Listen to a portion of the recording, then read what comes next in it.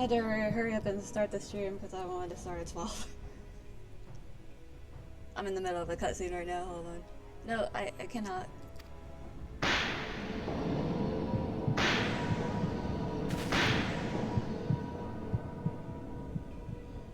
Why do I still draw breath?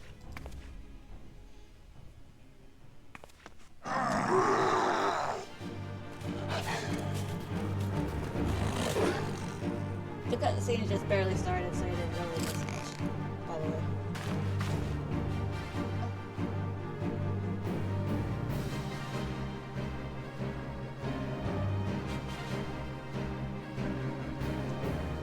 That a sin of the past would beget another Forgive Me, Starlight.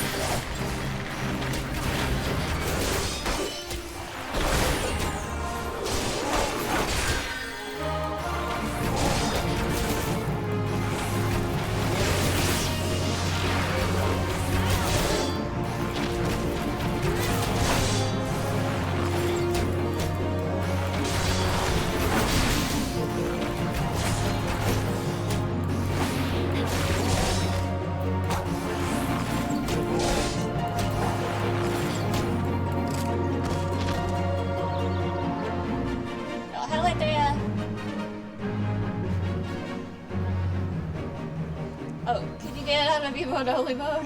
I forgot, sorry.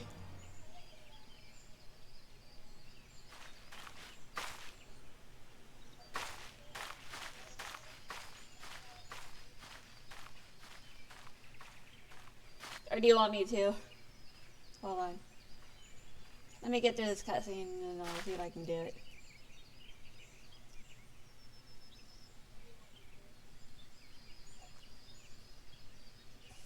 As you have doubtless noticed, I am no longer capable of wielding a bow, whom they call the God's bow.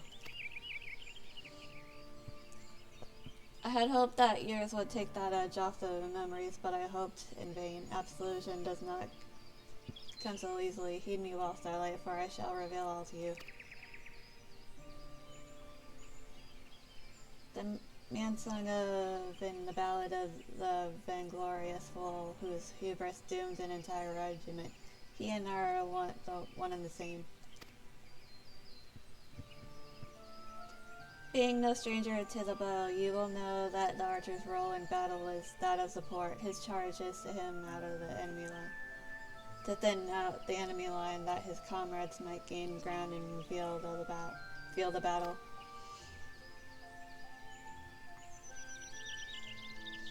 By the most basic of criteria, I was unfit to hold a bow from the first.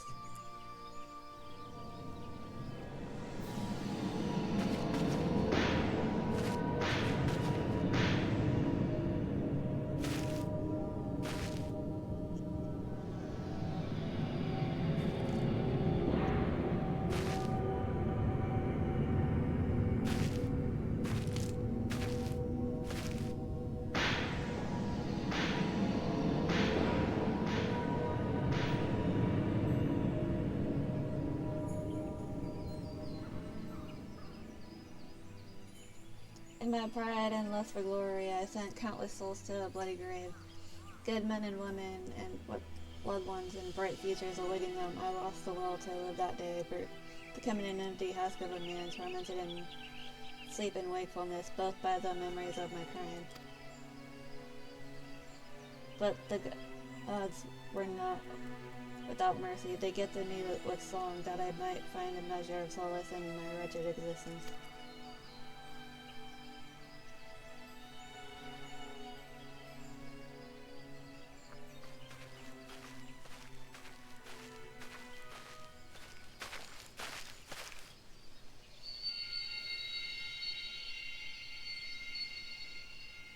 A new melody resounds within you, I see, though this shutting out was rather far departed. Though this outing was rather far departed from what I had in mind, that it still bore fruit gives me comfort. On that note, let us conclude the lesson. I dare say I have no cause to worry that you will repeat the self-same mistake as the Vainglorious Fool. Starlight, I would be alone for a while. Take yourself back to camp. I shall make my own way there presently.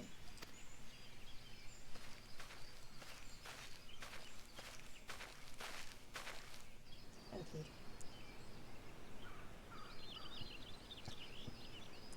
Your empathy unlocks an echoes of...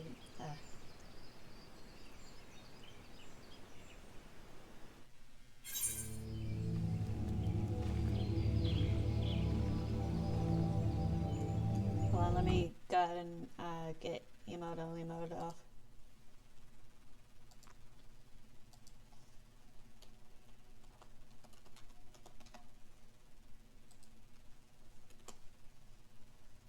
There.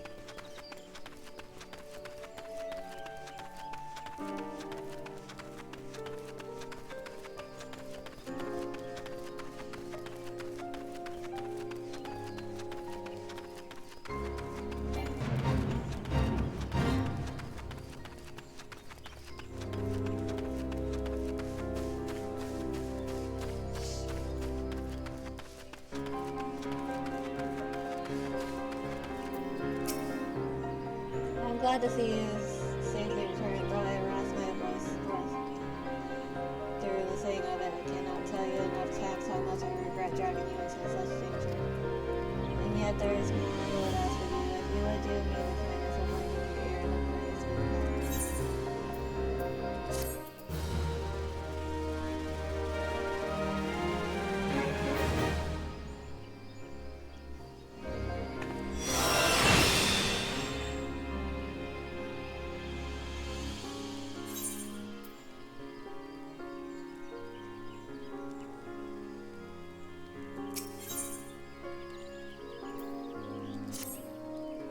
You will listen to my request, though you know me for the Vainglorious Fall. I am humble.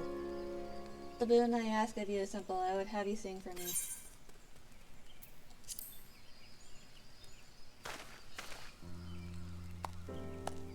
Heartfelt performance masterfully delivered. You have come far in such a short time, my young apprentice.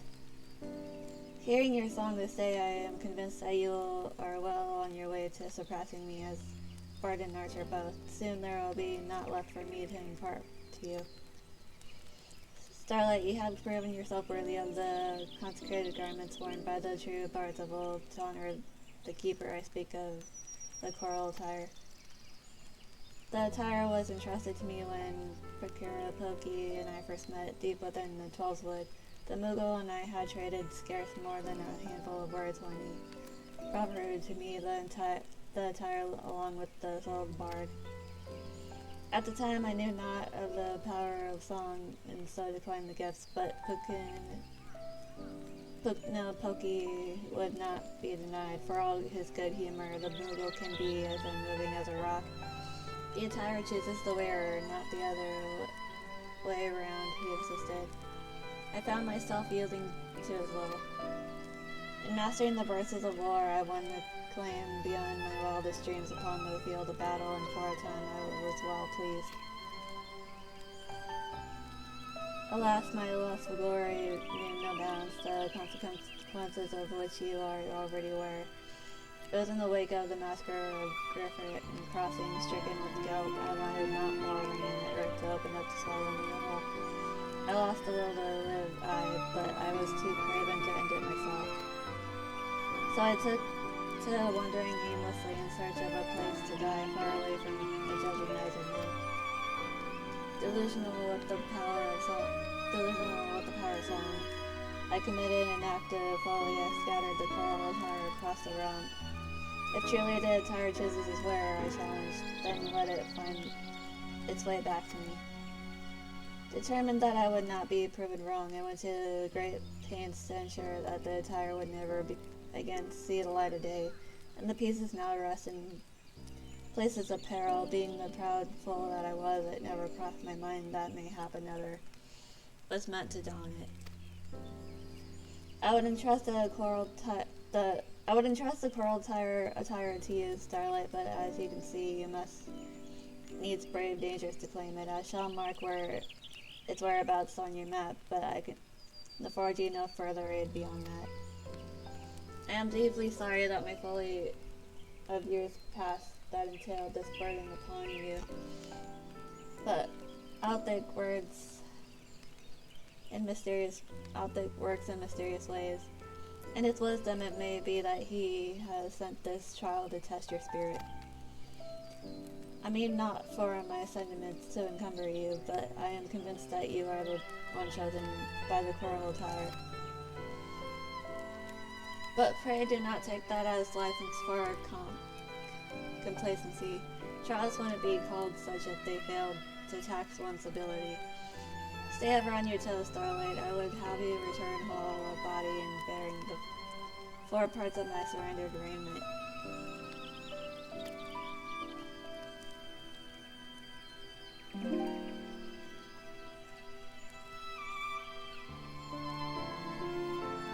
Keep me a placent out there, river, earth, the seasons turning, that we might gaze upon the battles of yore.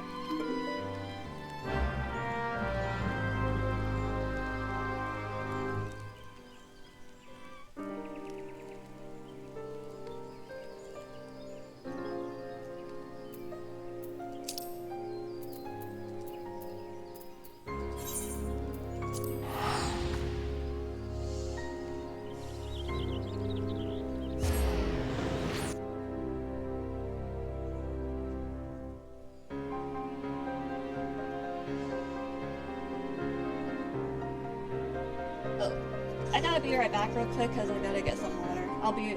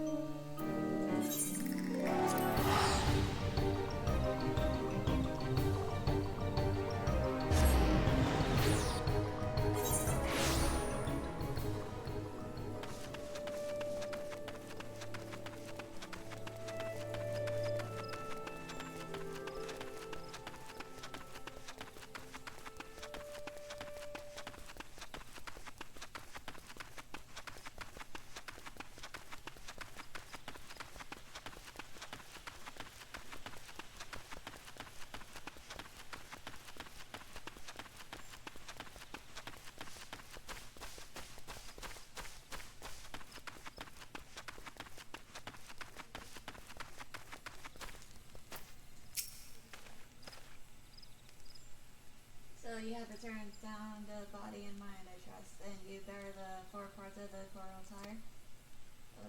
I knew you for the true owner of these garments ere I heard your song since the day we met. Your determination has reminded me of much that I have lost and live every day.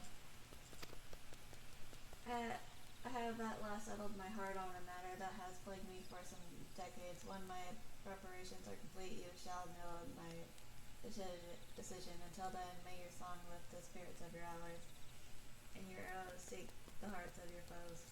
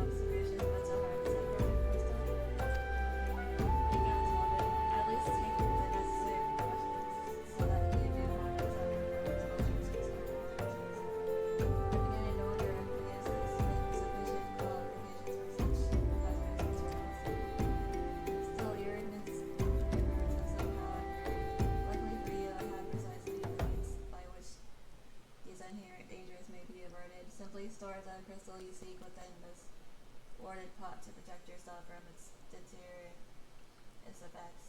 Though I suppose you will be bombarded with its energies until you place it in the vessel.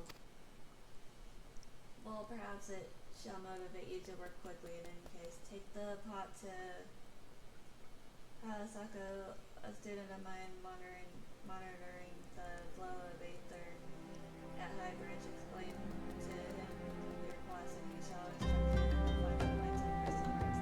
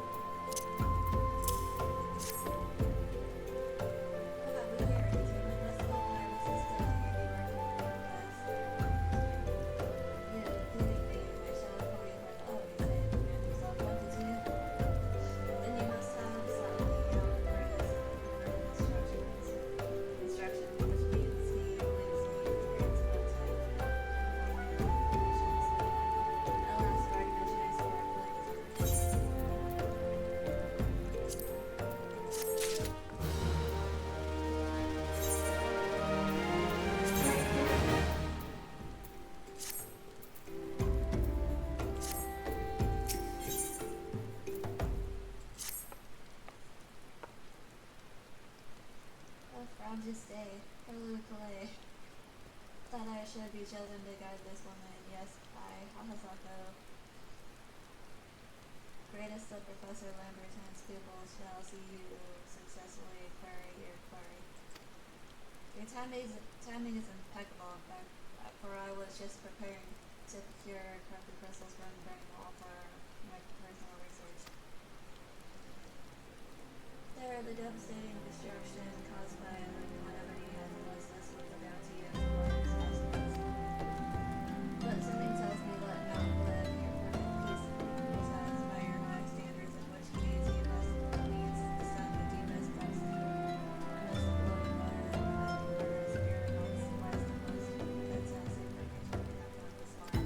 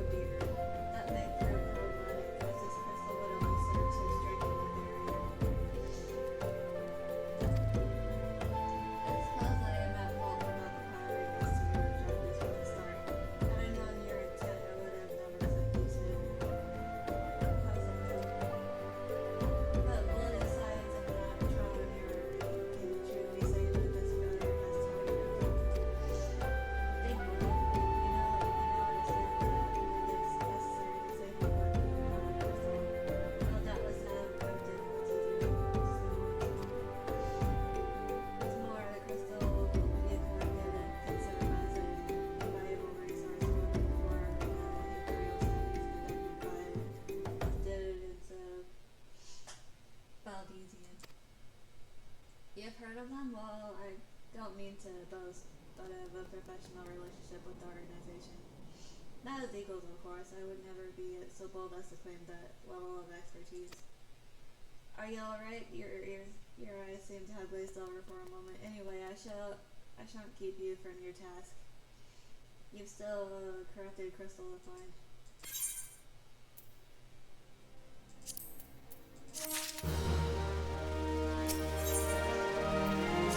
Corrupted crystals of sufficient size and strength are not all that have promise. I fear, fortunately, one of my students, just had discovered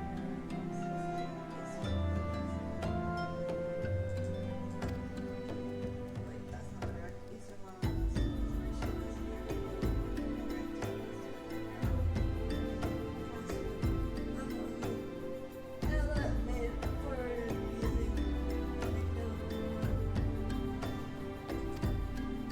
it was Western when I was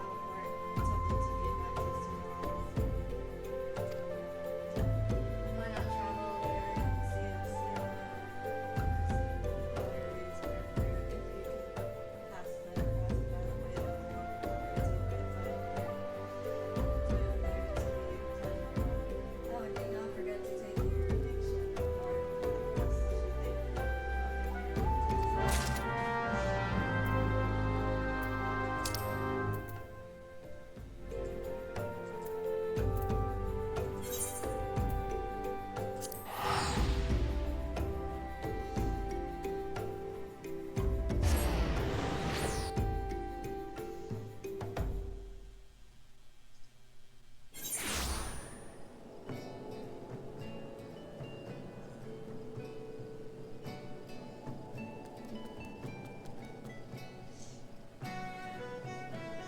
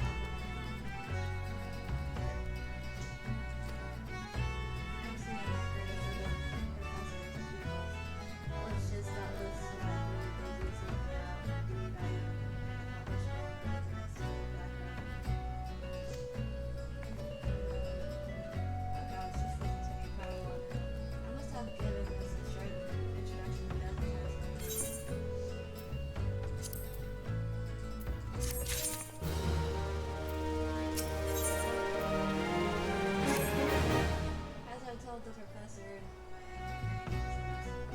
I believe that the area surrounding Heresy is replete with birth and crystals unfortunately, I've yet to test my hypothesis as well as access to Isles of Umbra and is prohibited at present for reasons unknown to me. You see, my attempts to acquire this information are often met with annoyance and disdain. It's rather puzzling since I always take the time to explain my motivations in great detail to the subjects of my questioning. Mayhap you will have better luck wrestling information from these yellow jackets. I've all but given up at this point.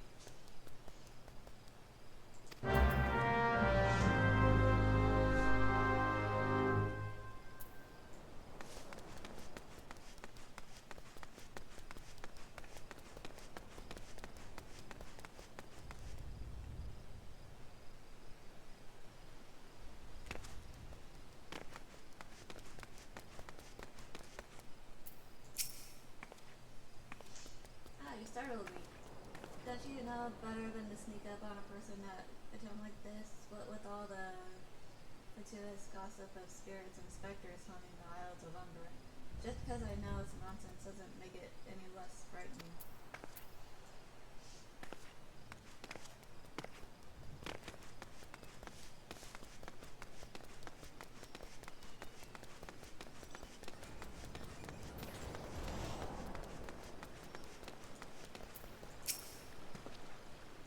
You're keen on traveling to the Isles of Umber? Bloody hell, Celeste. Oh, you're drunk or just crazy. Ain't nothing there but death and more death.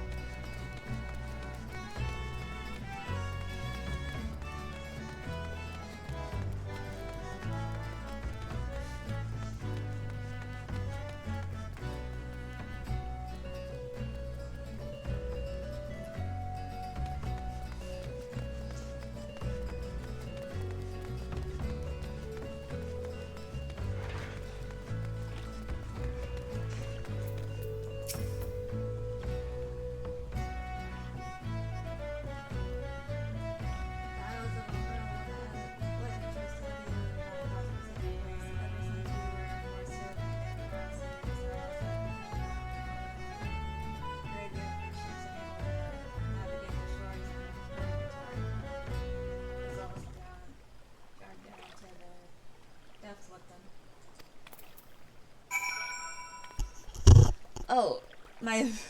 I had my mic up, sorry.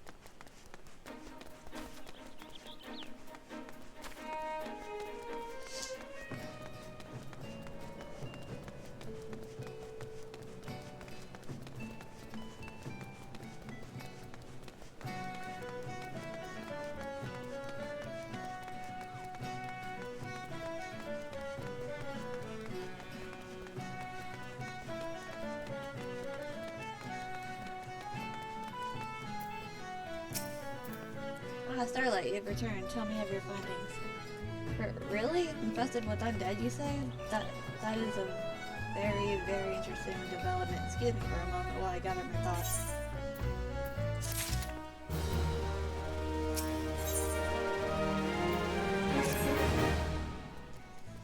Worry not, my friend.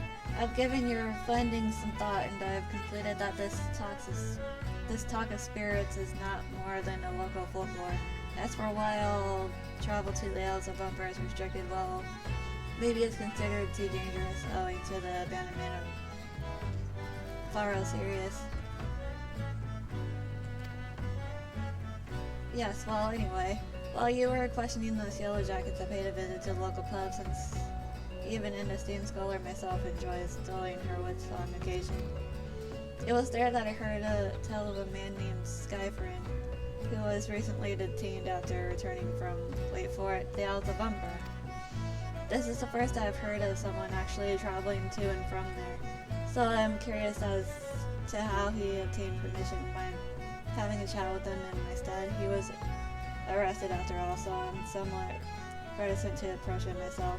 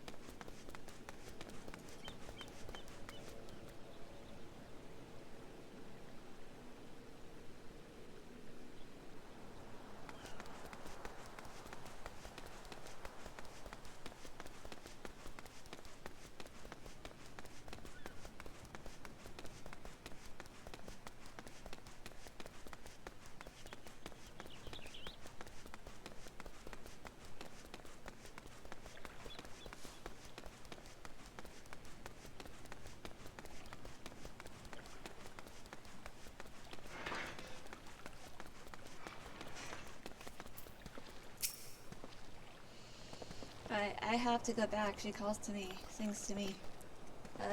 Tell Mimidoa I'm sorry, give him this. He was right. Or could you release me? Yes, release me. I will go and tell her. Let me go to her.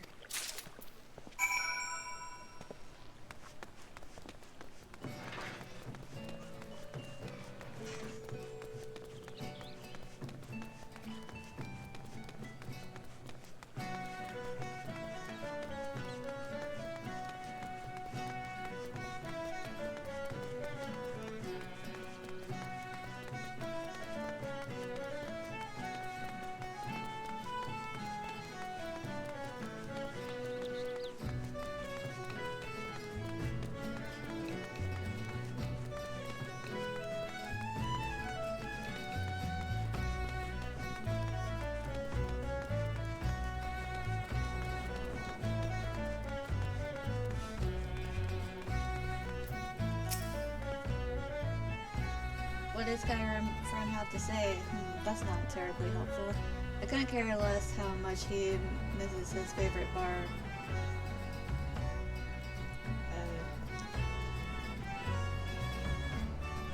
Lady.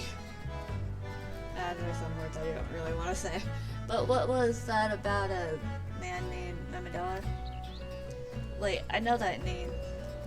That's the bastard who grabbed my arse the other day at the pub. Well, if you want to give him that feather, be my guest, but I'm not going anywhere near him and his wandering hands.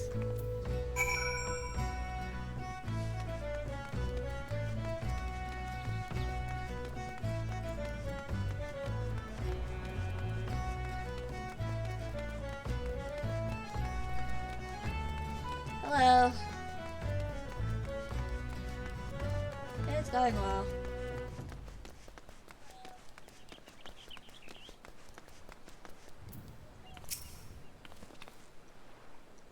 Another initiate, are ya? No, then what are ya? Speak up, Missy, I can't hear ya.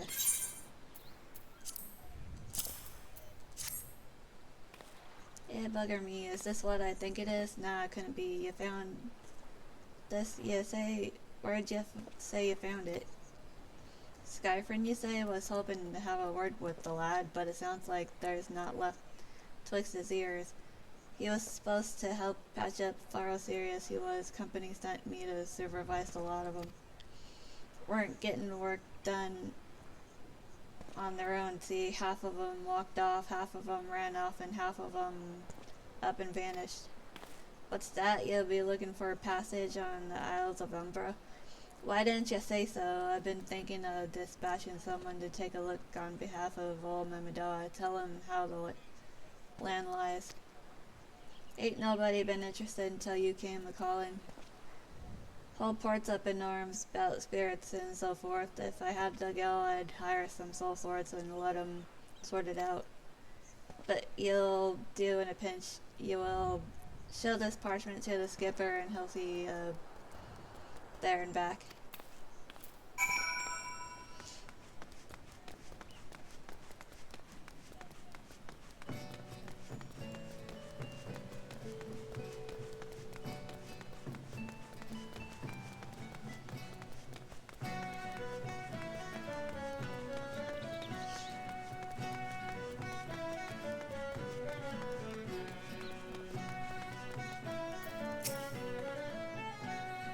So you went and had a word with Mimidoa. I hope the valuable time you saw fit to waste amounted to something.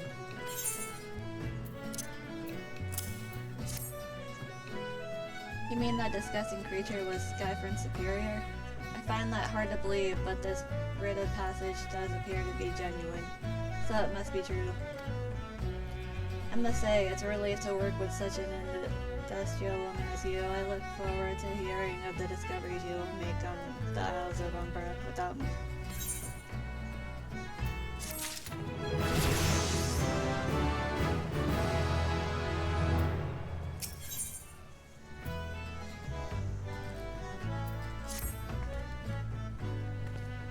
Fine. I failed to see the justification for dragging me along on your journey, but if you insist, I will go as well.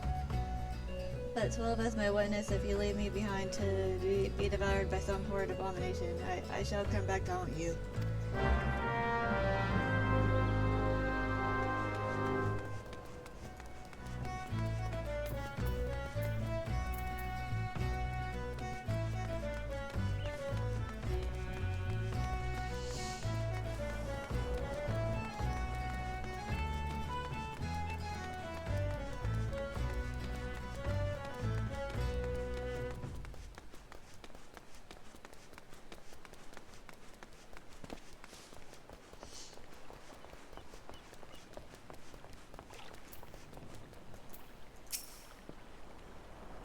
Ah, take me to the Isles of Umbra, she bids, as if it's simple as, oh, I see you've got a writ of passage. Alright then, climb aboard.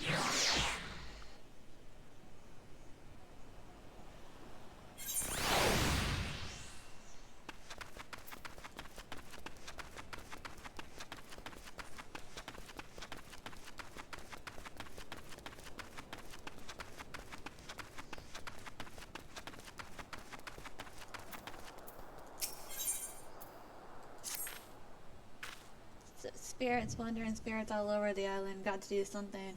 Ah, in the name of the 12, be gone. They're not going, are they? I don't know what I'm going to do. Oh, and an adventurer. Thank the 12, I need some help here. The dead aren't resting so easy about these parts. How we're supposed to repair the lighthouse with all this roguery about is beyond me.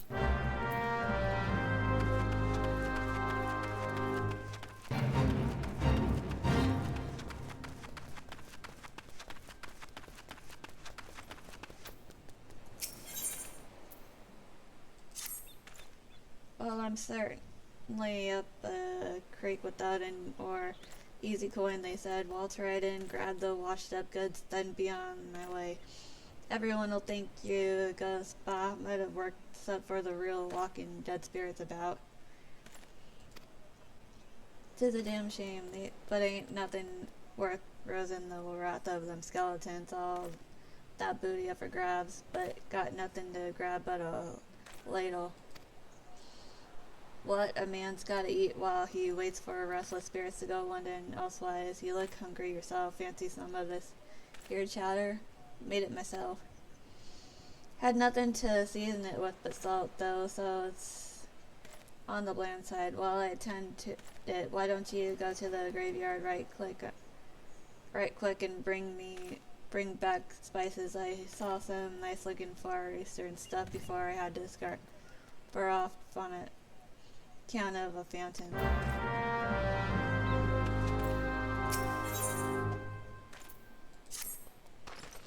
This bottle is empty. That weren't that way a moment ago. There's something suspicious going on. Oh look, I spy an adventurer. How do you do, Madame Adventurer? You know that big ol' lot of sand behind me? Them's the ship graveyard currents. Bring 'em all those wreckage ships and whatever's in their holds too. Cask of wine, rum, mead, and brandy wine. That'd be for a captain, and I'm kind of a captain.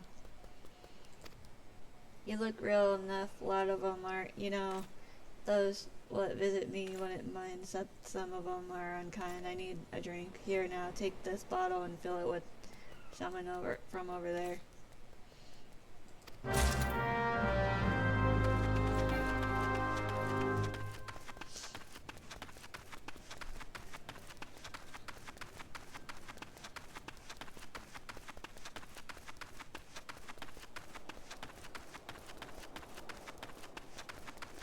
Oh, I forgot to talk to her.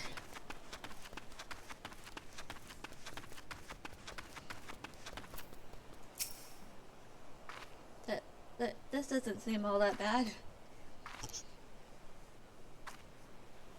I'm not saying I'd like to build a summer home here, but oh, the hell's with this. Here, take your pot and go without me. Go on without me.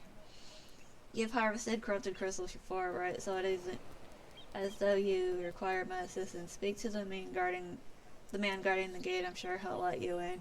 Now, if you would, please excuse me.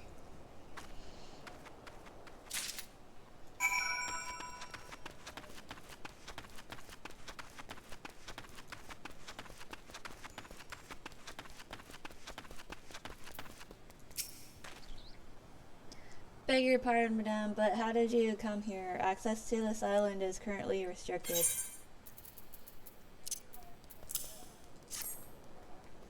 And on pot, I'm not sure I follow. Oh, I see. You wish to harvest the corrupted crystal. Sorry, friend, but you may have to return empty-handed.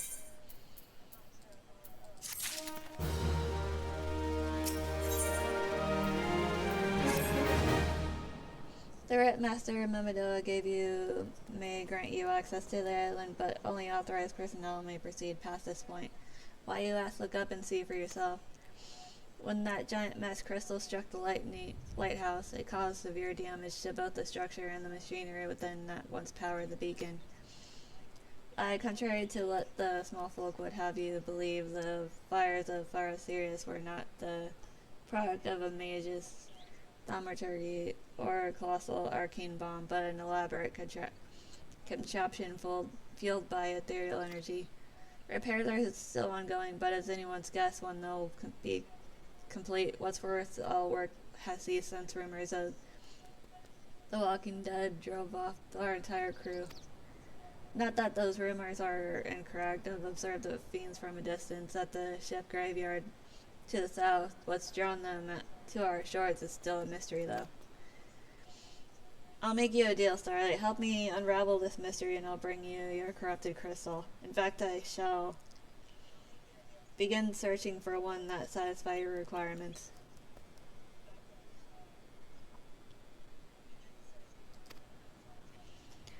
As for where to begin your inquiries into the situation, it so happens that a party of 3 adventurers came ashore not long ago, seeking to scavenge valuable trinkets at the ship graveyard. I'd be surprised if they knew nothing of the undead infestation, so it might behoove you to question them.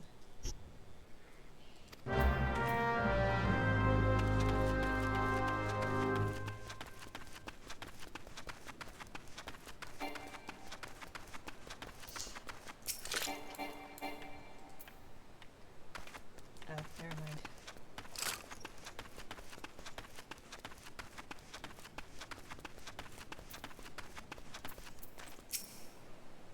You saw them too, right? Dead people just shambling about without a care in the world, except when they do seem to care what that is, and start shuffling towards the water.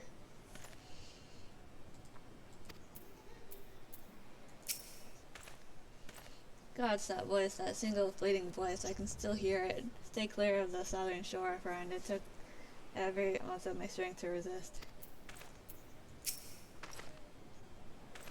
It's all there for the taking. 5 bleeding years worth of wrecks and their cargo, but those dead things that, and that voice, actually the voice was quite nice.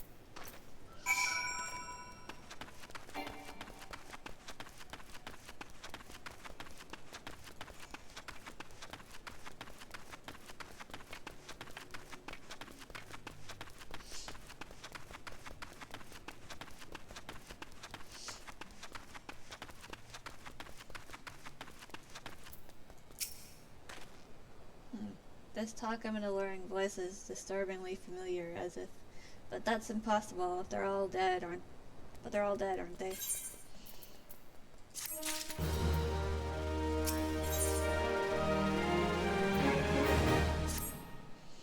But if they have returned, that would mean, oh, beg your pardon, I was just thinking about something.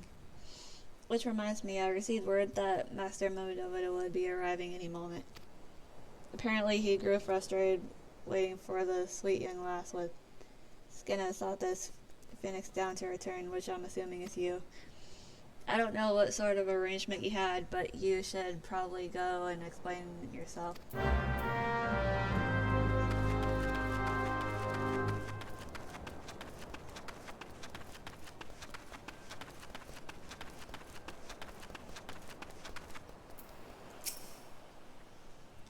What's been keeping you initiate? I ain't getting any younger, you know. Some honey voice woman been calling out to folk that wandered near the ship graveyard, and it stirred up the dead and all.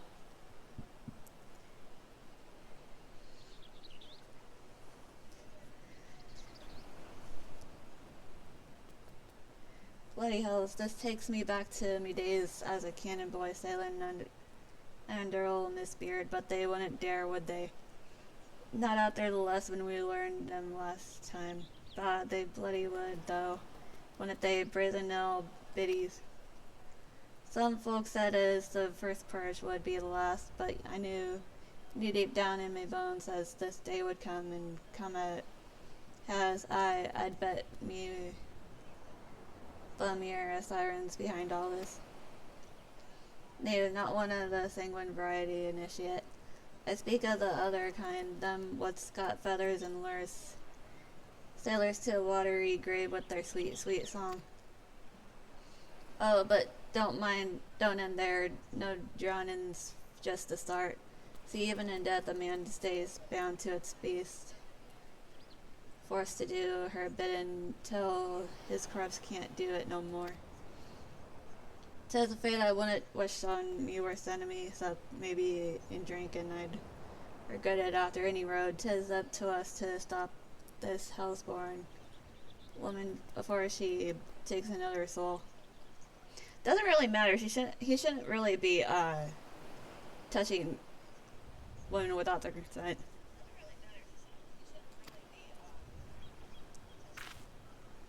Of course, we can't send you marching off to a war without these. The siren don't have no power over a man as can't hear her song.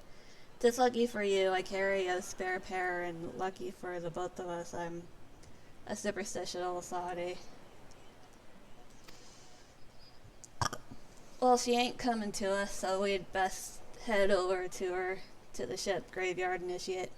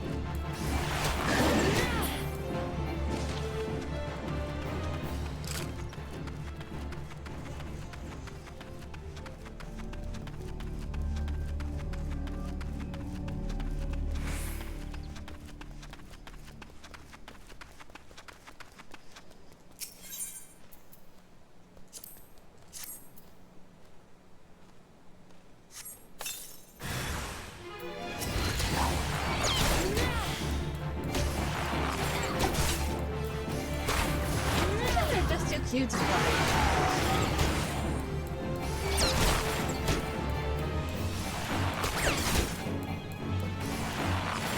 Oh, hi Rose, how are you doing?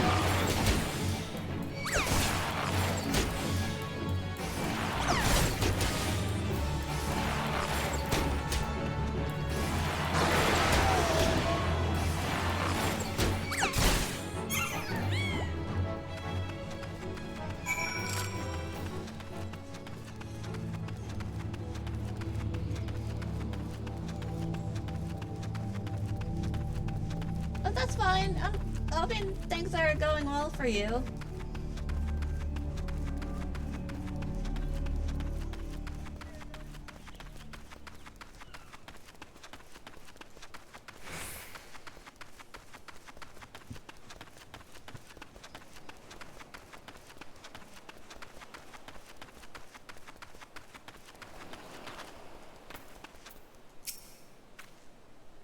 If she passes near the shore, she's sure to spy the campfire and come looking, just a matter of waiting.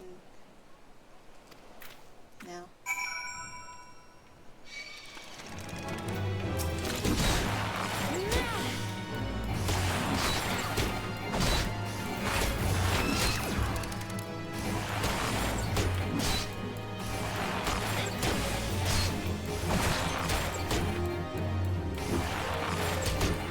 I hope things go better. I'm sorry your week has been going long.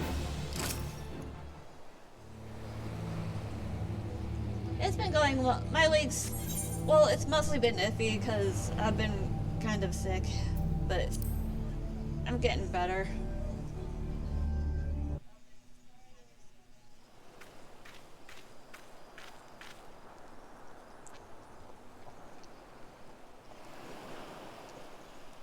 Plus, I haven't been sleeping well. I'm beginning to wonder if some sly bugger ain't spun us a yarn here.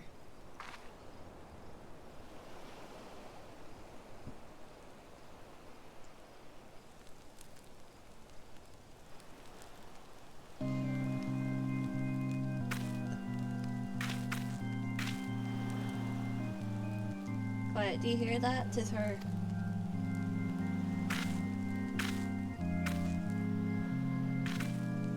Look, out over the water. She's coming. She's coming.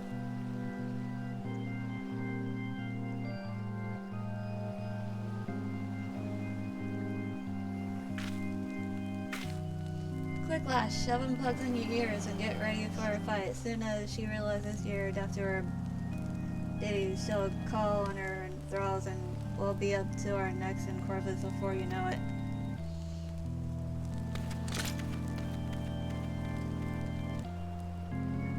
Okay, be sure to take good care of yourself and get plenty of rest and to help everything gets better.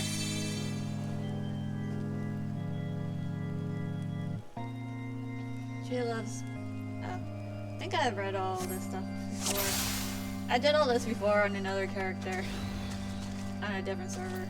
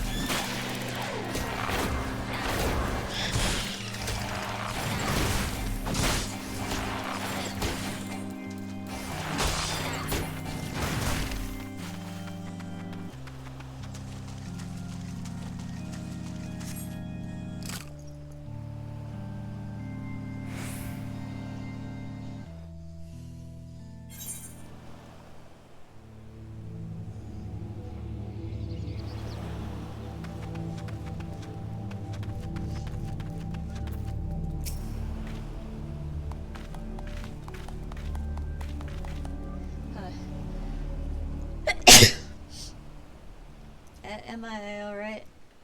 Ha, I'm better in that initiate. Happy as a sailor and,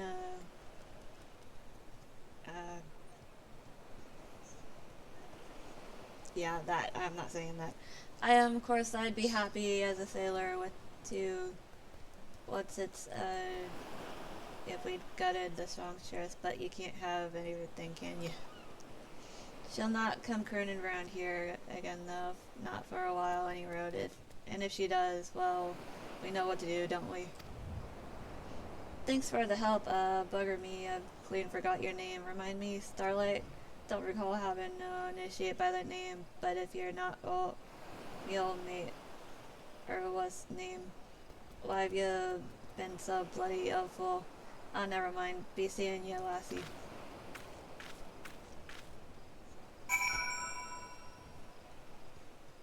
That character is creepy.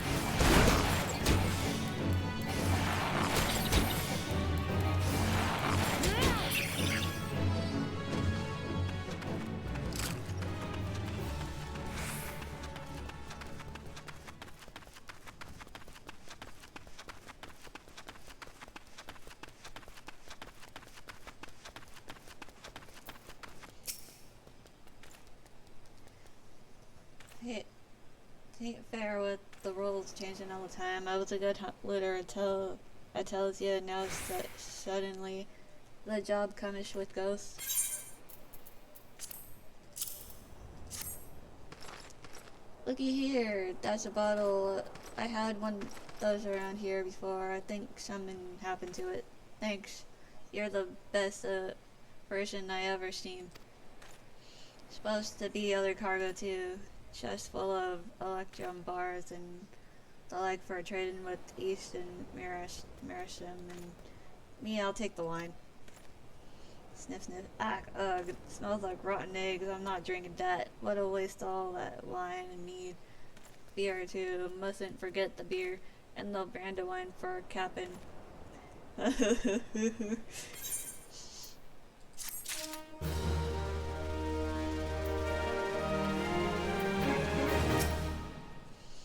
You got him? Chatter's coming along nice. Like, look like I could always cook fine chatter.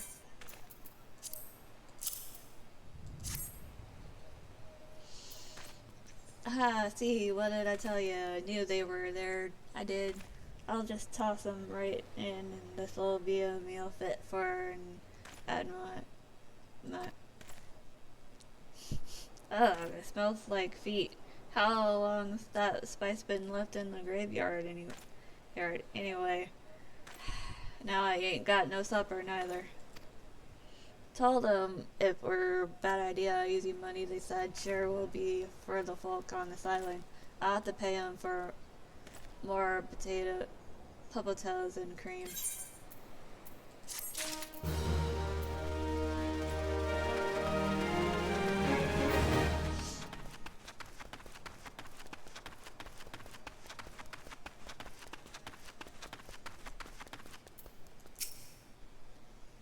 You really got rid of all those moon saws and shifts. They're rusting better now. All warrant ringing sons of trolls. It's been one thing or another around these parts. Ships gutting themselves on reefs, reliable hands disappearing. This used to be a nice little spot, you know. Now the lighthouse is busted and we have things like this happening thrice the moon or worse.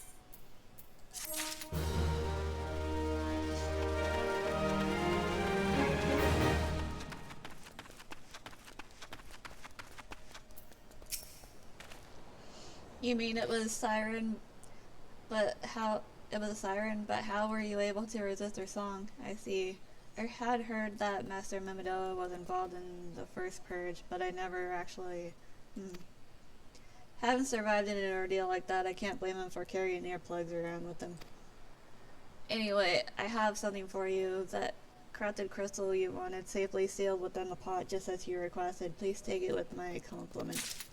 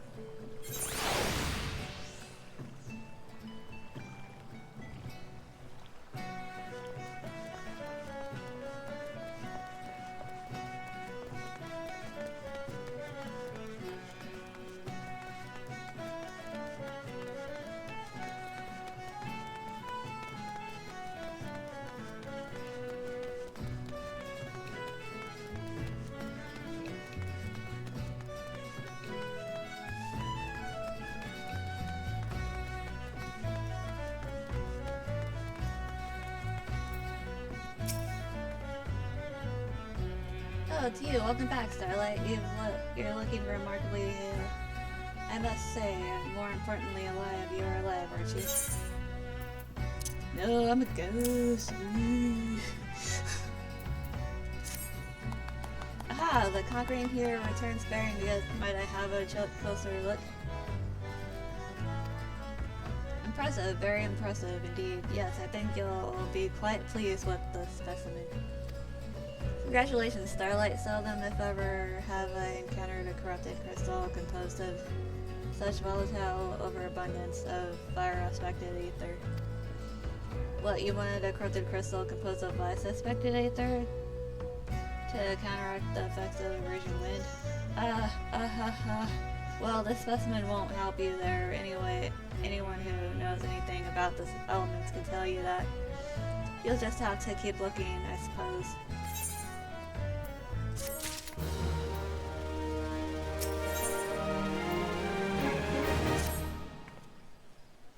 Don't fret now, I know exactly where to find a corrupted crystal comprised of I suspected ether. An associate of mine in Gridania has been studying the effects of one such crystal on living beings. What's with the expression? I thought you would be pleased to hear this news. This is not another wild dodo chase, I assure you. And what's even better is that this time you didn't use that worded pot of yours to protect yourself from this crystal's energies. Heden's findings suggest that it is quite safe.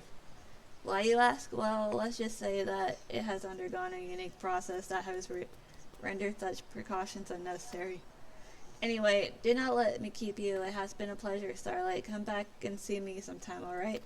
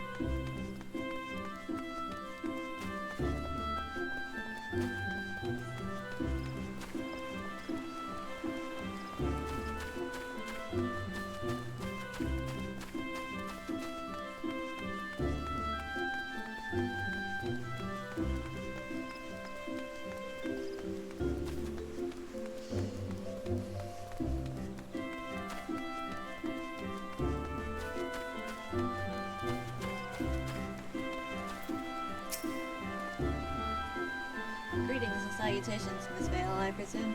Sienna informed me of your adventures in Elport. Terribly sorry about the misunderstanding, though, as Professor Lambertine is fond of saying. No action taken in the name of science is ever truly wasteful. To the matter at hand, corrupted crystal possessing the properties you seek could be found in abundance at the standing courses following the calamity. Alas, this is no longer the case. Well, there is at least one suitable crystal that remains to be found within the 12 slip. Precisely where it is at any given moment is more difficult to say. Permit me to explain. You are familiar with Spriggans, yes? The furry little rascals that are wont to seek out ores in other stones. Well, one such creature with an infamously insatiable appetite has single-handedly devoured every corrupted crystal in the 12 slip. Fortunately for you, these crystals take an eternity to adjust, assuming they can even be digested, and I am reasonably confident that Lundvall resides within his gut. It's quite fascinating, really. My theory is that this Giggity first consumed a corrupted crystal when he couldn't care less about all this, could you? To the point, then, Giggity seldom makes his presence felt unless there is particularly fine fodder to be had. Therefore, we shall require a lure, and I have precisely the sort he will find impossible to resist. Simply place this true heart. I shall say the story of the origin of its unusual name for another occasion outside of the Spriggan's lair, and wait for the opportune moment to pounce. As for the method by which he retrieved the crystal from his gut, I shall leave that to your discretion.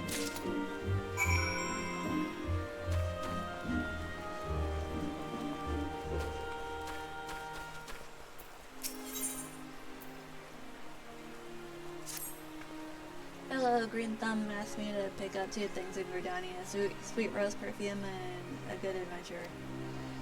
Out of the perfume, though it took some time, we botanists do tend to be miserly with our sweet roses, and as for the adventurer, hello, lovely. Well, that completes the shopping list. Adventurer, would you mind taking this perfume and yourself to Jewelerin at Little Solace?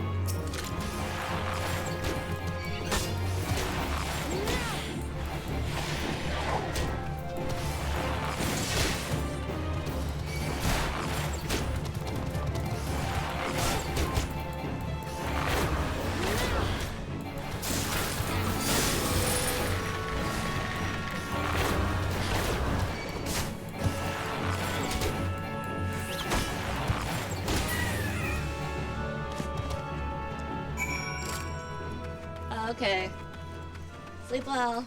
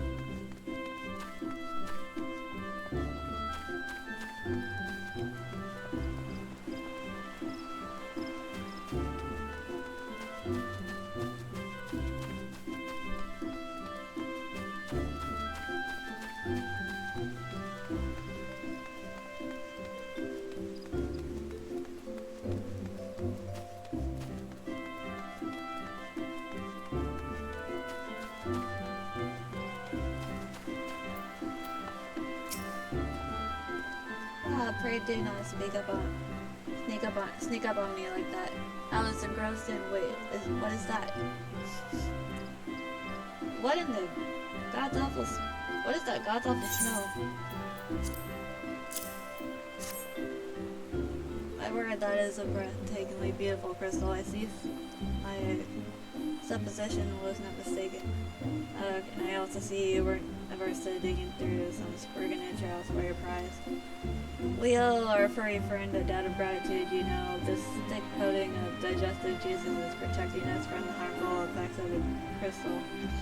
Just as the warded pot you once used did. Why so glum, friend? You finally obtained the corrupted crystal you sought, one overflowing with earth acid. Calm down, digest. It is comprised of, I suspected, ether. Worry not, I suppose that joke was in poor taste considering your previous two attempts were for naught.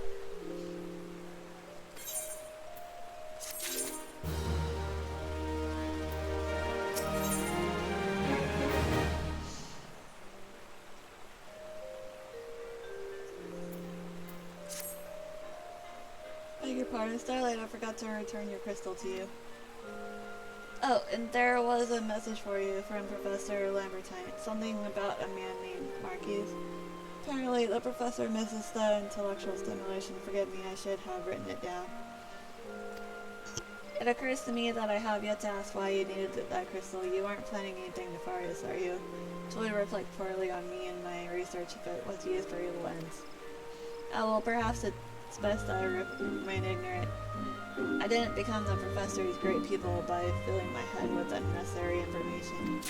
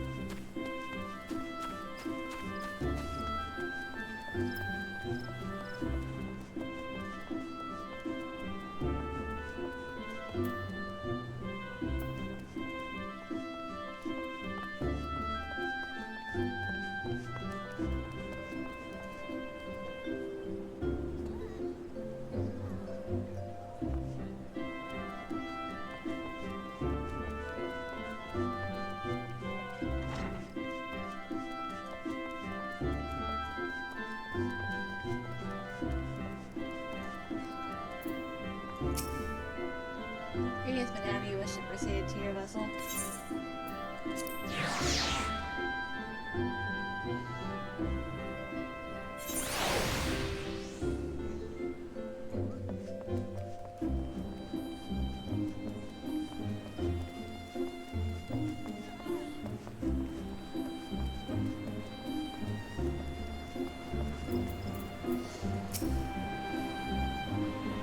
more repairs and modifications have been completed, Starlight. Once you bring me that crystal, nothing will stand between us and the productive Rita.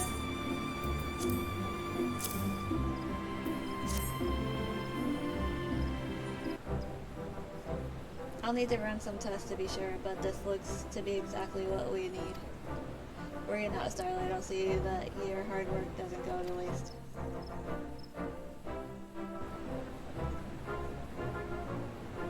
The Enterprise is already more than a common airship, but mark my words, soon it will become something greater, something extraordinary. This is me. This is what I was born to do.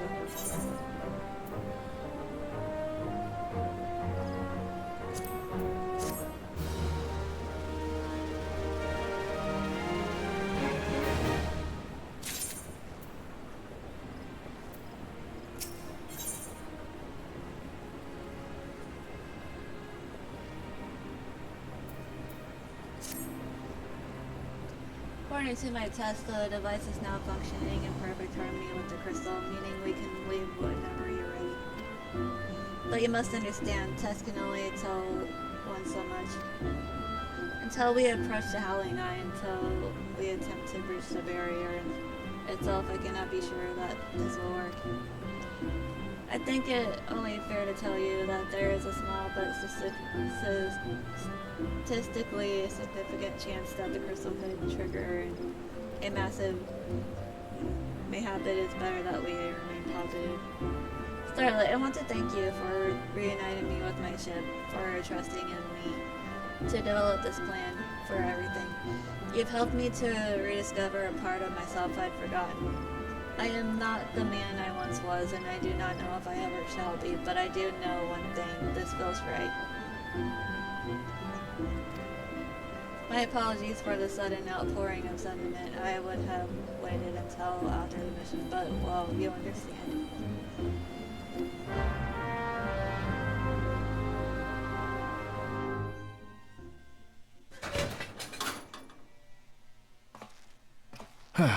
There. She's ready.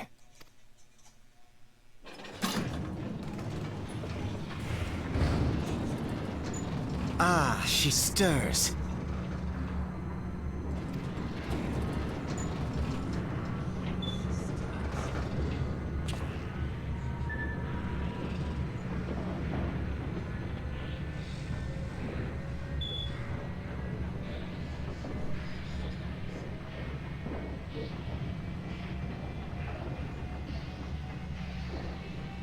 To Kurthus, and an audience with the Harpy Queen Garuda. Enterprise, engage.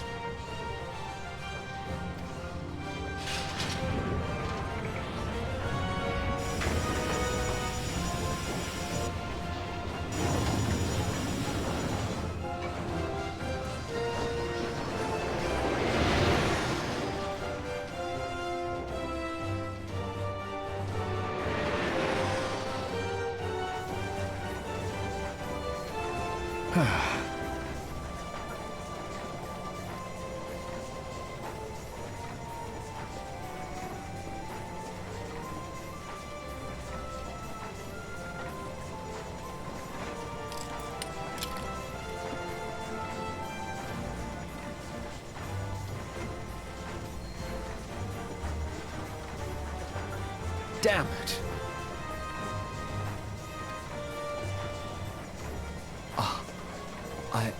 I once flew in this airship, and I was not alone. There were adventurers on board. Adventurers like you.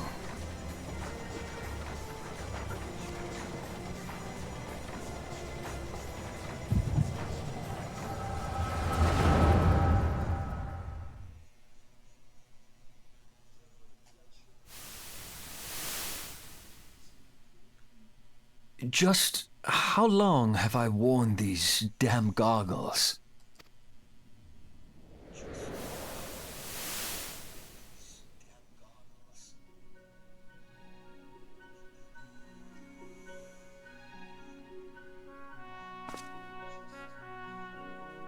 Ah, yes, I fancied myself a trendsetter in my younger days.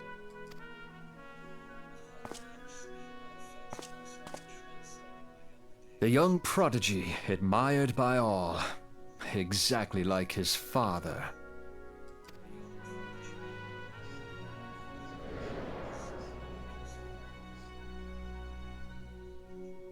Born and raised in Garlemald.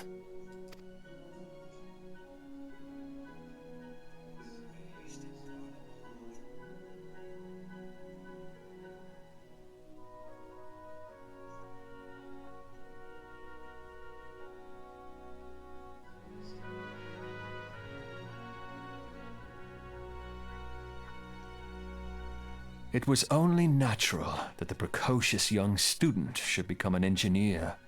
Had his father not done the same?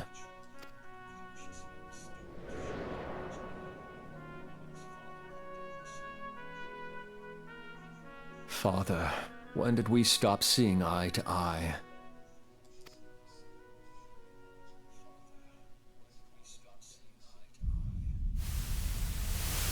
When did Meteor become your everything, and your loved ones cease to matter?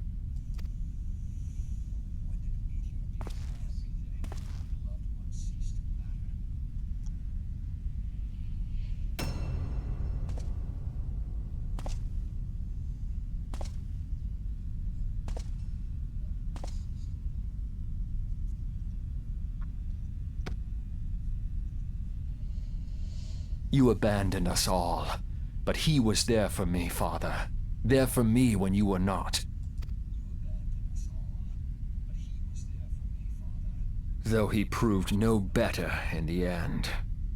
Gaius was just another man, with an all-consuming obsession.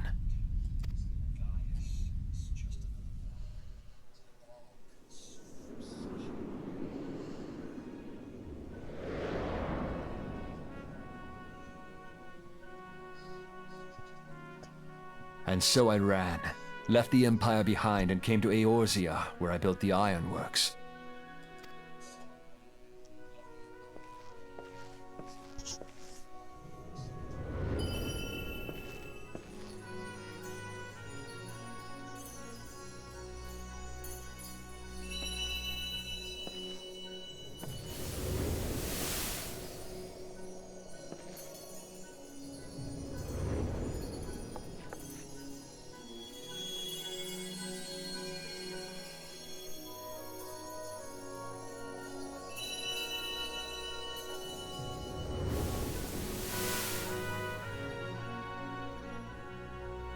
Ah yes, it was then that I first donned these goggles.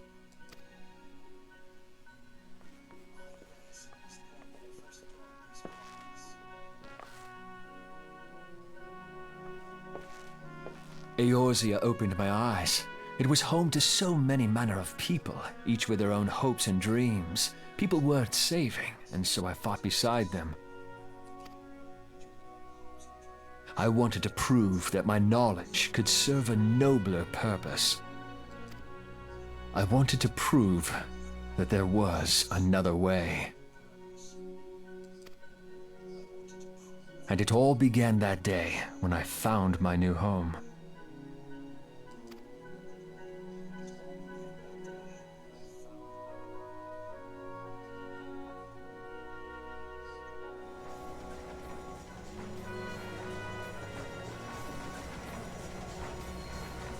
I had forgotten how wonderful it was. The wind in your hair, the endless sky. That light. It was you, wasn't it? It's surprising how few people know this, but all pureblood Garleans have a third eye. Perhaps mine helped me recognize you, or perhaps it was just a lucky guess.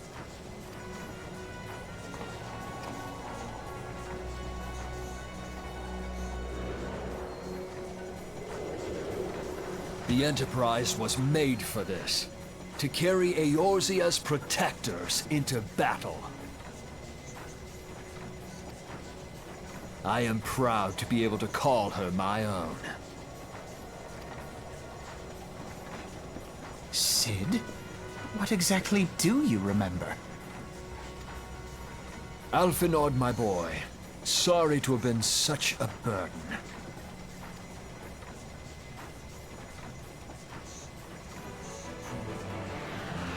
I remember everything. My name, my people, and my purpose. Everything. Come, it would be rude to keep Garuda waiting.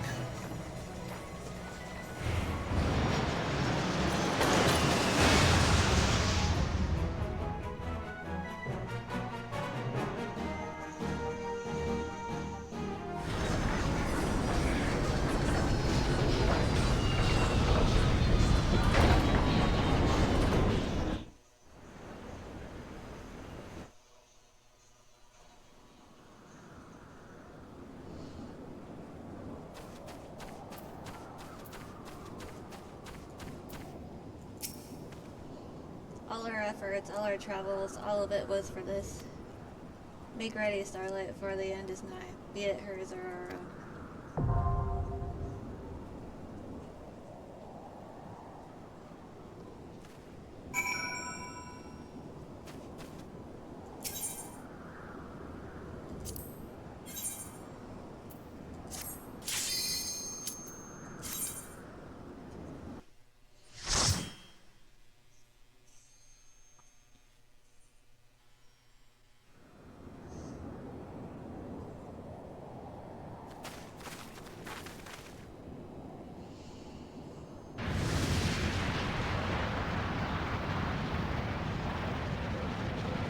Who dares intrude upon my sanctuary?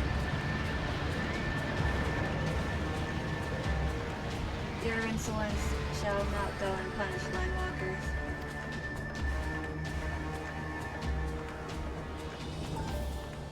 Well preserved, she's huge. And I live and breathe as I live and breathe.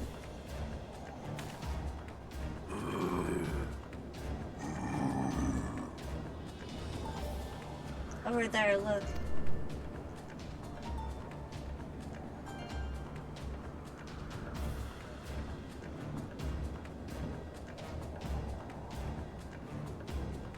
Malja and kobold prisoners.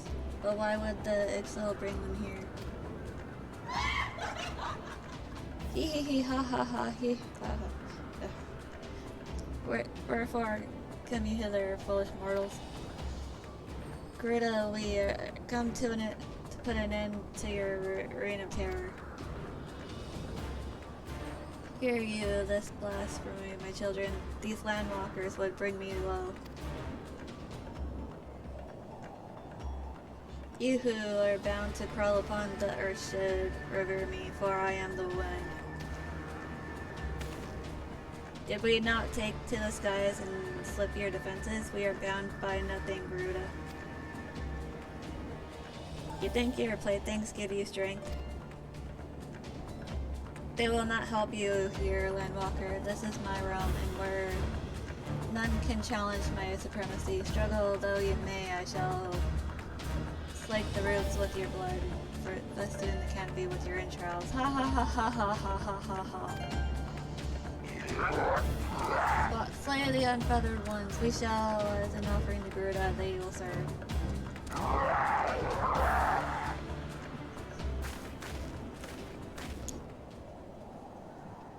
Leave the exile to us, Starlight. We will keep them distracted while you deal with her.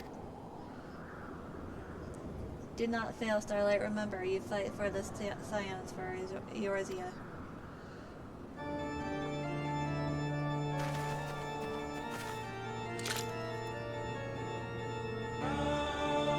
This worm would die by mine own hand. Come then, I shall grant you that which you seek.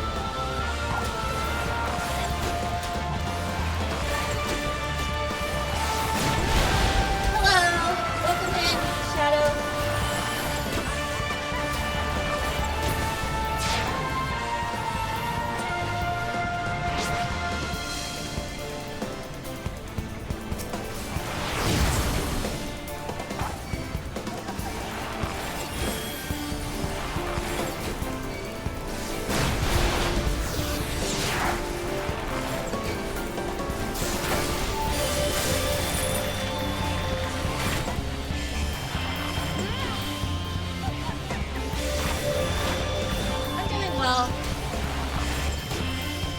getting through some main story quests in Final Fantasy 14.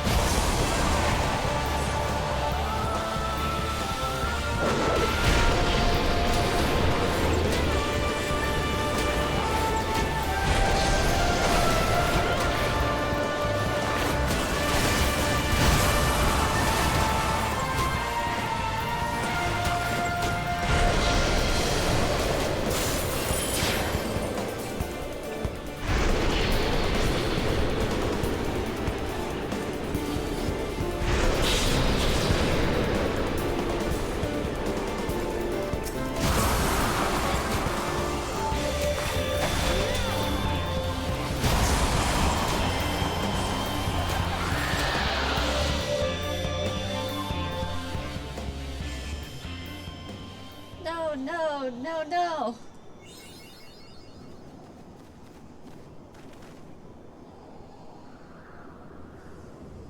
Oh, we mostly like to play stuff like Elder Scrolls Online, Paleo, Final Fantasy, Witchspire. We've been playing a lot of Witchspire lately. 7 Days to Die, Fallout 76. I was playing V Rising yesterday. Oh. What? What? How in the hell?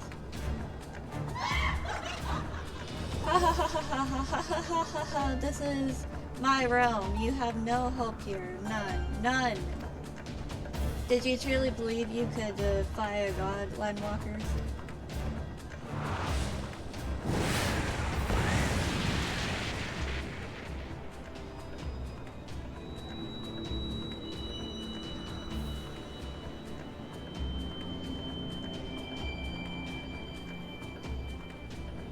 My power is limitless, my children legion. And they have rendered unto me a wealth of crystals. Their gifts sustain me, their faith empowers me. None save my children will escape the reckoning. Mortals and those who would use my crystals to waken the rest shall realize the folly of their faith. I hope you feel better soon. Then all shall worship none but me, the one true God. He.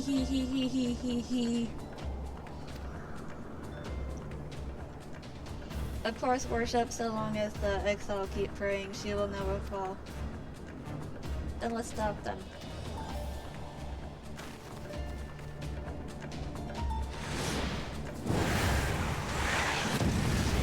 Ah! Ha ha ha ha ha ha ha ha ha he ha he ha ha ha ha. No harm will come to you, my children. This is only the beginning, landwalkers. All who oppose me shall suffer for their defiance. Soon the worms of the forest shall receive my judgment. The desert vermin next, their walls of stone will not shield them from tempest. And then I will take vengeance on the sea, lest their wooden boats cannot outrun the wind. Tremble, mortals, for I shall visit you all in time, and all shall be mine, all mine. You landwalker, you who dare to raise your hand against me, you shall be the first to pay for your sins, not with your death, but with your life. You shall serve me, landwalker, to your last breath.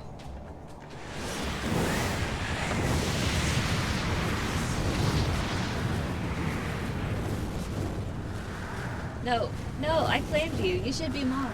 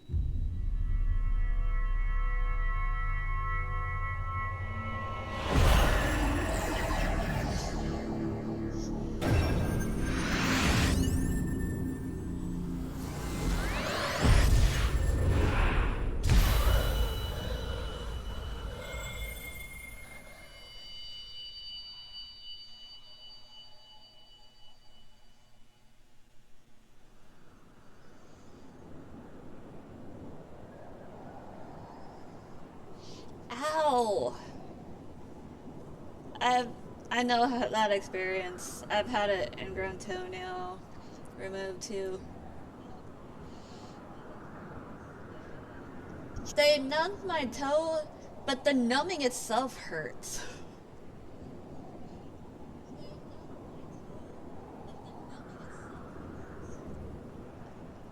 What are you? What have you done to me?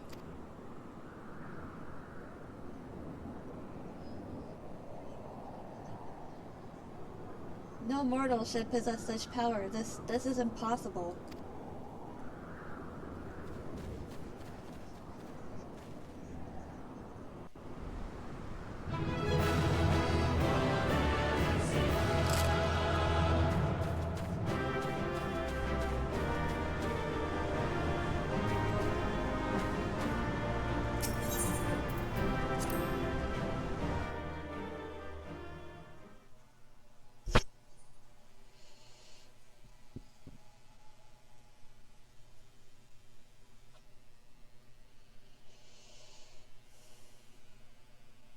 Why do you not tremble at my might?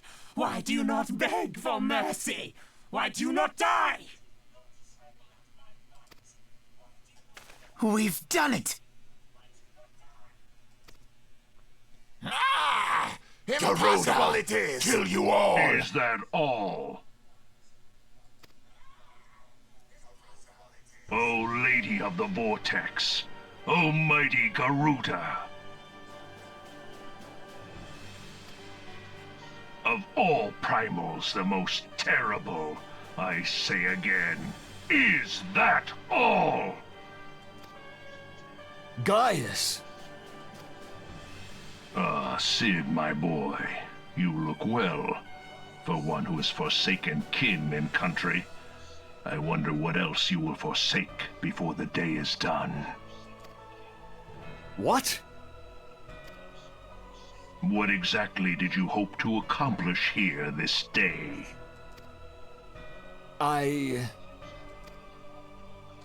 Well, I shall accomplish far more.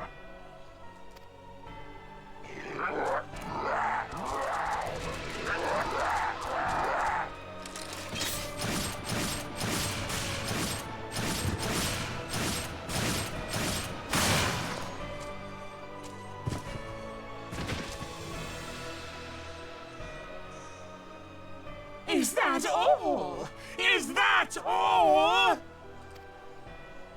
Insolent mortal! I shall make you suffer! That foul stench! I see now. She has touched you! Very well.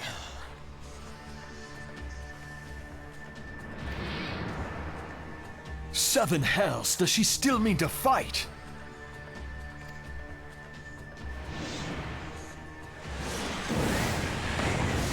Our Lord of the Inferno Almighty Freed brought us succor in our hour of need. Save us, Titan, Lord of Crags! It hurts us so! The pain! The pain! What is she? 12 preserve. She cannot mean to.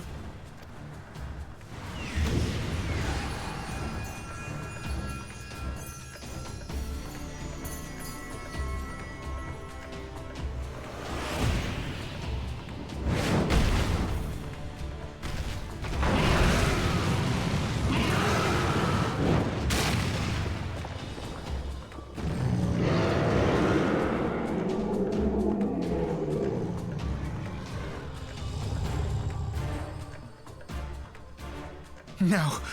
No, this is all wrong. Stop gawping, boy. We must run.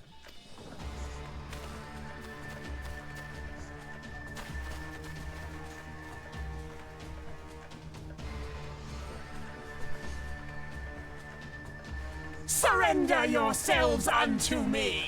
I would feast upon your ether! None shall stand against the wind!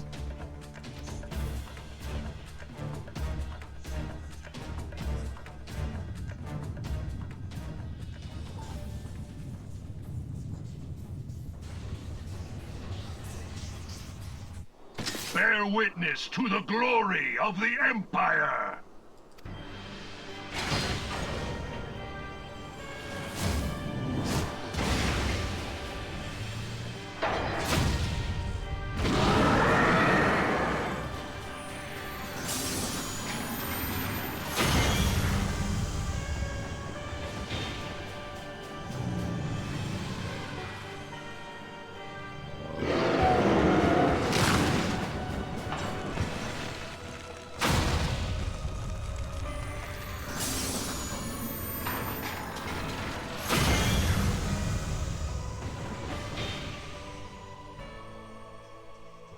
It is you who will suffer, Garuda.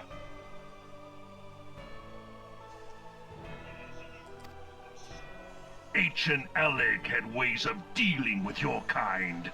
Now, look on their ultimate weapon, Icon, and despair.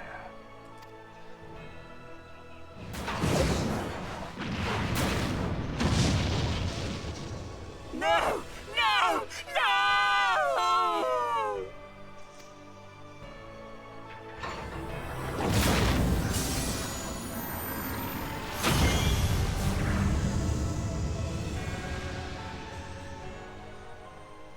Magnificent.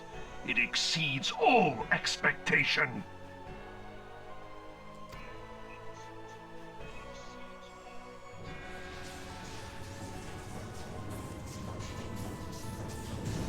With each primal it consumes, it grows more powerful. A marvel, is it not? Such is the fate of those who oppose the Empire. There will be no warriors of light to save you this time. If your leaders are as wise as they are reported, they will surrender.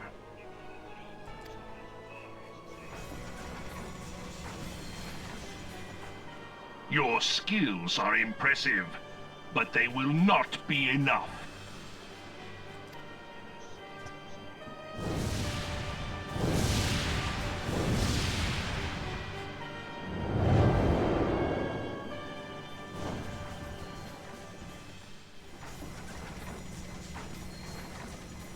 Have mercy. What chance have we against such an ungodly creation? And who was that armored devil? That was Gaius van Balsar, legatus of the 14th Imperial Legion and Supreme Commander of the Garlean invasion force in Eorzea. Of course. The Black Wolf. How could I not realize? Grandfather mentions him in his journal. I was never so naive as to think the man would abandon his ambitions. But these developments are beyond my worst expectations. What have you been doing these past 5 years? How could something of this magnitude have escaped the Alliance's attention? We heard no whispers, saw no signs. In the wake of the calamity, the Empire seized land and built outposts, but that was the extent of their aggression. Damn it, Gaius! Where in the seven hells did you find that thing? It has been a day of unexpected developments, but the fact remains, Garuda is no longer a threat. While I take no comfort in the manner of her downfall, it does mean that we may safely put the matter of the primals to one side, for the time being at least. Which just leaves the matter of Gaius's new toy. Indeed. That weapon poses the greatest threat to Eorzea. It must be destroyed. But first, we must needs find out all we can. Let us make for Vesper Bay. We shall rebuild the Scions. All is not yet lost, my friend, for we bear the light, and shall surely lead our people from the darkness.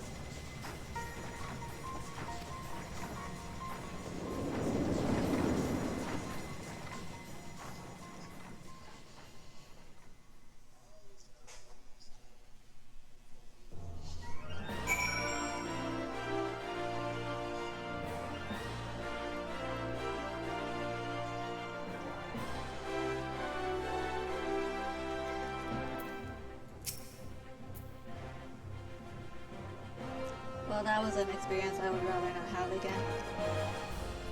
Something has been troubling me, Starlight. Shortly before the Black Wolf took center stage, when Garuda attempted to claim you as her own, I could have sworn I saw. But I'm sure I was mistaken. In times of great stress, the evidence of the eye is apt to be misread by even the most inquiring mind. Forget I mentioned it. Returning to the subject of our earlier discussion, we may consider the matter of the primals closed until further notice. No beast, tribe will dare summon their god, so long as that weapon exists. Truly a more effective deterrent I could not imagine. It almost seems a shame to plot its destruction.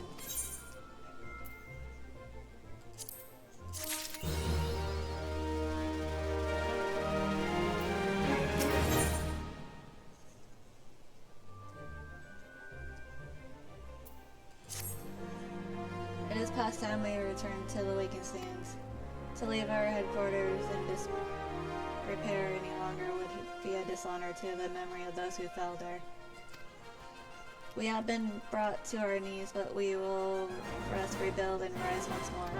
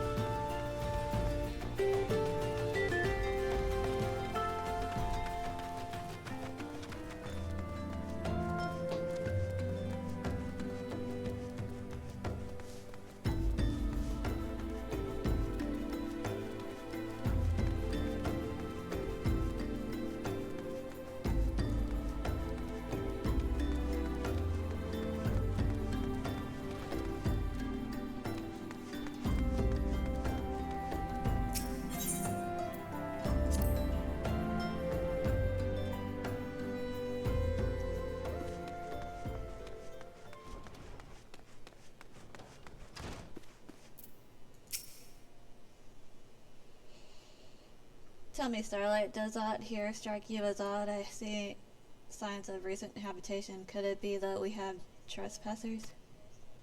Mayhap it is just my imagination. Come, let us proceed into the solar.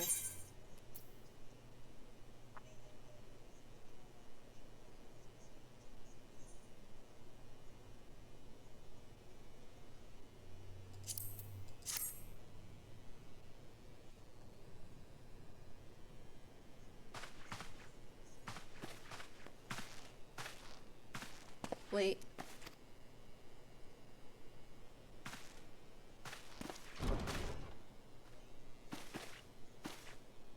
Who goes there? No, Ida. Is that any way to greet a friend? Often not. Starlight. Sid, wait, is this a dream? Not that I'm aware of.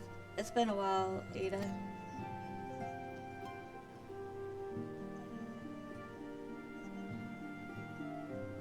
I don't believe it. I was sure you'd been.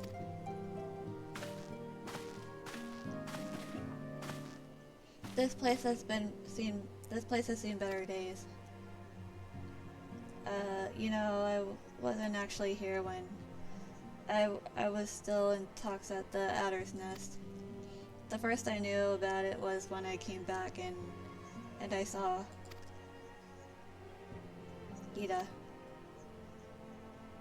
The church had taken care of the bodies, but that still left the stains.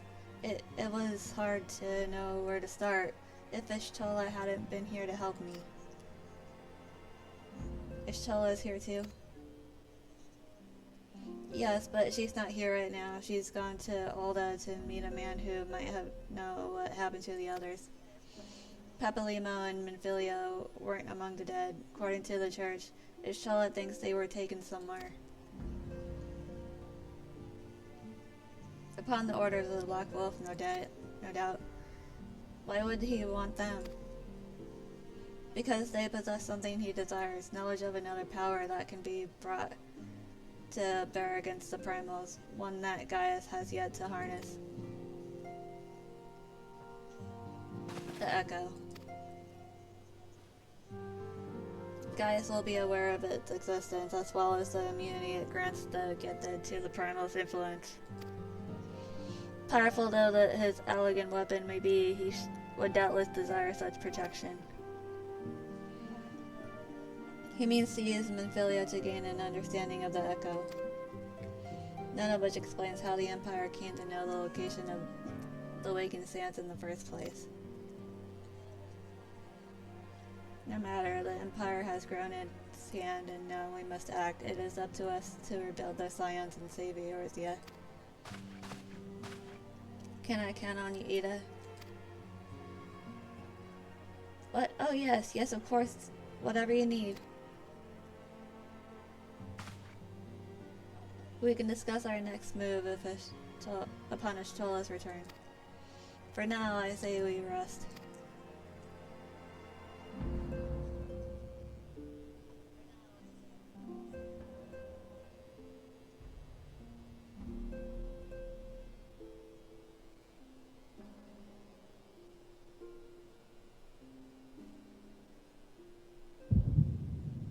Hear, feel, think.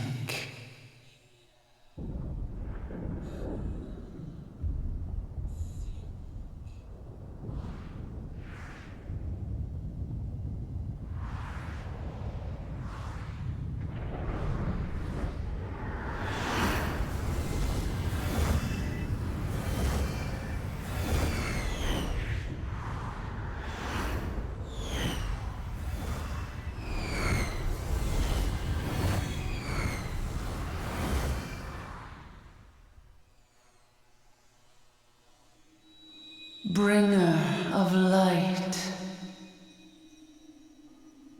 brave gatherer of the crystals, thy soul burneth bright. I am Hydaelyn, all made one. Hearken unto me now. for the darkness doth begin to spread. Wear thee the bearer of the crimson brand, for he is the avatar of shadow, whom death attendeth always. The crystals shall be thy salvation, thy blade and shield both. Steel thyself, for at the appointed hour thou shalt stare into the heart of darkness. Go with caution, my child, but fear not, for I am ever with thee.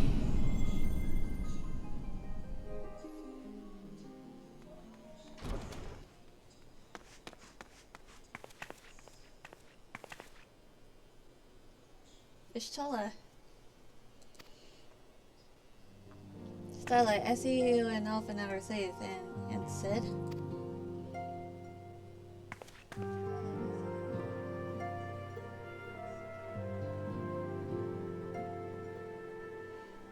That we five should meet each other, thus defies simple explanation. It is as if the benevolent hand of Master Louis Soy guides us still. He would not see us undone so easily, not now when the need is so great.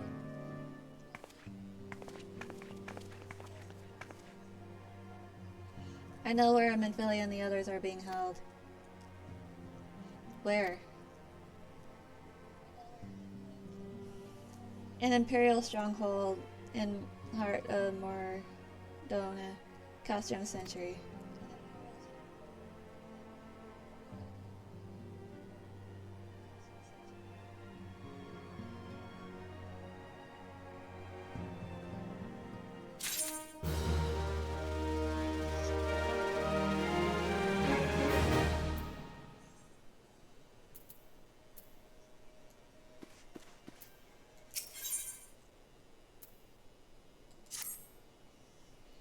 The rescue of our allies will be no small undertaking, Starlight.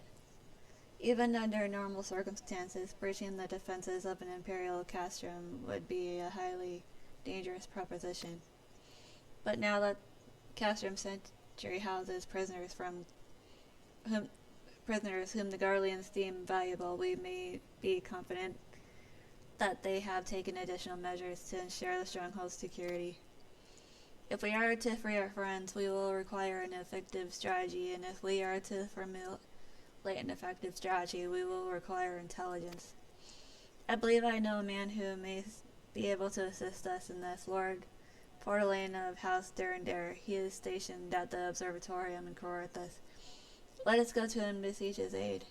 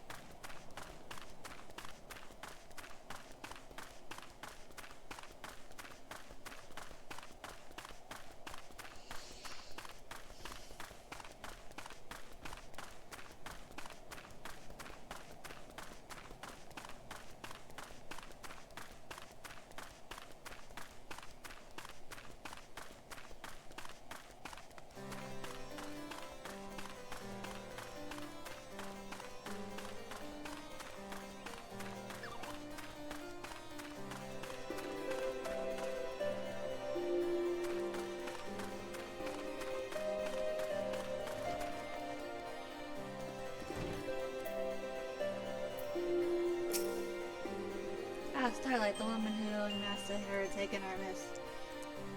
So what do I owe the pleasure of your company? You are an associate of Miss Chola, but of course Lord Drillamont confided to me that you were a son of the Seventh Dawn.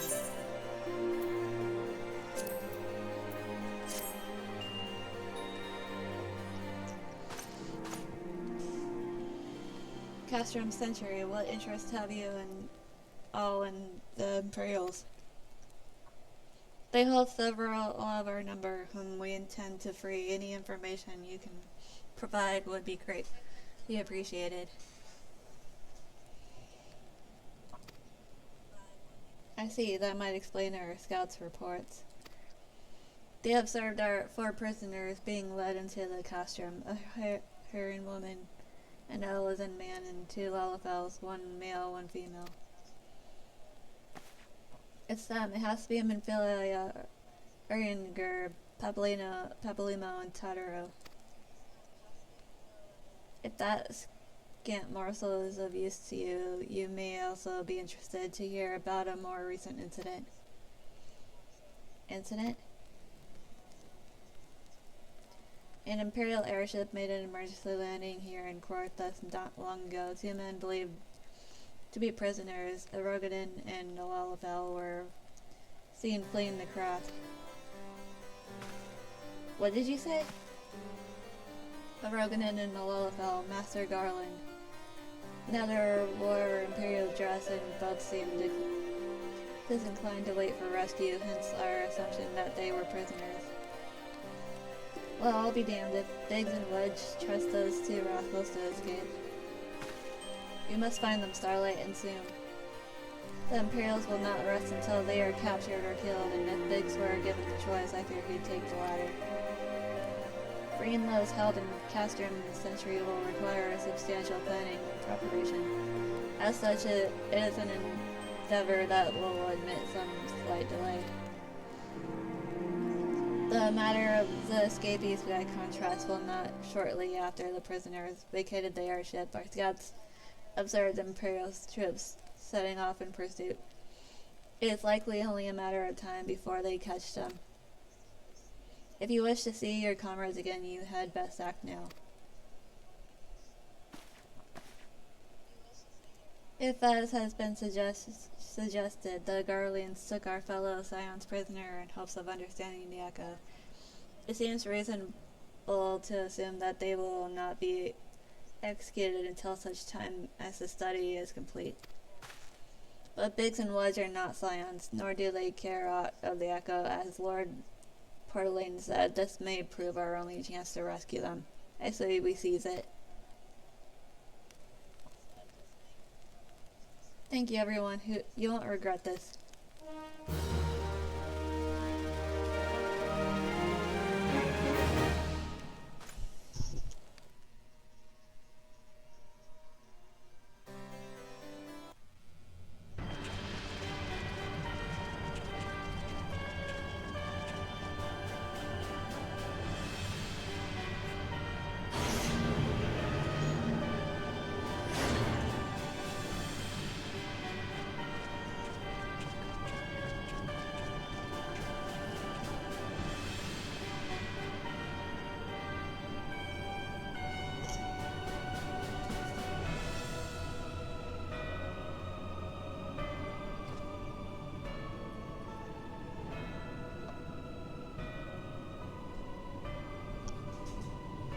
Final preparations are almost complete, my lord.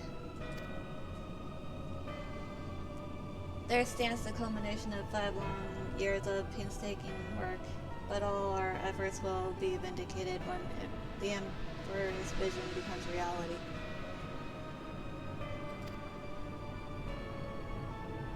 At last we have the power to purge this land of its false gods. We shall give the ignorant children of Eorzea the security and stability they so desperately crave, in which their spineless leaders have so palpably failed to provide.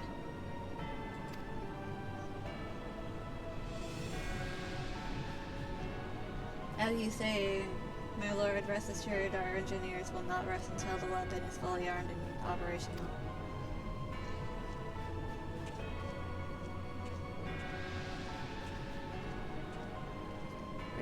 You depart for Castrum Occident at midnight. You will command the western front of Vilbrand. The Eorzeans will attempt to interfere with our plans. You will see that they do not. My lord, if this be your will, I shall carry it out to the best of my ability. I live only to serve the Empire. Yet, forgive my impotence, but is it proper to give command up to half of our forces to it? I have given you nothing, Prefectus. You have earned it. That will be all dismissed. Yes, my lord.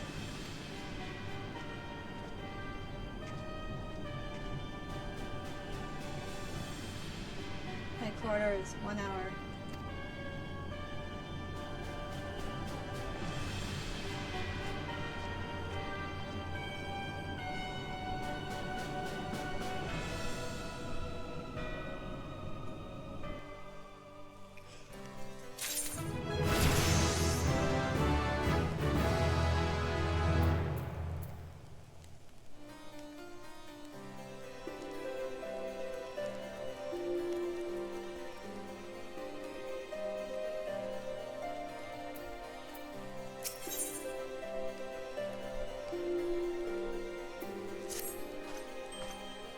My purpose here is to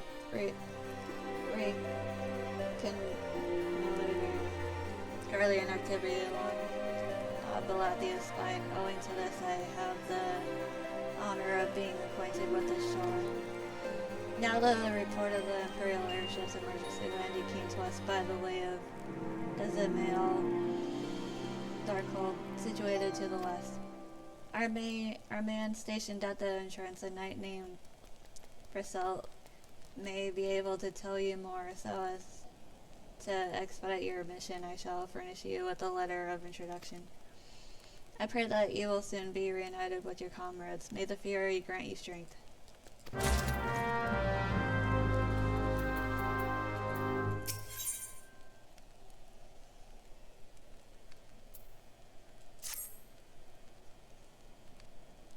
I have heard much of your doings, and I thank you, the woman, for this task. To the west of Dezemail Darkhold was meant to serve as the new keep of Lord Dezemail, ever a friend to House Durandar. But before the masons and carpenters could complete their work within the caves, hordes of Bloodstain appeared and drove them out. In the years since, the creatures have consolidated their presence. As such, we officially petition your assistance in reclaiming the Darkhold. All arrangements have been made. You need only give your assent. Speak with Sir Ophelia at the ingress if you are with us, and she will tell you what you need to know.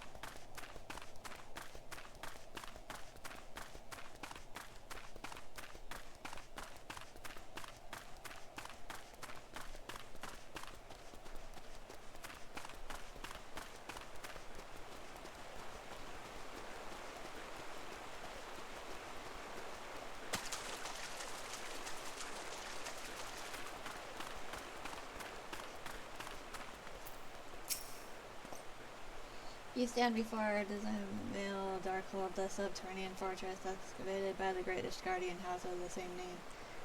None but authorized personnel may enter.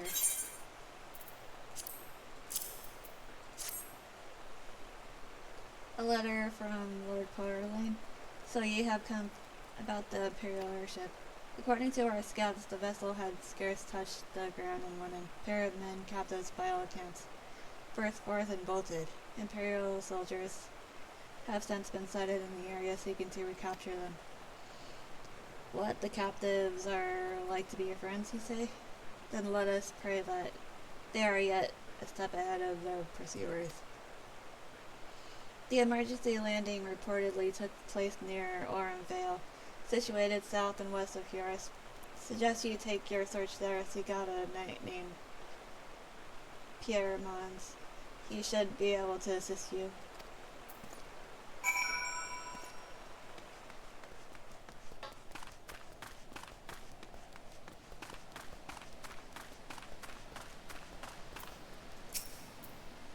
Welcome to Dizaniel Darkhold, built to withstand the Dravanian ploys and plans. These were natural caves behind me until the house Dizaniel began to enlarge, connect, and fashion them into a stronghold. Alas and alack, the void sent struck, interrupting the work. Alas, then, in the confusion, the Garleans infiltrated the keep. Alack, all in all, 'twas a fine mess. The Garleans were eventually forced in the retreat, of course, but the void sent remained. And so the fortress goes uncompleted, a home for abominations, woeness.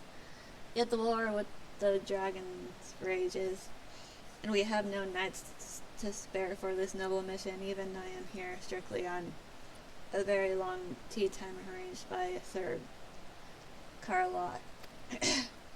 Please see to these abominations, Madame Adventurer. Madame, I have much prowess with paperwork should you require aid of that sort.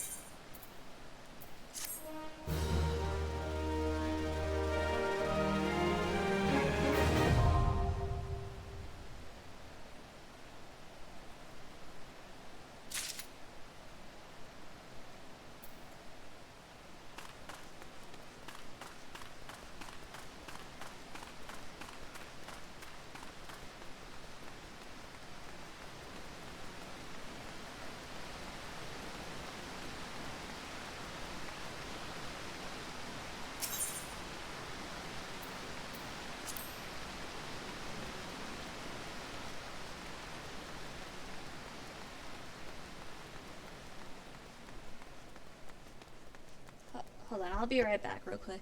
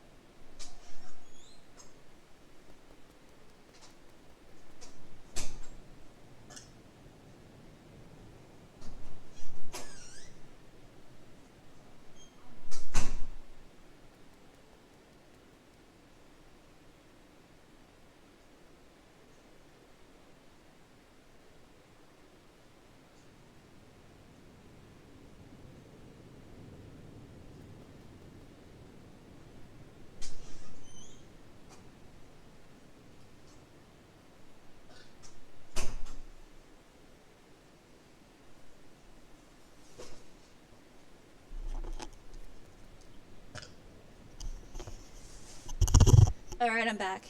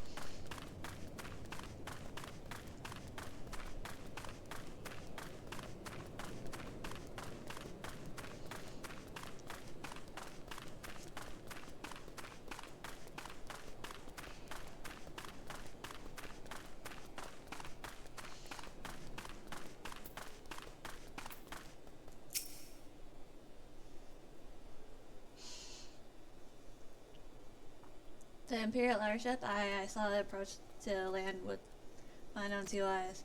I hastened to the landing site, arriving just in time to see the vessel take to the skies again, but not before it had deployed a detachment of troops. Gruff orders were being barked, and there was an air of consternation about them.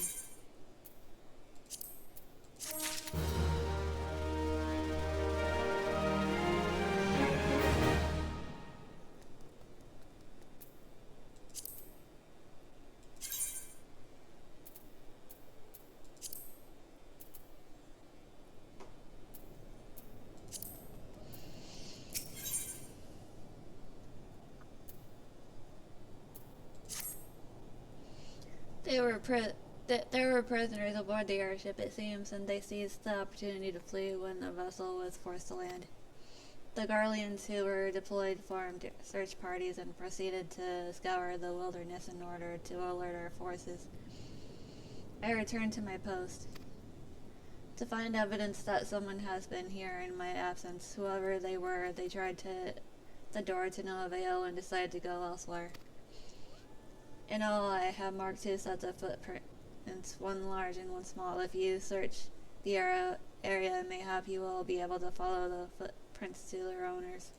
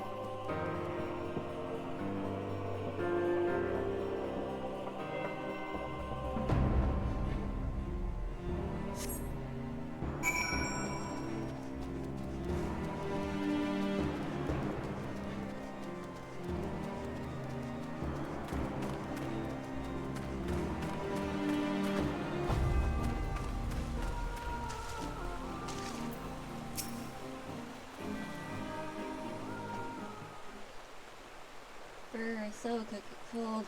I don't want to go home. Ah, please don't eat me. I'm not nearly as succulent as I look. It's all skin and bones underneath, I swear. Starlight, it's you. Thank goodness you're here. It's been awful. The Garleans were snapping at our heels like hungry pack of wolves. I was bent on evading them. I almost ran headlong into a monster-escaping maw thrice, and when I finally found cover, it hit me how cold and hungry I was.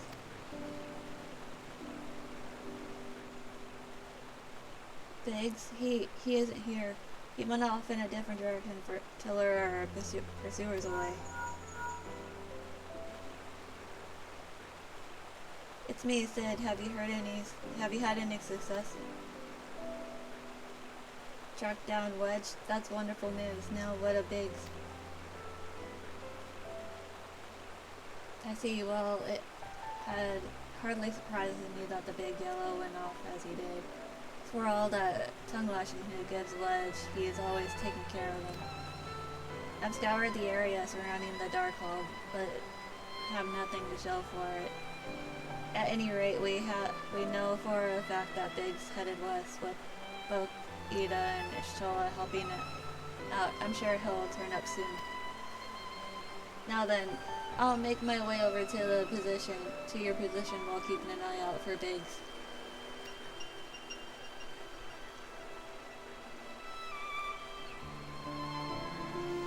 If memory serves, there should be an Ishgardian fortification not far to your west, Monument Tower, I believe it's called. Let us meet there. Dairy Hope, was that Master Garland you spoke with? After 5 long years, thank goodness he's alive. I'm feeling better now, Starlight. Let's go to Monument Tower and wait for the chief to arrive.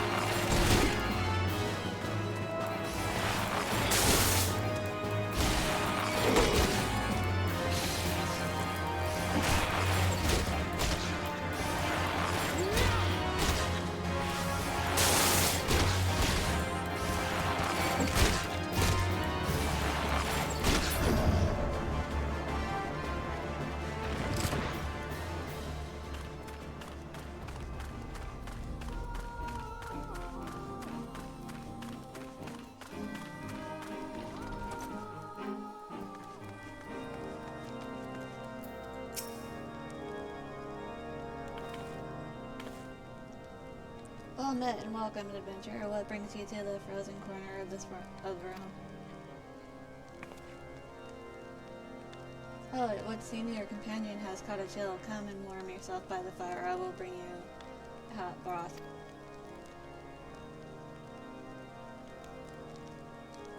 How are you feeling now, then? Stay here as long as you need.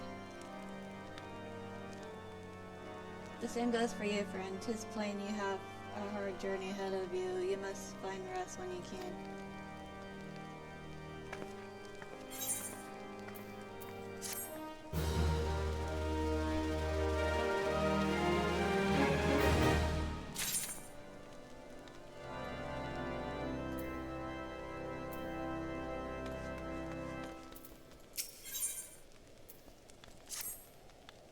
I'm fine now, thanks to you, but I can't bear to think that Biggs is still all alone in the cold with Garleans on his heels. He lured the enemy away for my sake, and now he's suffering for it. I hate to have to rely on you against Starlight, but do you think you could search for Biggs? I haven't the slightest notion where he might be at the moment, but maybe, just maybe, the people here have seen something.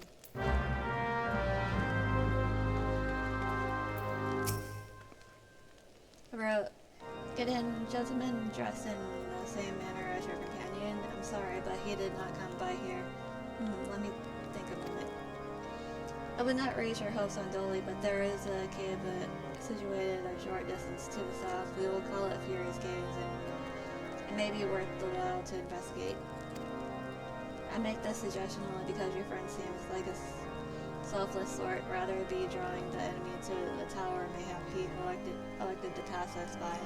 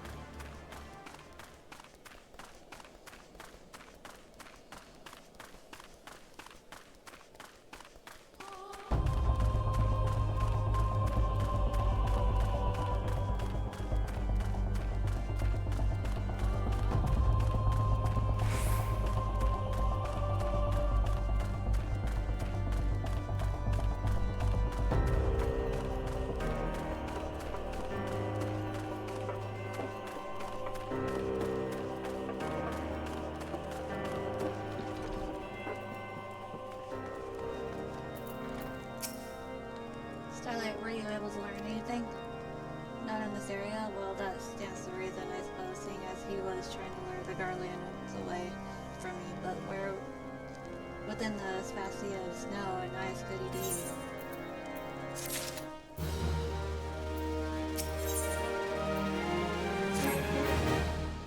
We can't give up, Starlight. We must find Biggs before he succumbs to the cold or is recaptured.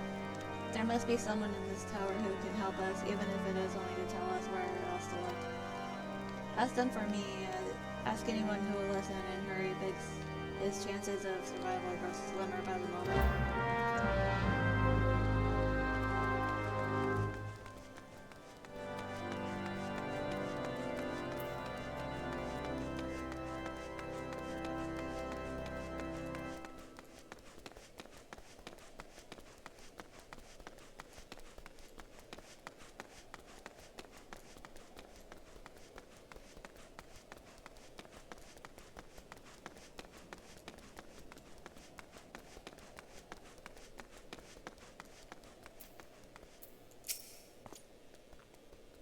Your friend is lost in the wilderness, you say? If he is not to be found around here or in the vicinity of the Darkhold, it is possible he made for Whitebrim. To reach it, one must travel through Denifin Pass, the southern end of which lies to the north and east of here. While I make no guarantee that your research will bear fruit. It is surely better than worrying in idleness. I wish you luck. Oh, and one more thing. Do tread warily or when climbing the stairs here. Not a more moon ago I broke my neck when I slept and took a tumble. I near broke my neck.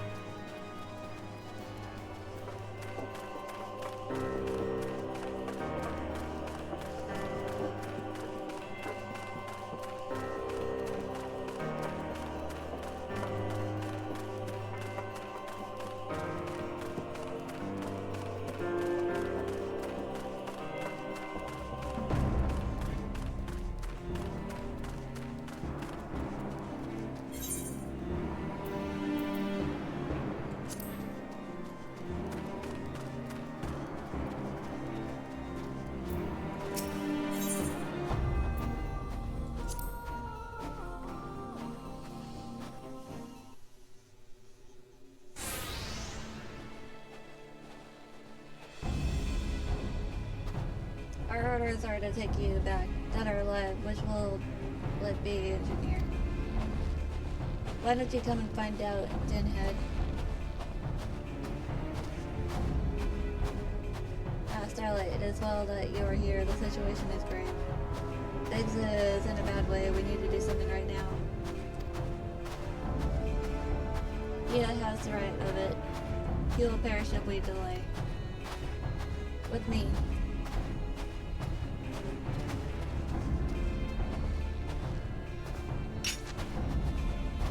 He's not alone. Kill them all.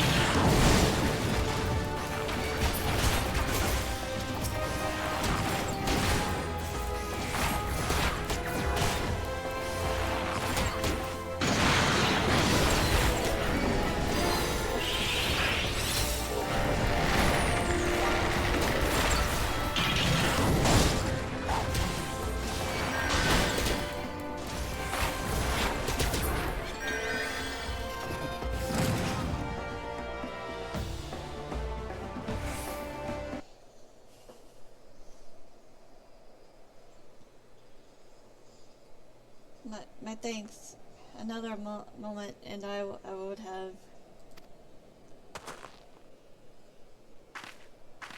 He has been too long in the cold. We must find shelter for him.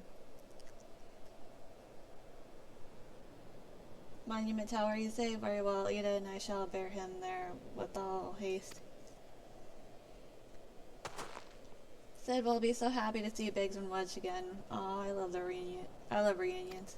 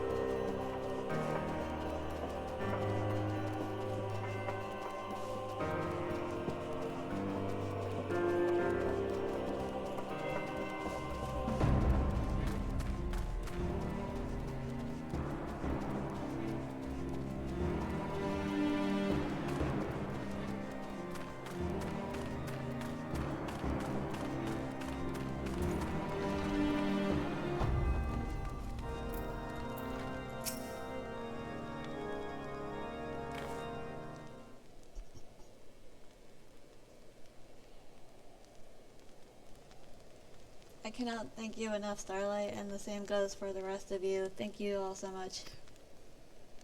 Oh, don't mention it. We are family, are we not? Well, yes, it's just I don't think I've ever seen him again. I didn't think I'd ever see him again. I owe a lot of you my life. And you say Wedges too, Starlight. I'm losing count of how many I owe you.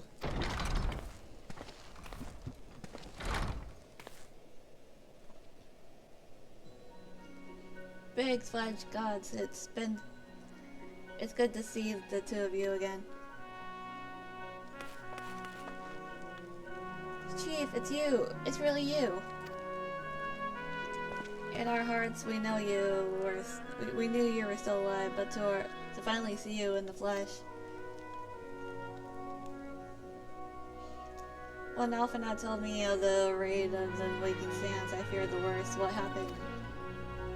The enemy struck with nary a warning. We didn't stand a chance. Wedge and I were in the workshop when they came. Before we knew what was happening, the Imperials had us at gunpoint. It must have been awful. There's one thing I don't understand, though. How did the Garleans get there so fast? I mean, the Immortal Flames should have seen them coming, right? I myself have asked the same question that day when I returned to the carnage at the Waking Sands. I noted not amiss in horizon, nothing at all to suggest the passing of an Imperial force. From this, I conclude that the Garleans came neither by land nor by air. Nay, they were born there by potent teleportation magics of the kind used by the Asians. Carry on. We were bound and blindfolded and bundled into the cargo bay of a waiting airship. I can't rightly say how long we were aboard, but when the time came for us to disembark, we found ourselves in the midst of an Imperial stronghold, Castrum Sentry. Upon arrival, we were marched off into the main complex. Biggs and I were thrown into a detainment cell together, while Minfilia and the others were taken elsewhere. That was the last we heard from them. Castrum Sentry.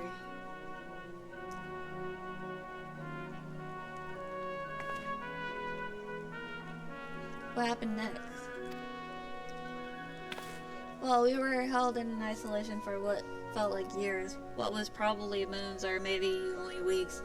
And then without warning, the Imperials collected the pair of us and put us on an unknown vessel, which we found out was bound for Garlandald.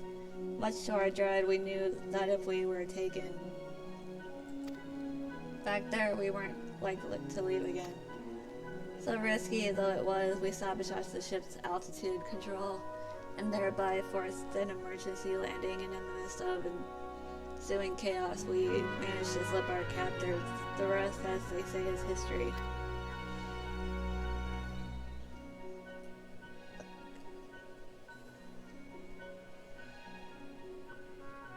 Huh, if I didn't know better, I'd call that a likely story, sabotaging the altitude controls of an airborne vessel. That will have been Biggs' handiwork, as not you. You always were resourceful in a tight spot, my friend.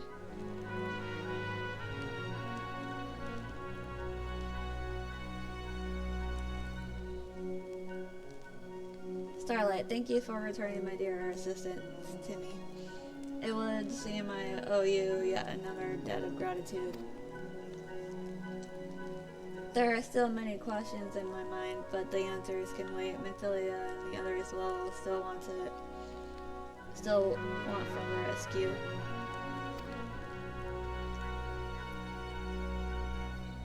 Alright, you lot. Garland Ironworks is back in business. Let's go and give the Imperials what for.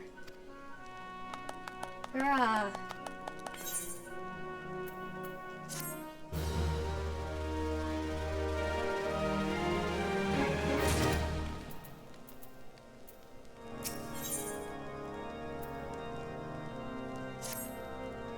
Thanks to you, Biggs and Wedge are with us again.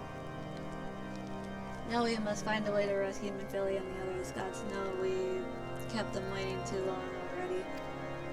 Based on what we've learned, I believe it's safe to say they're being held at Castrum Sentry. So let us convene at Revenant's Toll in Mordona. It is as good a place as any to prepare, and better than most. The road leading east and south will get you there. When we arrive, let us seek the advice of the local adventurers. We're bound to learn a thing or two that will benefit our mission.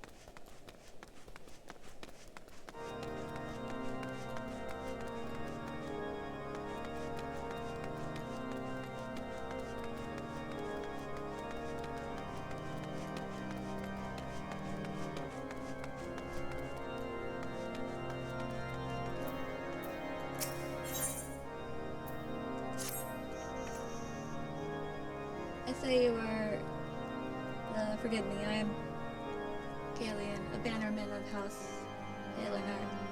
Are you not the adventurer who proved our liege's lord's innocence? It is you. You are fortune middle true, madame, and I rejoice to meet you, for there is a delicate mission that only a woman most steadfast may be trusted with. From high upon Monument Tower, we keep watch over the doings of the Garlean outposts. They have been far too active for our heart's ease lately, and we must discourage these forays without resorting to outright hostility. Make a round of the 3 spots and look for any trace of Garleans. Sir Perimons, await the Aurum Vale for your report. The speed of the Fury to you and her Ruth as well.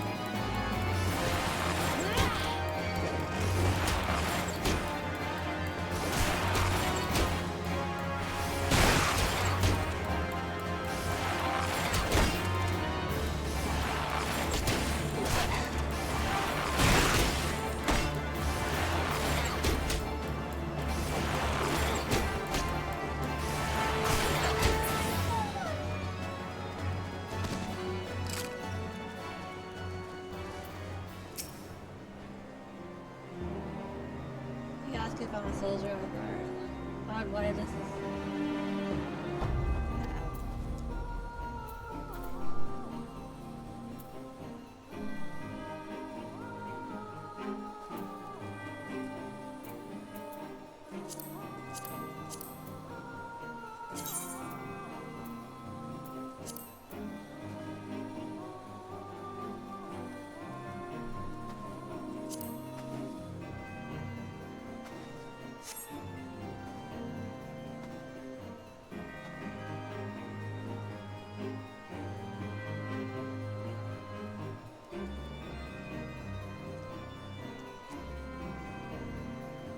Hi Taylor, how are you?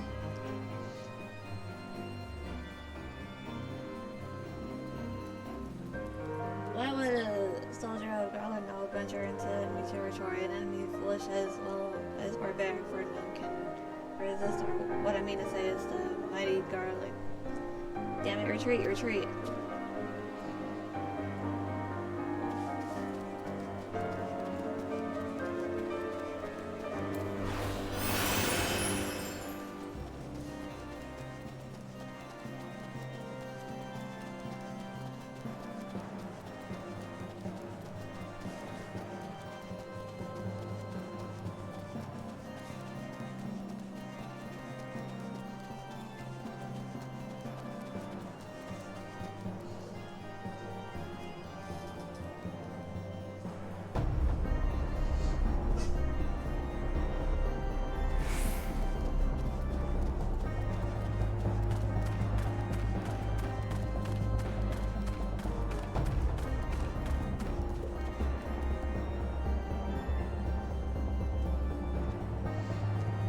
That's good. Yeah, I'm looking forward to the weekend. I'll have days off of streaming.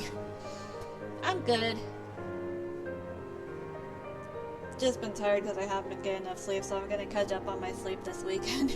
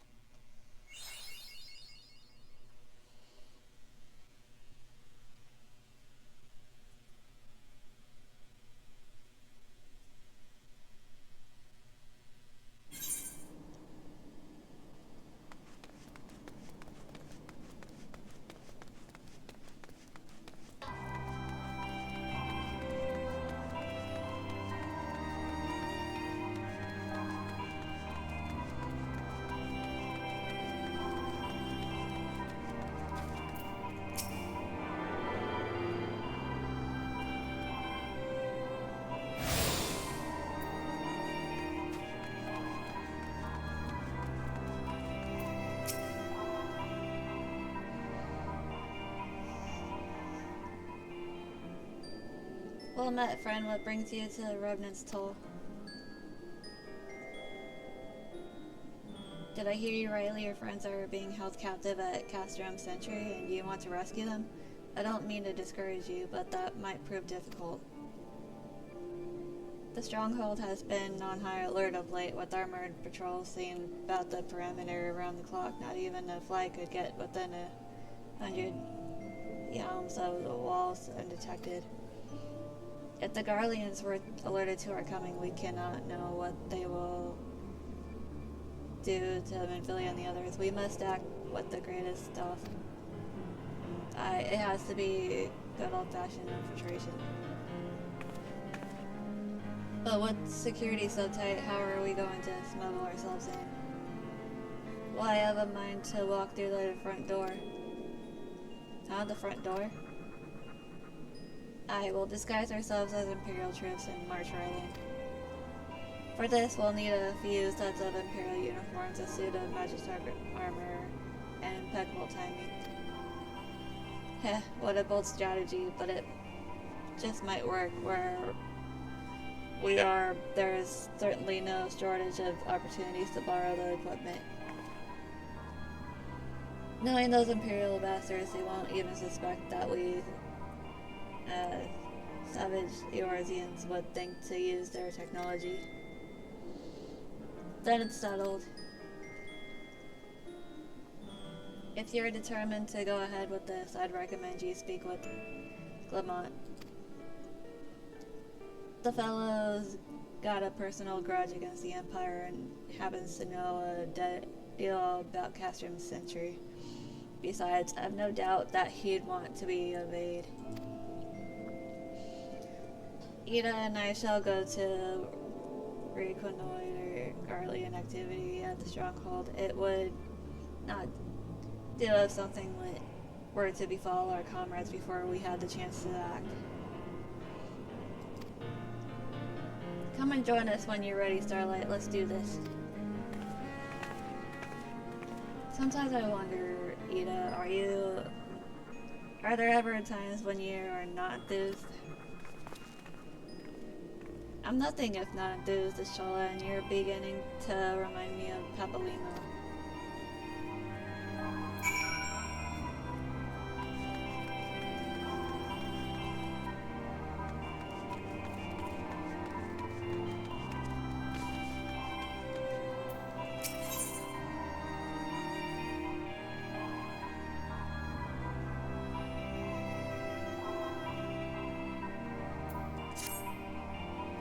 Crystal Tower is more than my chosen field. It is a passion that a structure of such magnitude could appear overnight on the heels of the calamity, and 5 years since its mysteries have resisted my patient courtship.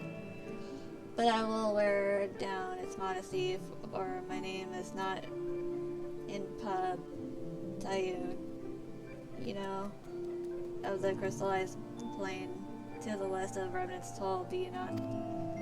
All my research to date points to an important discovery to be made in that glittering expanse, likely the key to the tower itself, and yet I am unjustly barred from a closer look at those crystals by Nixes.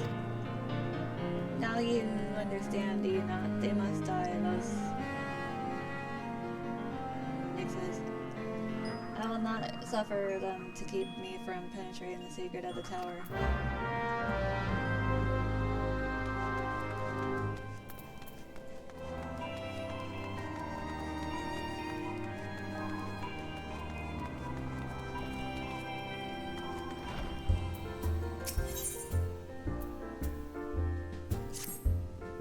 Starlight, right? I hear you get around. I'm an adventurer myself. The name's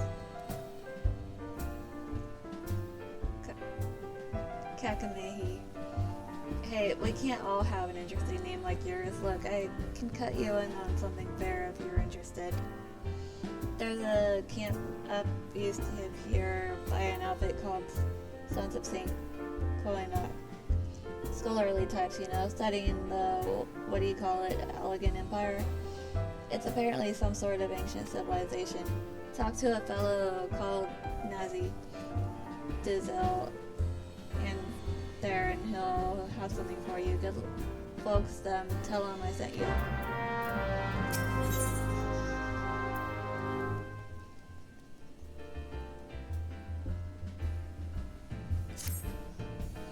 I speak for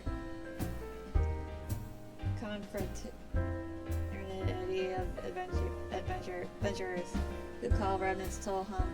Take heed, Starlight. We have a common foe, a hated enemy, a fierce adversary, and its name is Marble. Sister Starlight, you hate this enemy. Does your heart yearn to slay it? Then do so, sister. Go and slay 3.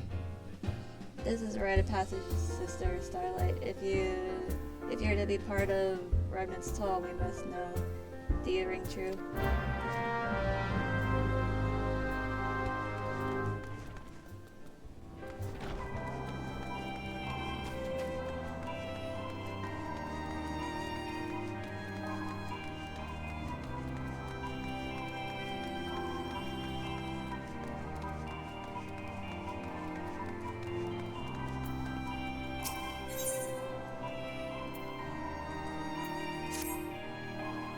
There's a ruined camp to the west of here, you know the place. What I do is recover what I can from the site and bring it back here. The guild is good and the work is plentiful, but I'm feeling a bit done and to tell the truth. I could use a little help if you're looking for some honest work. Use this sledgehammer to break the locks on the crates and bring back a few of the boxes inside, say 3.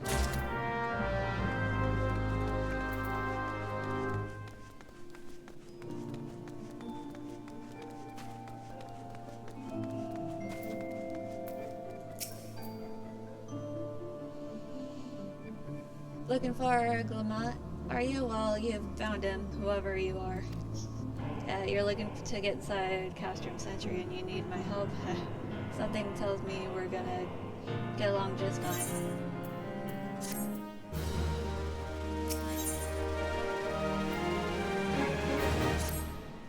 So you have friends in Castrum Century who want for rescue. This CF Born knows me too well. You can count on my help. I've got a score to settle with the Imperials, and I never pass on an opportunity to get back at the vile people. But enough about me. Let's talk about strategy. Rescuing folk from captivity is right delicate. Captivity is right delicate business. A single oversight, just one little blunder, and it's all over. You can't leave any room for uncertainty. For starters, you need to confirm beyond the shadow of a doubt that your friends are where you think they are. You don't want to risk your neck only to discover they've been moved elsewhere, but how can you find out, you ask? By following these instructions. If you approach Century from the east, you'll see a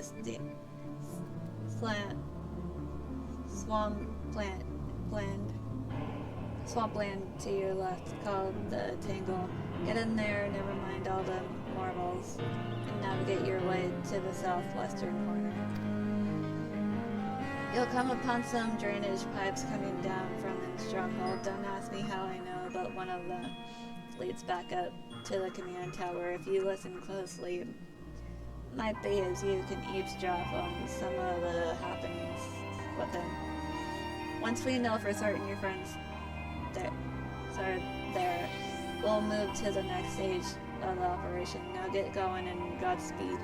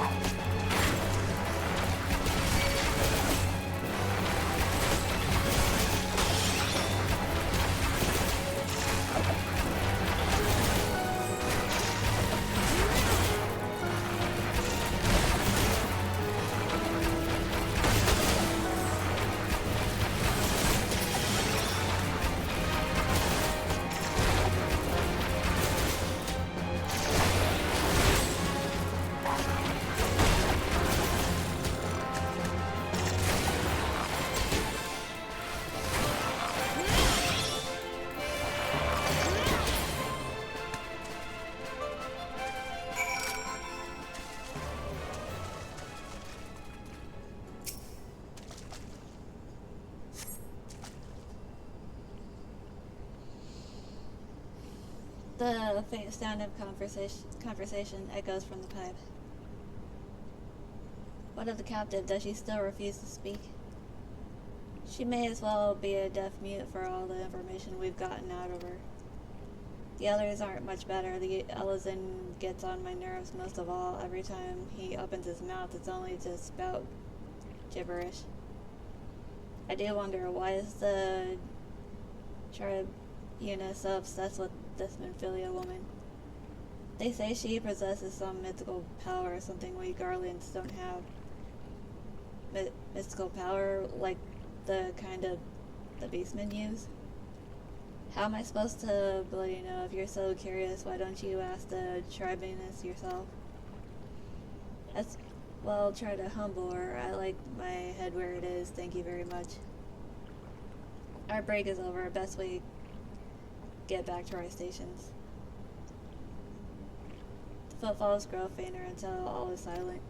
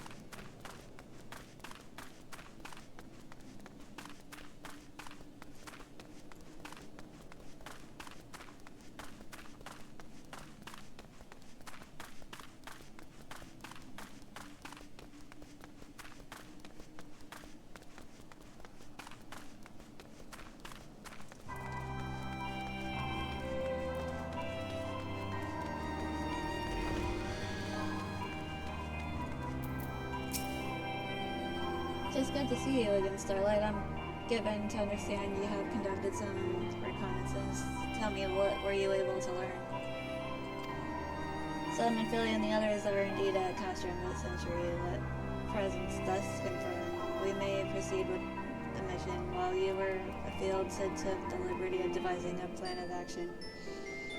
Pray have the details from him.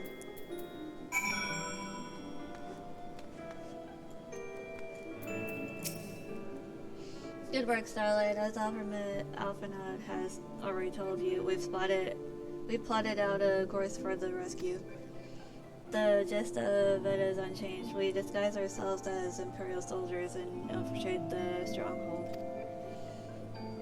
Lama is looking into ways to procure a suit of Magitech armor. In the meantime, I need your assistance for some preparations of my own. Menphilia and the others are counting on us. Starlight, let's not keep them waiting any longer than necessary.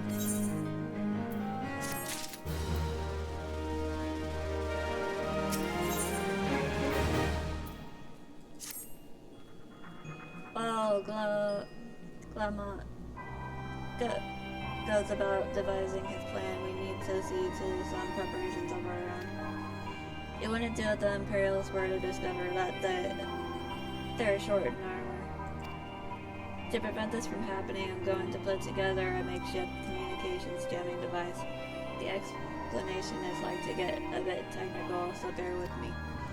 Imperial forces communicate at a distance via electromagnetic waves. Simply put, the voices are born upon etheric lightning energies that permeates the air.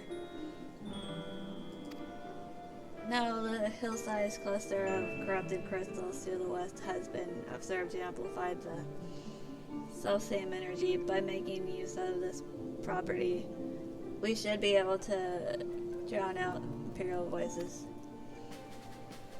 To ensure that we have enough amplification, we must identify the most potent crystals among the cluster. For this, I need you to go there and use this device to take readings. I'll mark the likely places on your map.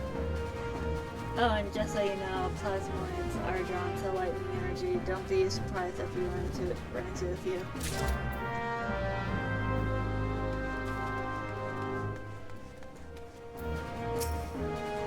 You already said the mixes. It's been barely after all. I'm still quite flushed from my outburst earlier. They were dead air, my rage had cold. Well, that's quite lovely. They had it coming, those hoppers. The Crystal Tower is still foremost in my mind, but adventurers may bear some studying too. Perhaps as a side project, this will be more of an experimental research. I shall find you a bone pack this night.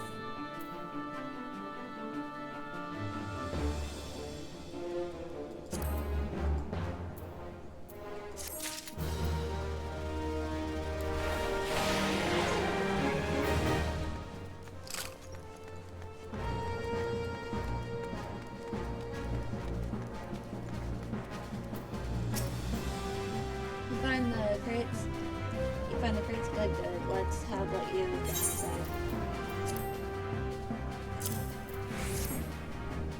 I ought to be ashamed of myself for hiring another to do my own job, but there's no positioning myself. It makes me sorry to go there, but the calamity made it thus. In case you didn't already know, that was Camp Remnant's tool, hub for adventurers, many a bear. Every day and night I've spent there. It was my abode at the crossroads. Never paid much mind to the name of these parts until the calamity, but Remnant's toll. Not exactly a lucky sort of name. I wish to have told that they had changed it to something else when they built this new camp. It wearies me as all, going there and sorting through the mess. Sometimes I come across something I know well and it weighs on my heart.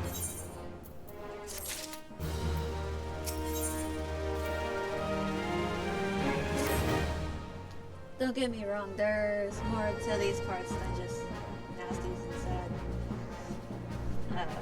memories. I was on the puppy run I saw before I took the salvage job, and now I get to read twice as many liveries. Was it for Physicating for the old touch a chop horseman? Puppy liver fetches a pretty price on the market, as pretty as the petticoats that the cause of the demand I'll wager. Here, how about you give me a little hand? I'm still a little done in. It'll be worth the gil to have someone else helping me. You can fetch 5 livers, can't you?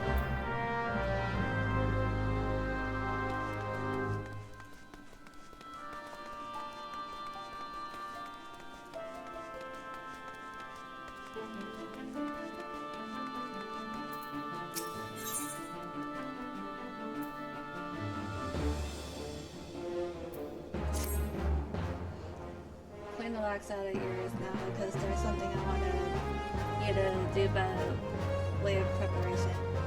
The plan's to have you enter a Castrum Sanctuary all decked out in Imperial duds, but disguised is more than just the clothes you're wearing. You also gotta act the part. At the very least, you need to know how to perform a convincing imperial first impression, or everything they say.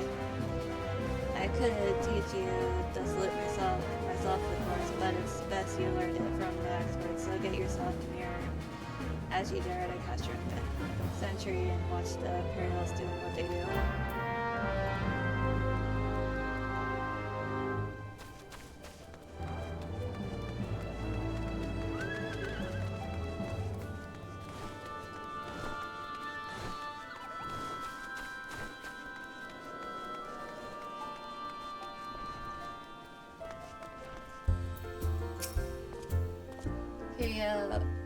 Here all the marbles are slain and Starlight has passed the first test of Revenant's tall adventure. It's what you didn't think it would be just one test, did you? The next trial is by combat. Face our nemesis, the enemy, to sing their noted foe to tag our big toe, so you where I place the mark on your map. Return alive, sister.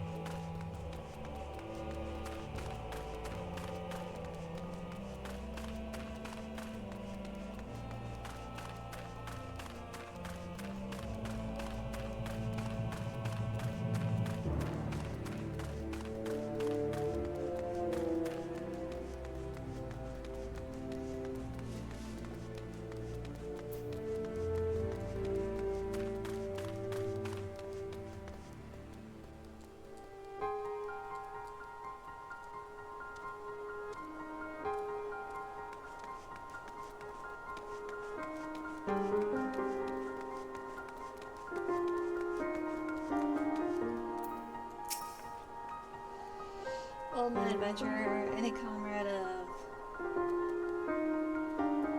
Kakamei is certain to be of great help to us. You are interested in helping, I trust. We sons of St. Koinok have had our share of troubles of late, and your assistance would be most welcome. I think you will find it an equally rewarding prize.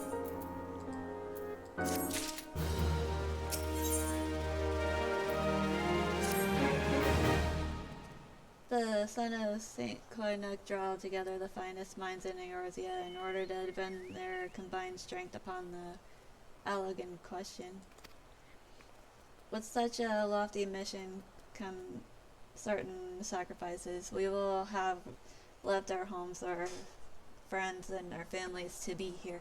You see, many a sob has been stifled in this camp, I am sure. Some of us will be here for moons, others years. We know not what we shall find, or when. Until then, there are the letters full of news from home. Will you take these letters to the sons? Hardly a task for an adventurer, but it will give you an opportunity to see the camp and speak with some of our party.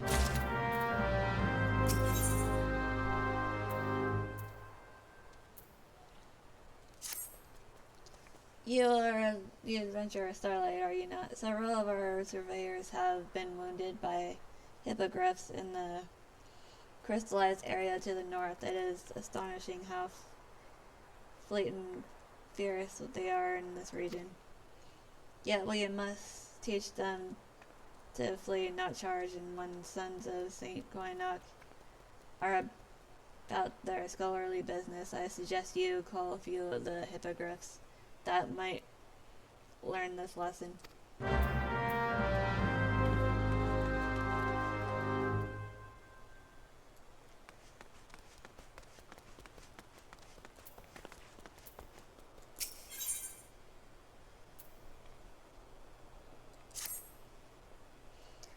I have here a message from an expedition to the south. They are troubled by Egus and fear an attack must soon come. Head south forthwith if you would help us.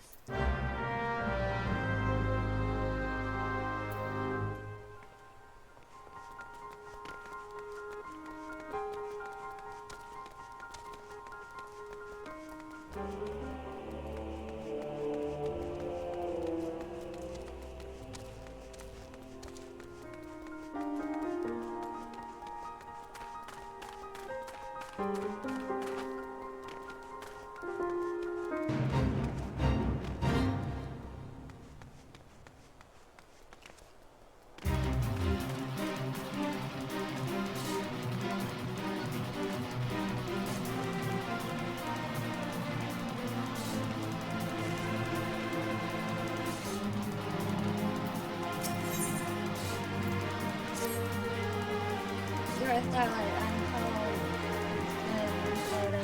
It is true that adventurers are bound to secrecy whenever they undertake a mission. Excellent. You see, I am here for a reason. The lesson is valid. The others may burrow even deeper than what I went into the sky 5 years ago. Down the flesh like the face of an oak king. Most rock before a slower bolt altar. Consumed by the desire to know more. One of the fragments of the baleful satellite landed in the same shards. The earth took myself and have been excavating in seconds until all that probably continues sees the Starlight must have back in his own thing unless slightly stating habit. Return the fragments. I know its weakness well enough from the most dismal. Here's a Babylon to the flying creature. It was only by thinking about it as the second confidence in its great side escaped.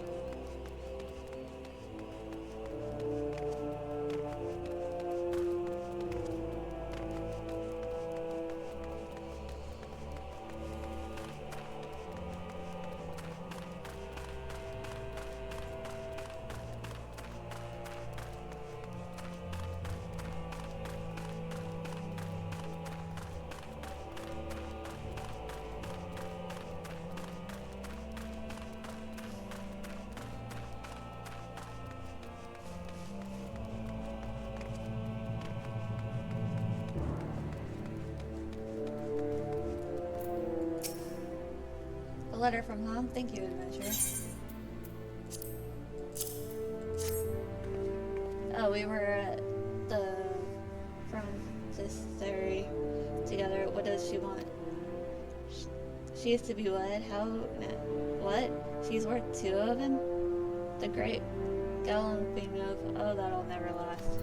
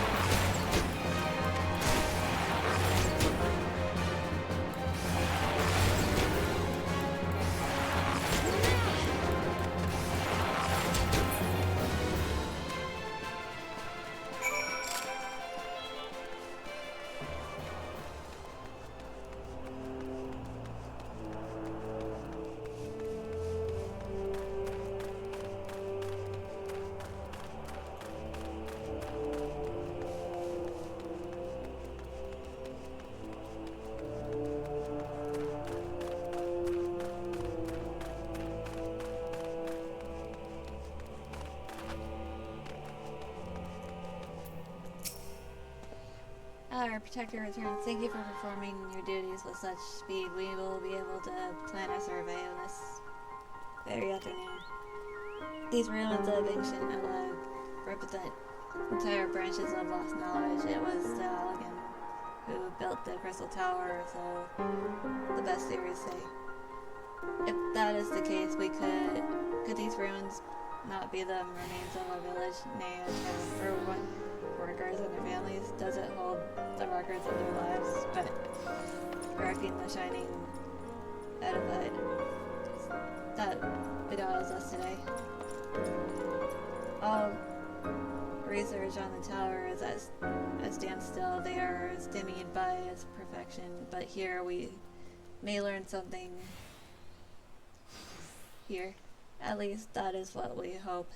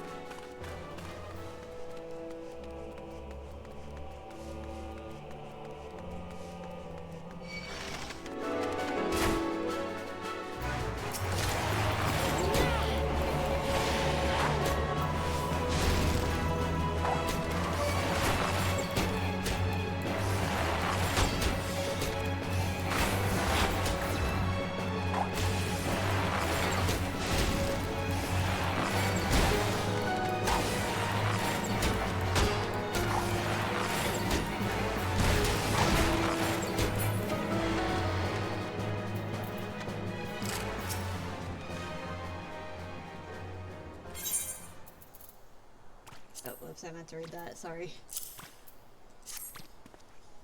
From the Pater? Surely the Mater is not ill again. Quite the contrary, she's recovered from her dropsy and demanding I return home and give her grandchildren.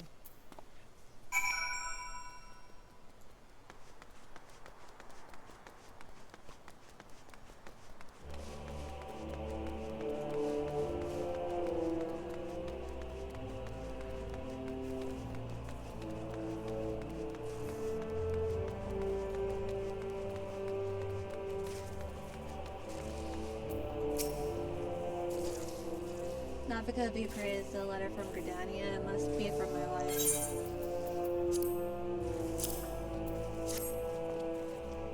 Oh well, in her posing she says that, what? She writes that she has taught her daughter to say, Papa, home soon. She can talk and I missed her first words, but it has only been 3 months since I saw them last.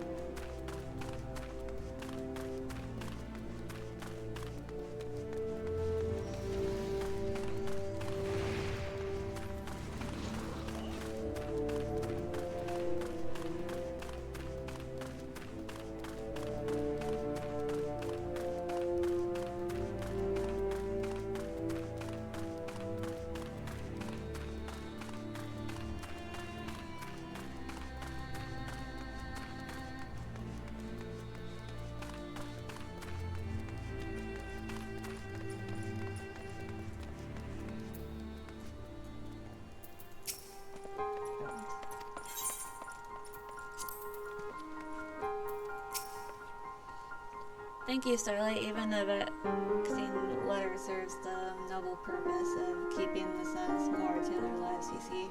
I have known other digs where we lost all sense of the world beyond the day's grid.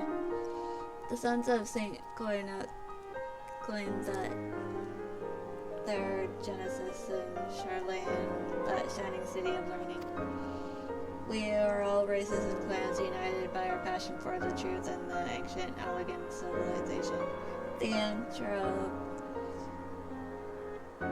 The geographer Rambrose is the leader of this endeavor. If you've a mind to stay a while, it might behoove you to speak with them sooner rather than later.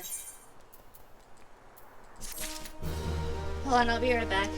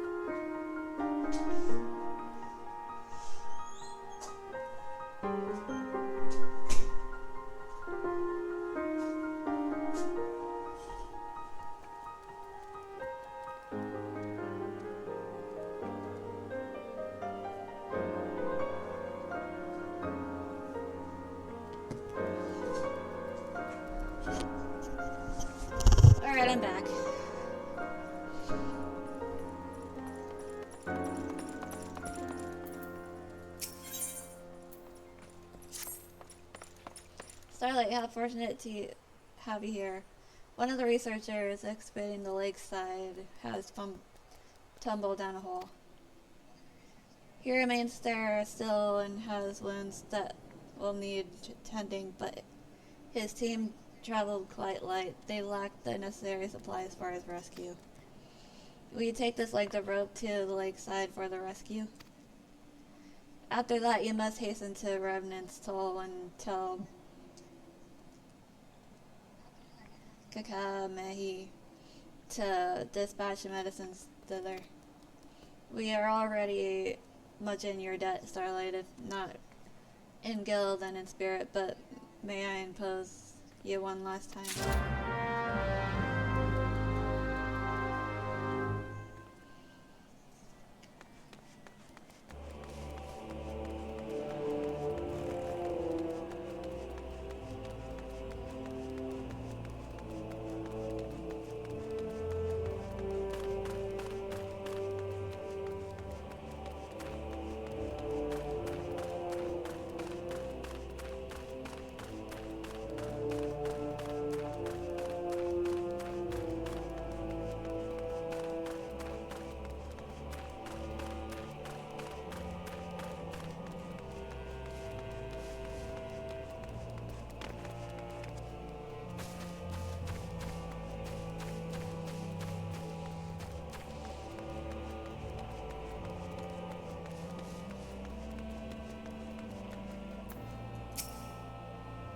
Hello. Hello. Thank you. The 12 you're here. He fell right down this hole. Thinks he broke his leg. We have to get him out before he passes out again. The pain seems to be bad. Have you any rope? At least you give it to the one at the top this time. Jumping to the bottom isn't very helpful to give him rope. Good and stout, right? I can fish him out by myself here, but once he's out, he'll need some true physicking. Go on to Remnant's Toll and tell them to send potions, buckets of them.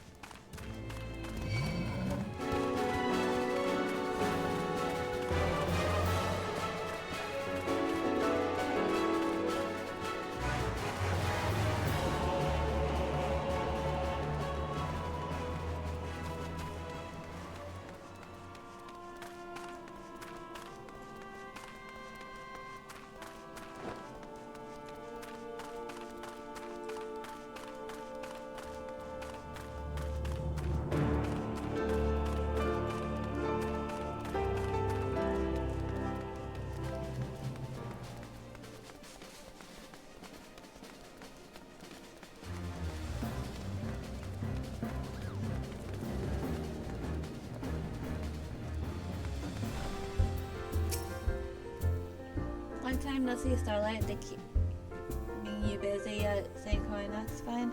Oh, an accident, eh? No, enough visit. Sure. I'll get what's needed to the Suns. You look like you ran all the way. Go, Sun. And those souls, you've earned a rest.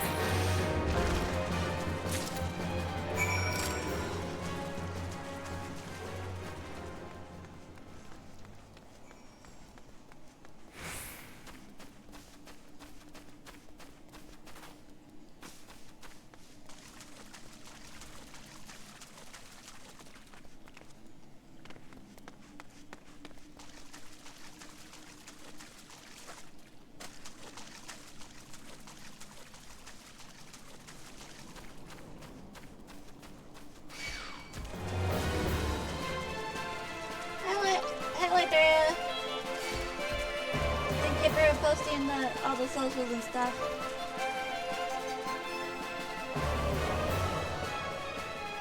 Also, thank you gotta run from things.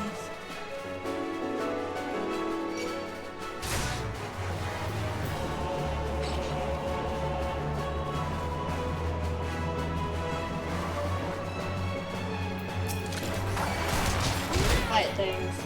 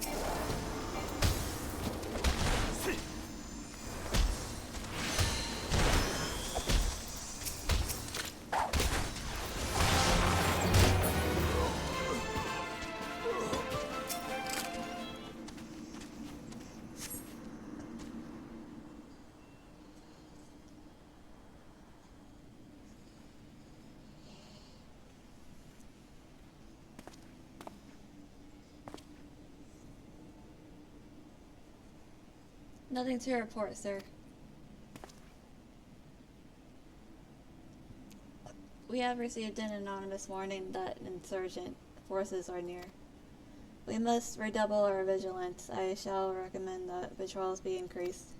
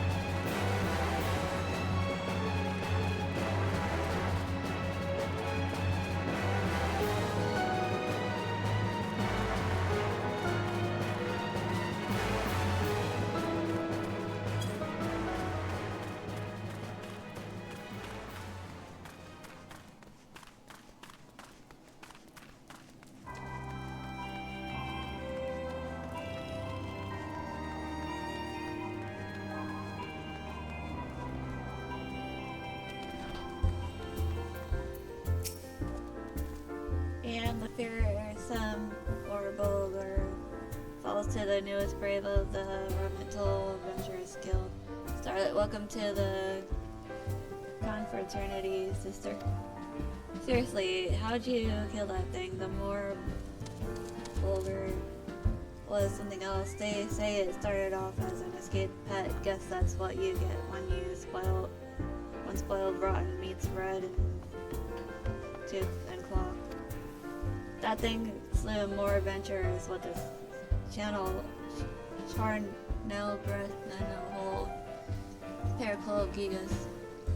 Not that I wanted you dead exactly, you understand, but folk have been known not to come back. Well, that's all in the past, eh, Sister Starlight? You're one of the remnants to all adventurers now. Death to more balls.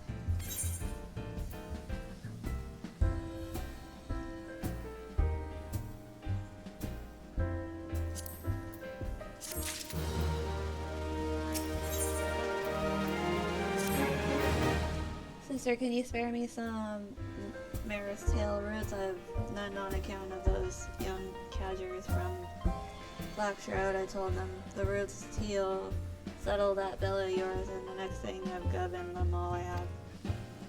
You don't have any either. Why, every adventurer working these parts ought to carry some with them. Poultice of Mare's Tail keeps wounds from festering, and you look a festering sort of last if I saw one. Since we're both short, how about you go and get us some 8 roots? Should do it, I'd say.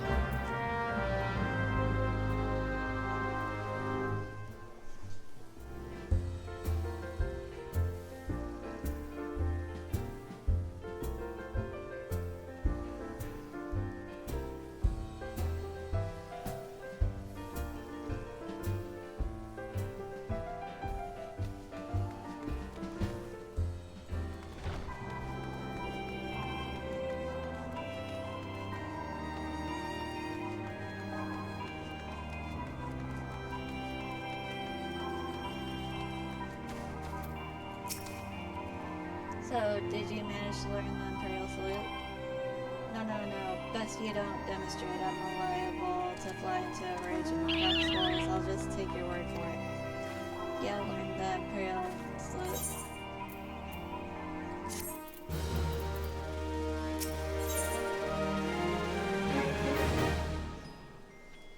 Sark Millark wishes to help you acquire the disguises you need for your rescue mission.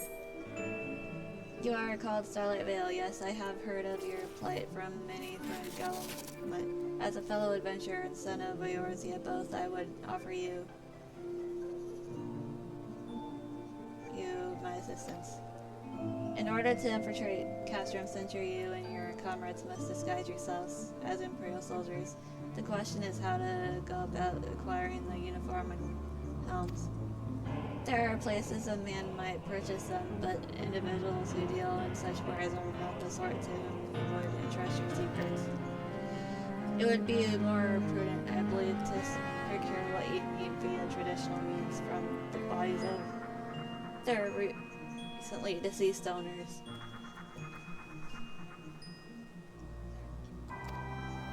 The fortified area before Castrum Sanctuary never relaxed for Imperial patrols.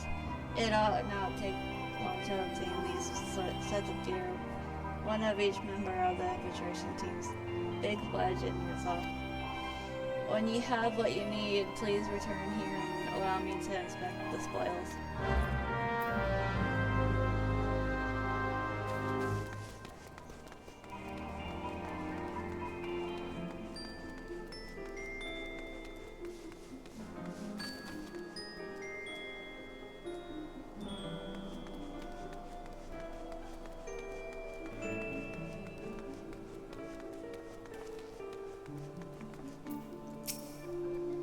How'd you like the fog fins?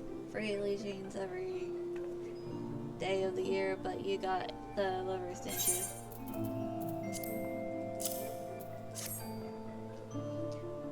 There's the slimy gold, nicely cut. Here's your gill. You didn't try to eat the mud puppies, did you? Don't poisoned or muddied. Those are the only flavors. Do they work? Oh, I see. Everything works and nothing's good enough for them. That's got the kind of gill to spend on such things.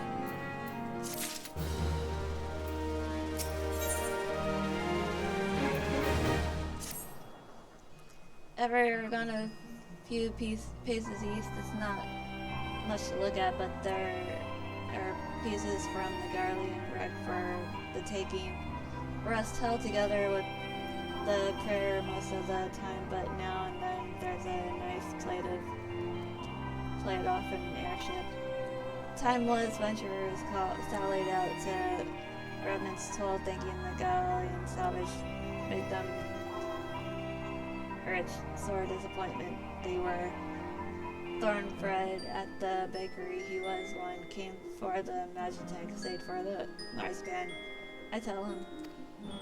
But now that hardly anyone bought, there's steady pickings. Go on, give it a try. I'll pay you top gill if you can find 8 good beds. If you find something likely, go to Wandering Breeze over at St. Coinax. Find and ask him what the stuff's worth, and he knows the Garlean relics, that one.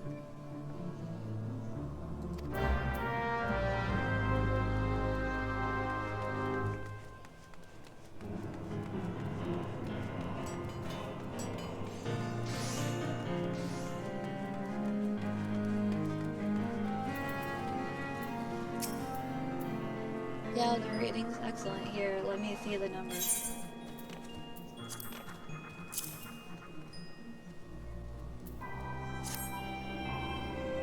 Yeah, as far as those crystals should suit our purpose, though I pray that we won't have need of their power, methinks Starlight.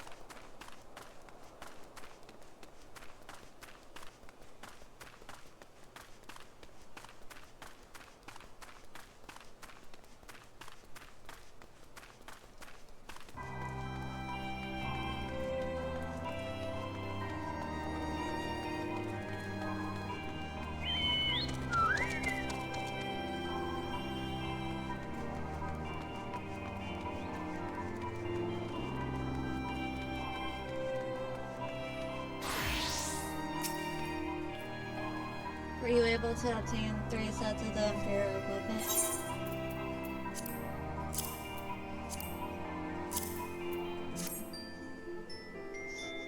Damaged as I had suspected. In their present condition, I fear these uniforms and helms are likely to draw suspicion. They must be repaired if only superficially. Fortunately, the blacksmith Eganolf is at the Diamond Forge, and Rowena's House of Splendor should be able to hammer them into shape in no time. I've already sent word ahead and have been assured that he's expecting you. Worry not, we have already impressed upon him the need for utmost secrecy as to the nature of your mission.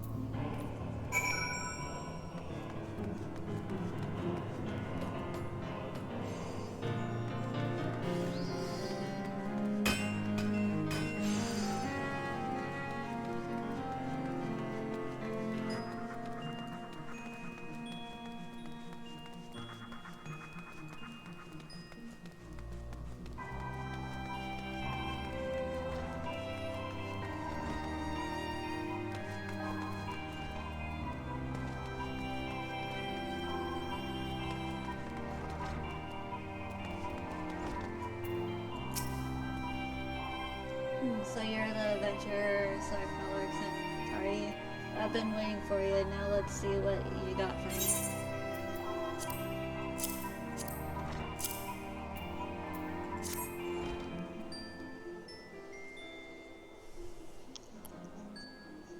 Let's see. Oh yes, I reckon I can hammer these back into shape for you. After all, I owe your friend Sark Malark a favor to took good care of old Eganolf back in the days before I fell in with old Rowena. He did. Did you know he's the son of one of the wealthiest families in the Sultanate? Wouldn't expect someone like that to end up in the life that he did, but I suppose he always felt the adventurer's life calling him. So here I go blabbering on when there's work to be done. Just hold your forest birds for a moment or two and the great Eganolf will have your gear looking good as new.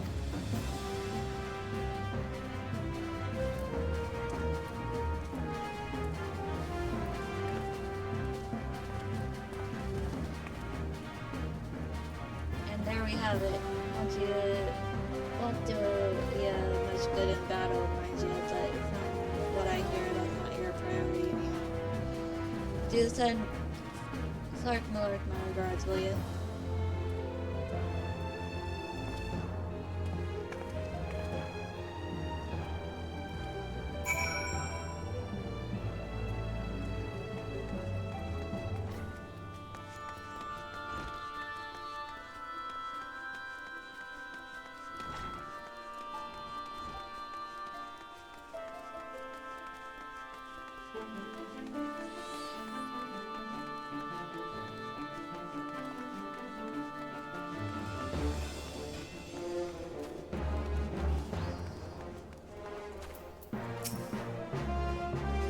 Have you had the uniform and helms repaired?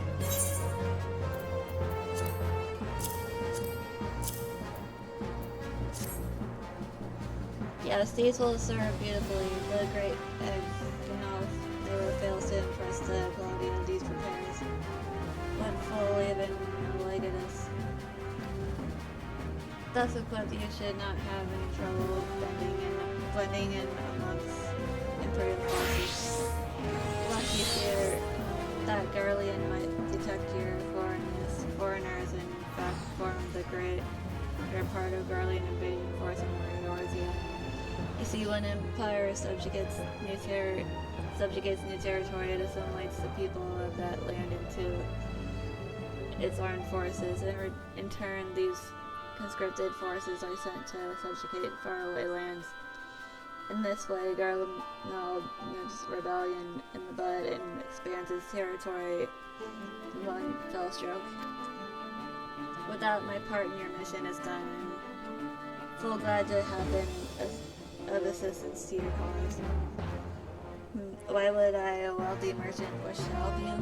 I know not where you heard such a tale, but believe me when I say that I am but rather humble, another humble adventurer, one who desires only to act in the best interests of the realm.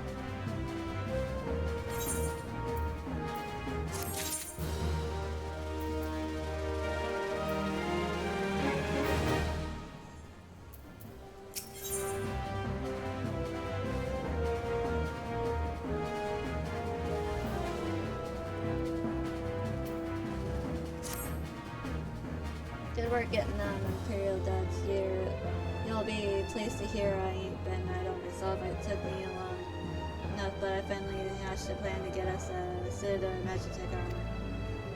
Now, from what I've seen, Castrum Century deploys a Reaper for most of its patrols. Trouble is, the patrols themselves are regular, meaning random routes and random deployments, and hardly any of them come to anywhere near Redmond's Toll. So, hoping to cook the Imperials out of their shells, I took the liberty of feeding them a bit of false intelligence, told them insurgents had designs on their stronghold. It ain't far from the truth. I know, I come to think of it, any road, we should start seeing more patrols when we have. But up till now, what you need to do is approach one of these patrols dressed up as in your shiny tin suit and you'll alert them to the enemy's presence. Having done that, you'll want to lure them as near the Redmond's Toll as you can. If not, they'll be wary of venturing far from their own walls.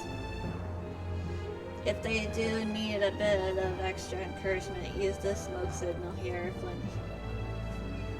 flicked fresh from an Imperial scout. They'll come running when they see that, and when the cavalry arrives, you hit them hard and make off with their Reaper, simple as that. If I ain't mistaken, there's a patrol sweeping the perimeter right now, so run along, eh? Oh, and don't forget to salute.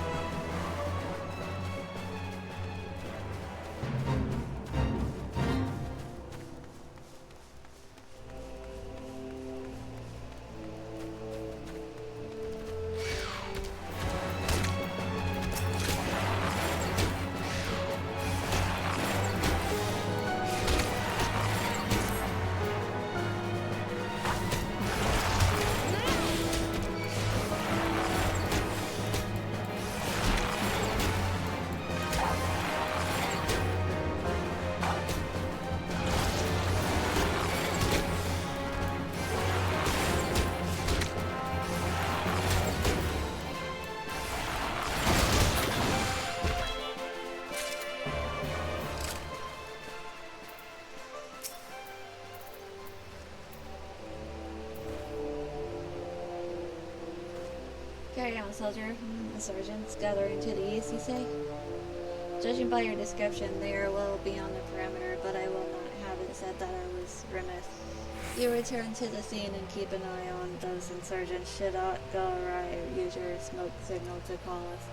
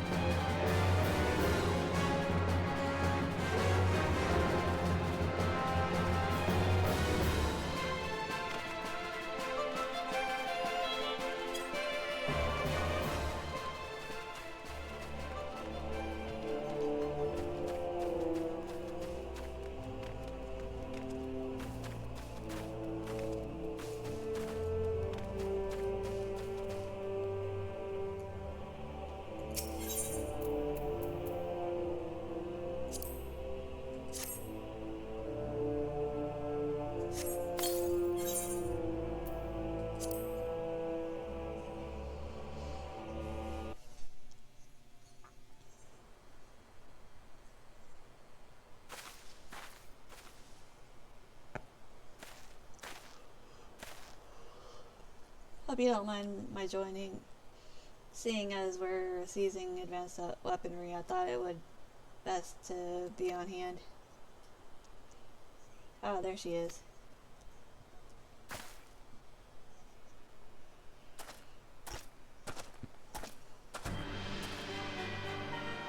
This is the place, but where's the enemy? Sir, over there.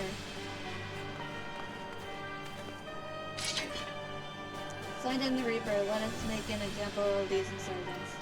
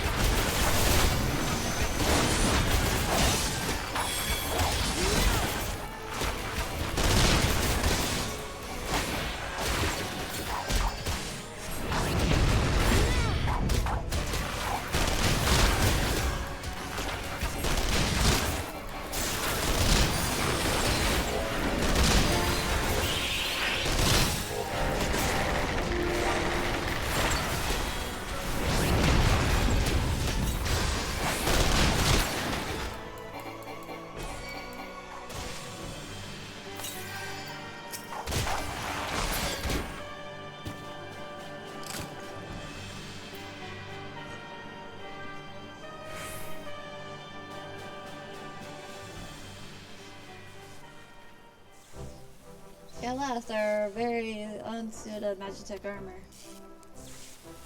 Not wishing to look give Chocobo on the beak. It does seem rather the worse for a bird, doesn't it? Big Sledge, what's your honest assessment? Well, there's the fact that she's smoking, of course, but looking past that, I'd say she was structurally sound. I don't like the way these legs are buckled. I hate to say this, but the servo mechanism may be damaged. Yeah, but aren't those things protected by thick armor plate? They are, yes. It's odd. The casing doesn't seem to have taken a blow. I suspect we're dealing with a faulty part. Well, whatever it is we're dealing with, we're not resting till it's fixed. Not one blink of sleep. You got that, Wedge?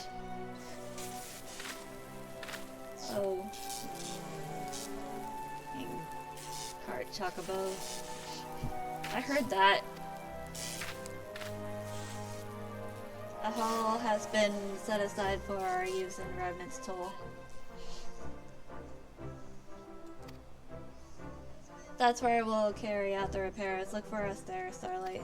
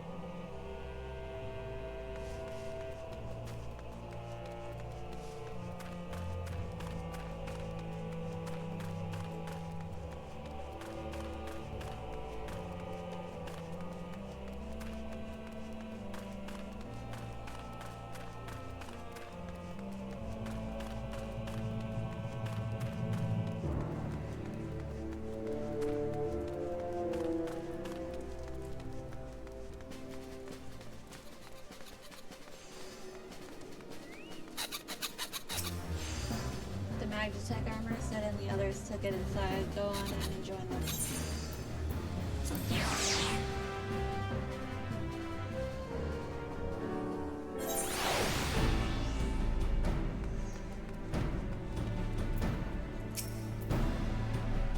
We've now had time to take a closer look at the Reaper. Our preliminary diagnosis was correct. She's structurally sound, but her servo mechanism is faulty. You needn't worry though, Biggs and Wedge will see her restored to her former glory in no time at all. Get those two something to mend and they will think of naught else until the job's done. It is a marvelous thing to behold, provided you remind them to visit the privy.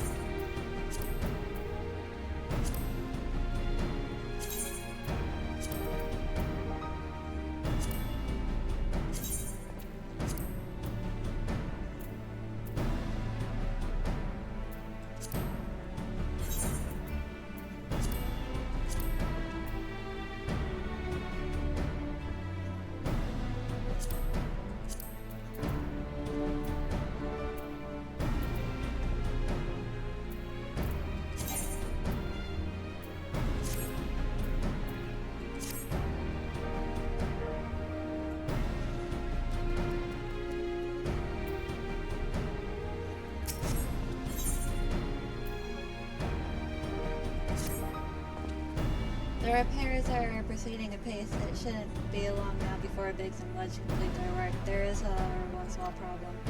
As you may recall, the machine's servo mechanism was discovered to be faulty, which has subsequently ascertained the Magitech core which drives it is worn beyond use.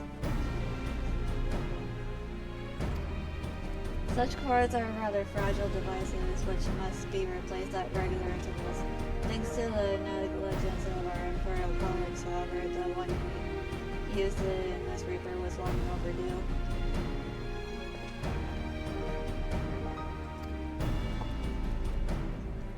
Alas, we did not have access to a ready replacement here in Mordona.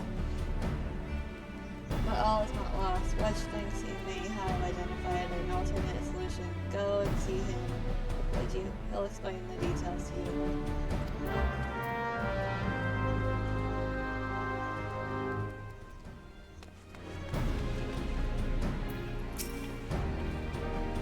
As I believe the Chief has already informed you, the Magitech core is worn beyond use. We need to find a replacement. I thought about having you appropriate more Reapers, but even the Thunderhead maintenance engineers of Castrum Century have remembered to replace the cores. We would risk arousing Imperial suspicion. But do not despair, for I believe there is a solution to substitute the Magitech core with the Mammoth heart.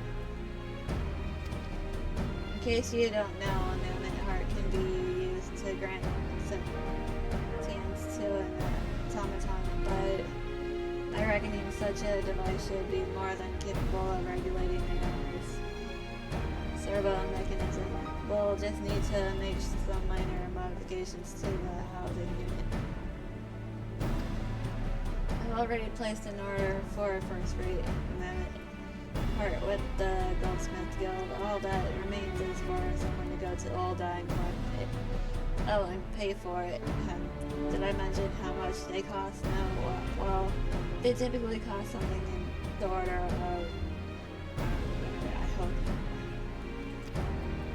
You don't mind footing the bill, it's for a good cause.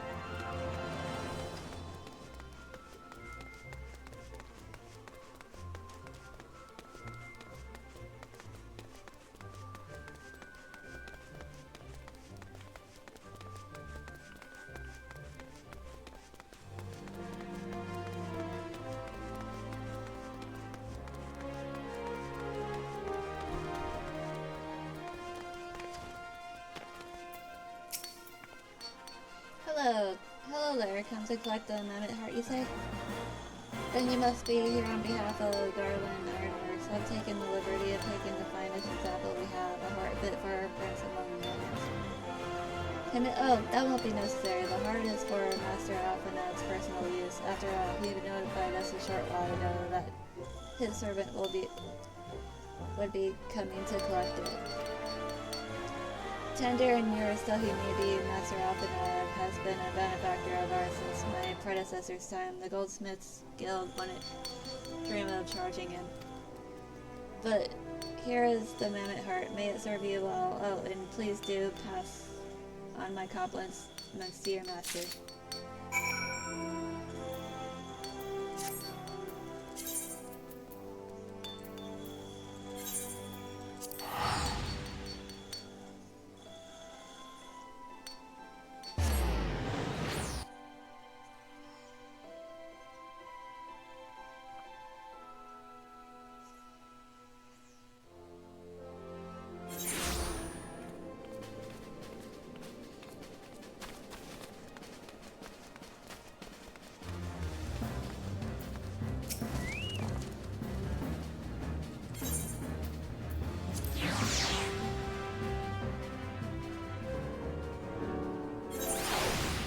Hold on, I'll be right back.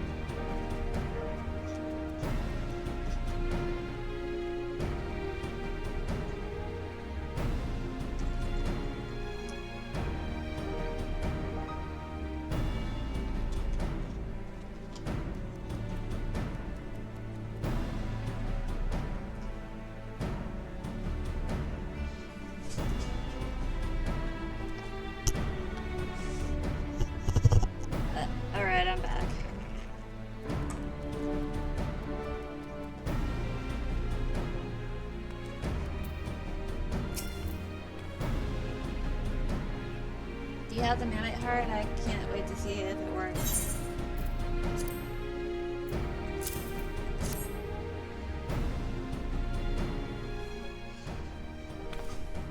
Hurrah! Thank you so much.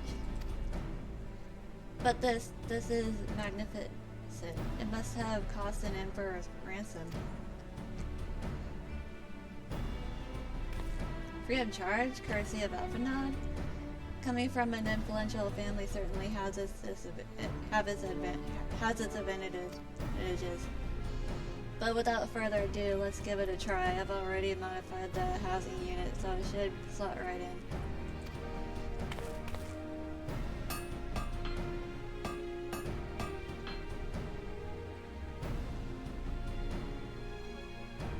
There, she's ready. Magitech armor engaged. Or not, haha ha. She just needs a loving tap, I'll wager.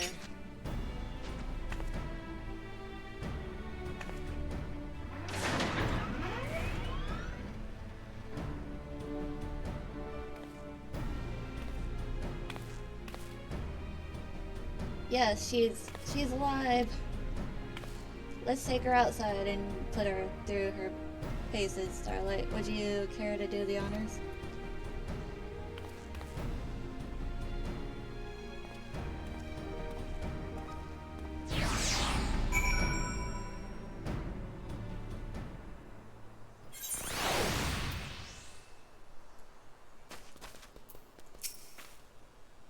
Hop onto the pilot seat. We'll begin as soon as you're ready.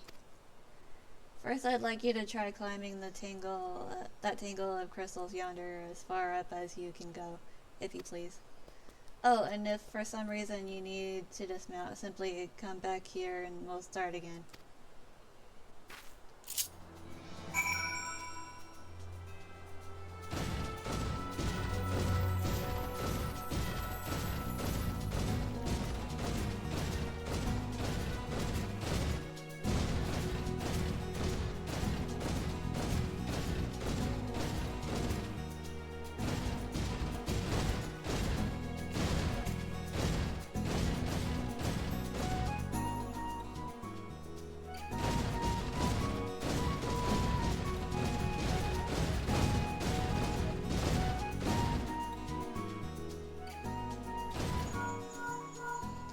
No anomalous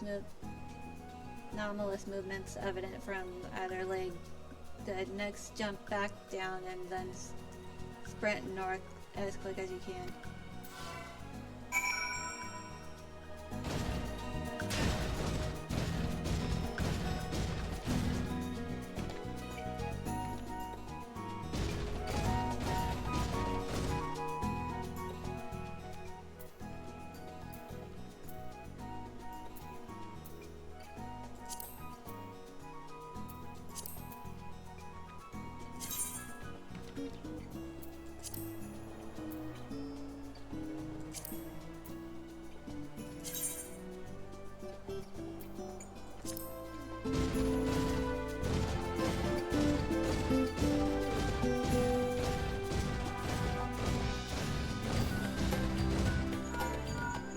Leg joints absorbing all impact without incident. Excellent. Please make your way back, Starlight.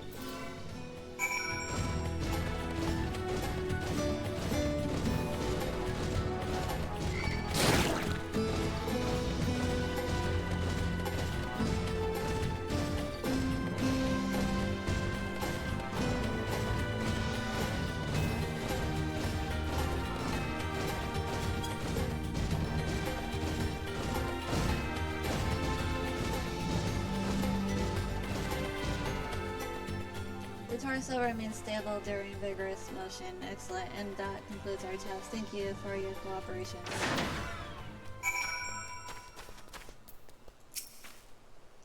Here is a summary of my findings. The drivetrain is sound in condition. With some fine-tuning, we can expect a notable improvement in performance. As for the servo mechanism, I'm afraid it's nearly as responsive as it should be, and I'm at a loss to explain why. The Mammoth's heart is in pristine condition, and should be installed correctly. Perhaps its inner workings are simply too different to operate harmoniously with the armor's mechanism. Whereas Magitech cores serve only to conduct impulses, mammoth hearts enable Atoma to process the information collected by their sensors as feelings. Maybe she just doesn't feel like part of the team, in which case we should all do our best to make her feel welcome.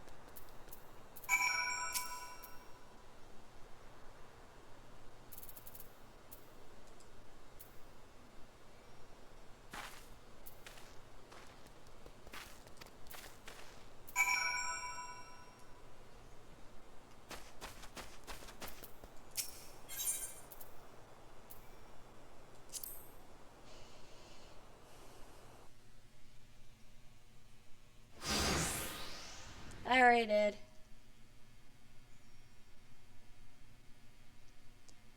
Daft as it felt, I gave it my best. I've welcomed myself to a bloody standstill. What were you expecting to do anyway? Bob us a curtsy.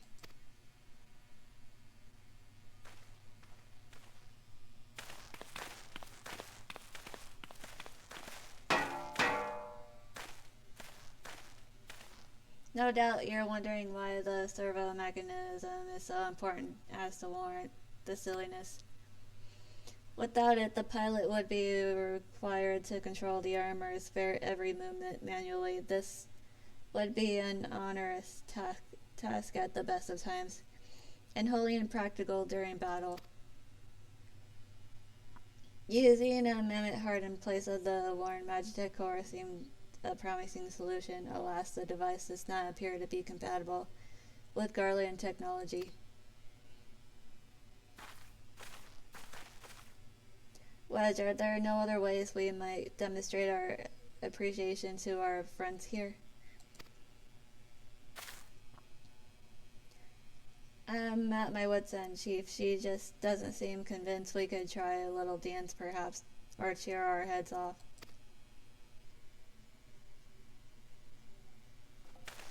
Imperials, they've come for the armor.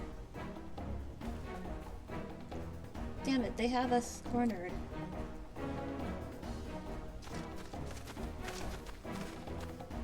There's the Reaper.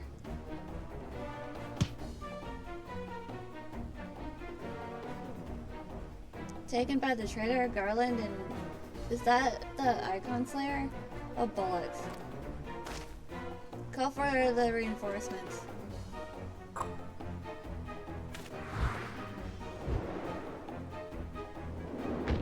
The hells you will.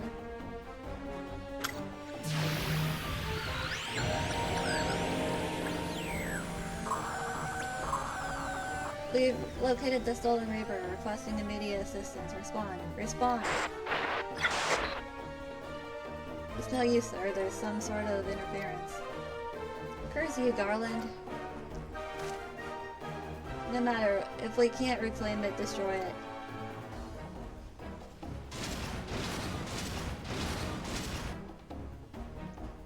Bloody hell, Starlight, protect the armor at all costs.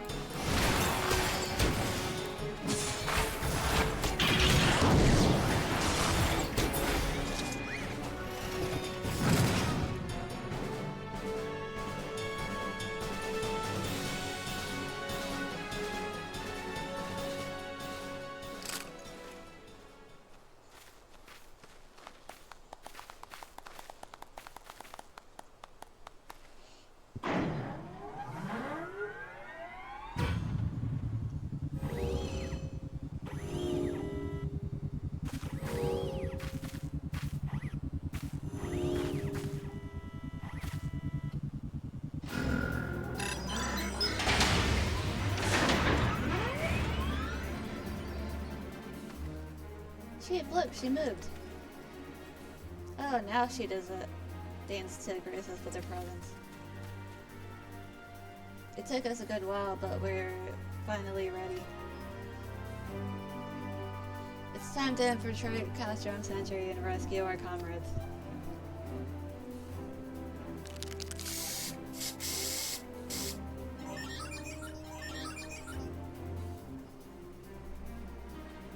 There, the finishing touch.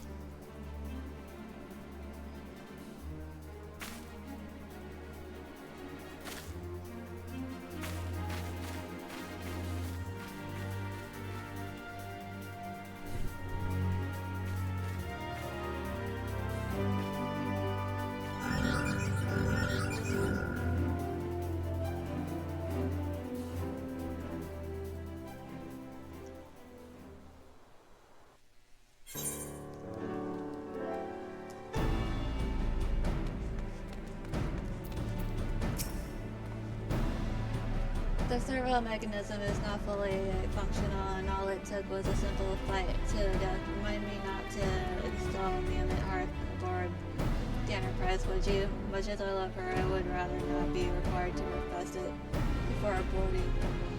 But enough of that, let us set to our final preparations. Thanks to Biggs and Wedge, the Reaper is as good as new. We're as prepared as we're like to get.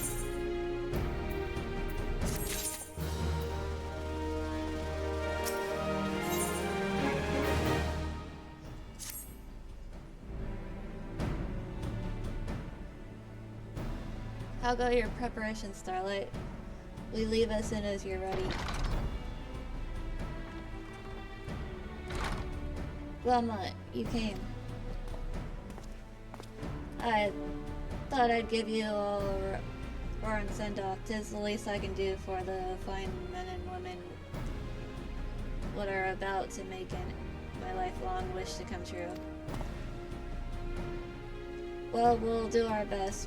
It occurs to me, for all the help you've afforded us, we know little and less about you. What did the Empire do to earn your ire? But I fear I've put curiosity before consideration. I quite understand if you'd rather not relive those memories. No, I don't mind, truly. Truth be told, a part of me was itching to tell you my tale. Mind you, 'tis hardly novel. I ain't the first to puffer at Imperial hands. Like most folk, I used to have a mother. She was a sweet, caring woman with a smile never far from her face. There was a sister too, a pretty little thing. She was gentle as a lamb, but tough as nails. We were poor folk living simple lives, but we knew happiness just the same. And then the Imperials came and took it all away. When Alamigo fell, they put my family in a camp. Being a lad, I was made to do hard labor while my mother and sister were forced to do far worse. They hid their suffering from me as best they could, but I knew, and the thought of it drove me mad. We had to escape, and so I hatched a plan to get us out of the city. We were packing our way around a gorge not far outside the walls when they caught up with us. And rather than allow themselves to be taken again, my mother and sister leaped over the edge before my very eyes. Heartbroken as I was, I didn't put up a fight when the Imperials clapped me in chains and dragged me back. 'Twas some years after that I escaped again, and that time I got away. I swore then that I'd get revenge on the Empire and become an adventurer, so as to hone my skills and earn the coin I needed. But nigh on 2 decades have since gone by, and what have I achieved? Bugger all, that's what. Not like you lot. I ain't been here 10 minutes and you're already done more than I managed in 10 bloody years.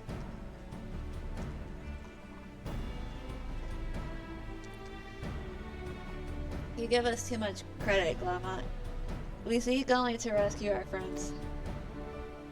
Well, what's more important than that? In any road, after you've got your friends back, you're planning on going after the Empire, and don't pretend you ain't.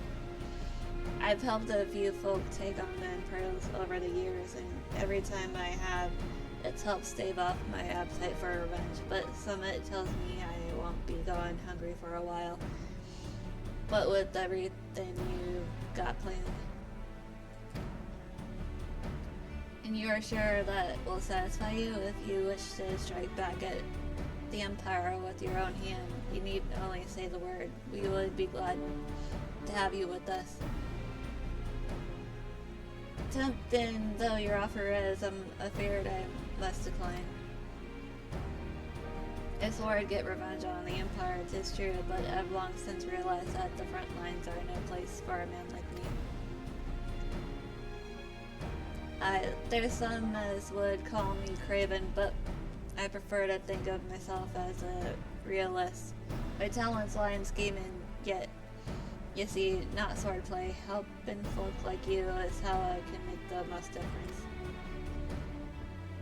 But that's quite enough storytelling for one day. Best not keep your friends waiting any longer. I'll be praying for your safety and success. May Rauger give you strength.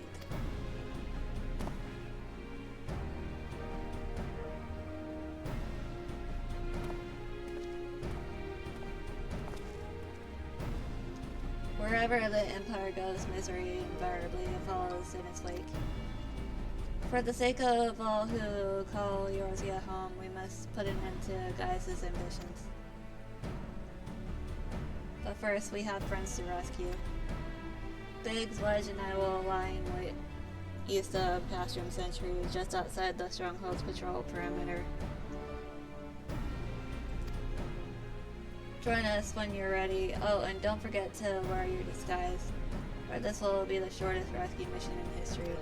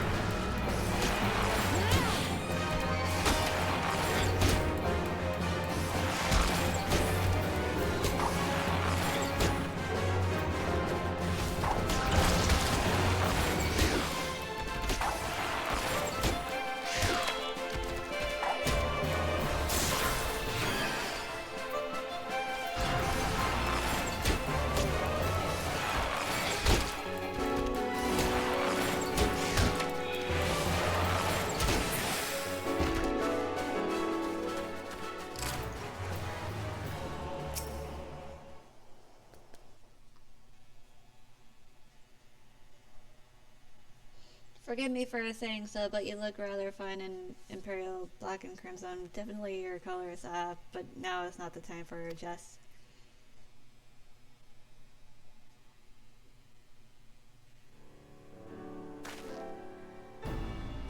Let's review the infiltration plan. Castrum Centrala is just beyond. A short while ago, an Imperial patrol left to do its rounds. Alphanod and I will create a diversion out here and keep them occupied for as long as we are able. Meanwhile, the three of you will enter the stronghold, posing as patrol returning from duty. Should Alphanod and I prove less distracting than hoped, I will contact you via Link Pearl. Be ready to beat a hasty retreat.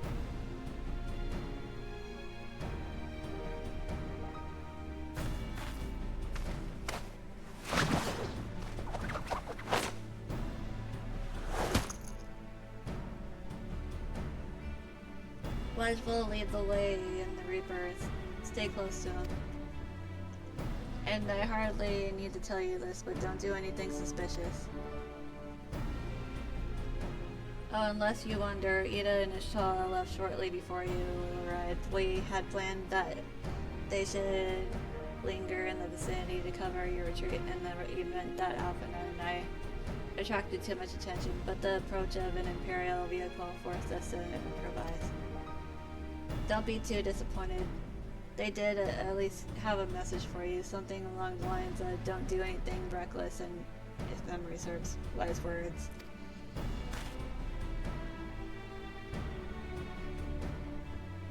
Alright, the Imperial Patrol should be returning any moment now. You'd best be off. Good luck, Starlight. May the 12 keep you.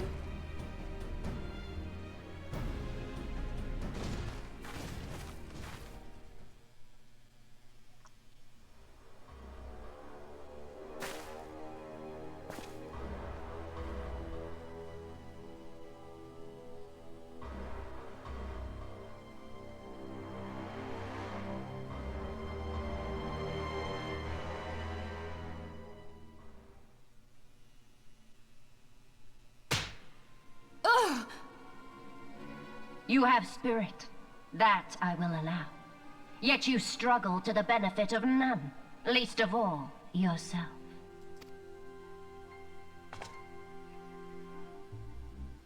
This echo of yours intrigues us. We desire only to understand it, and for that we need your help. You wish to be rid of the icons, do you not? You would have saved yourself a great deal of torment had you accepted our aid from the beginning.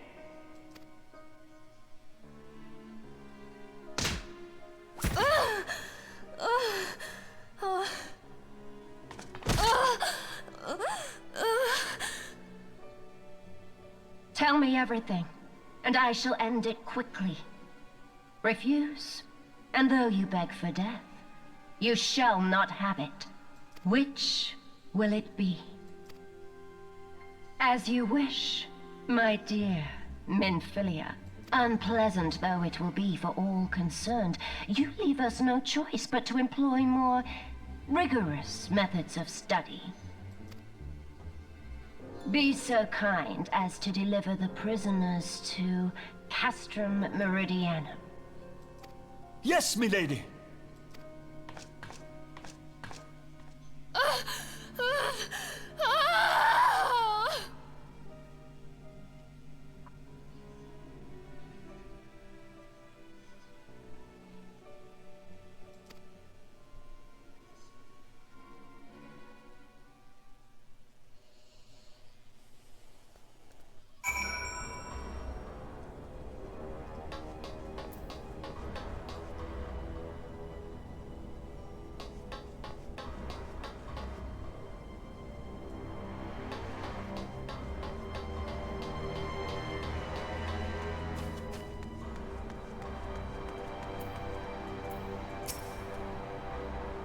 I best get back to my studies. The suppliers aren't coming to move themselves, and neither are the prisoners can do that.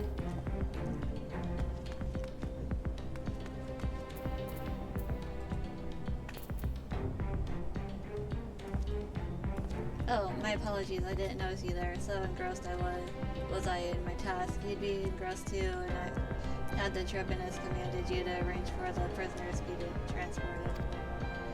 What prisoners do I speak of? You mean you haven't heard? Only the infamous Scions of the Seventh Dawn, captured by the Trebinus herself. If you don't believe me, have a look in the storage tower when next you pass that way.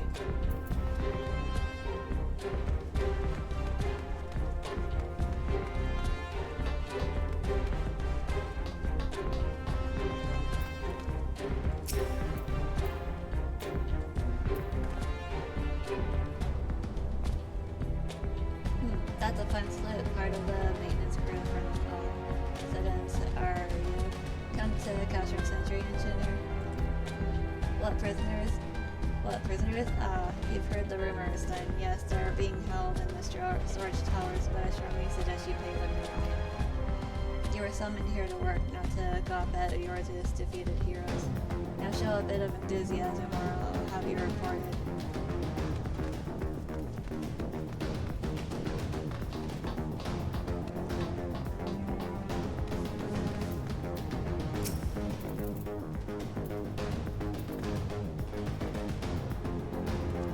Greetings, comrade. Forgive me for asking, but haven't you visited the storage tower recently?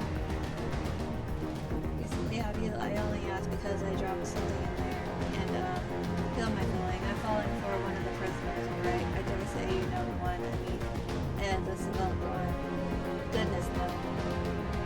It's the love of villain last I'm Smith, but she's so adorable it hurts. I want to sweep her up into my arms and squeeze her till my arms ache. What do you reckon it would take to convince the sexier handler of the key silence here? No.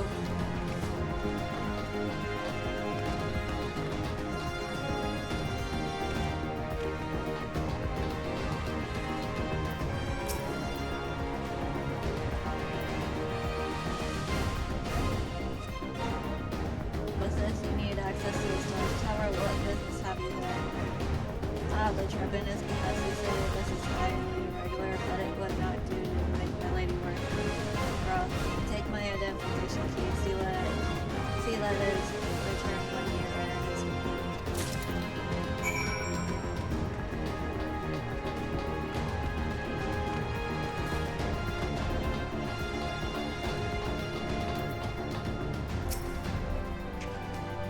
Security is tight, just as we expected. We're going to need a special key if we want to get past this bulkhead.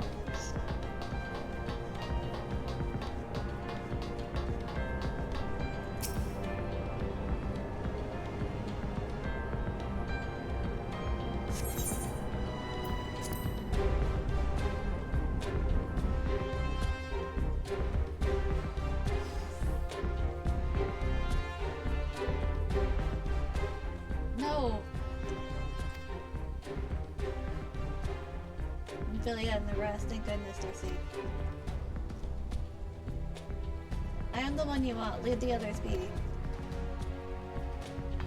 If you harm my friends, I swear I shall take my own life and you shall answer to your mistress.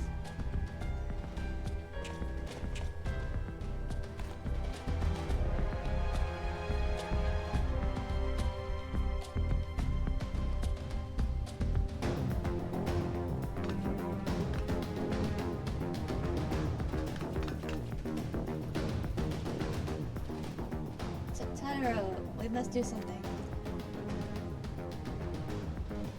We risk letting the entire center know we're here. Ah, you're right. We may not get a better chance.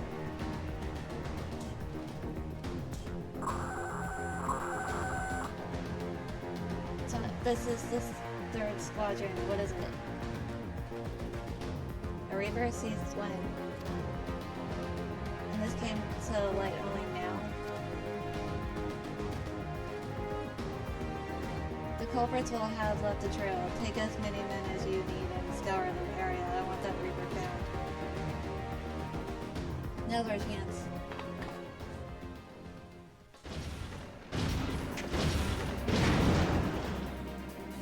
What the? Strike my last. Eliminate the intruders.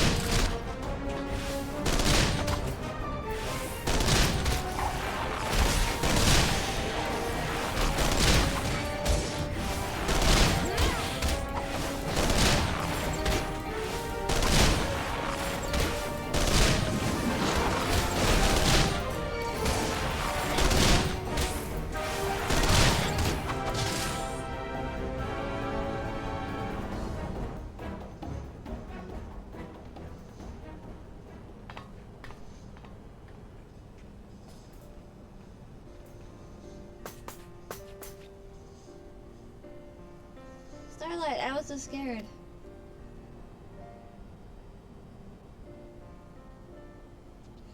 It was foolish of you to come here. You might have been killed. But thank you. I shudder to think what might have happened had you not arrived when you did. I say, did you not see Thancred anywhere? I'm beginning to fear for the villa.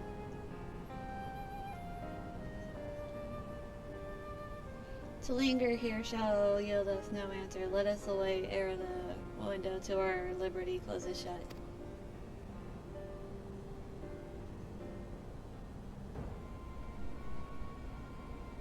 What did you say? Escaped? Then recapture them. Fail and I shall have your head.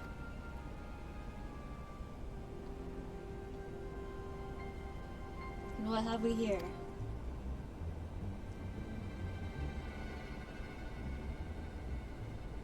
The tribuness herself, just as you said, you have the eye of an Aramanida.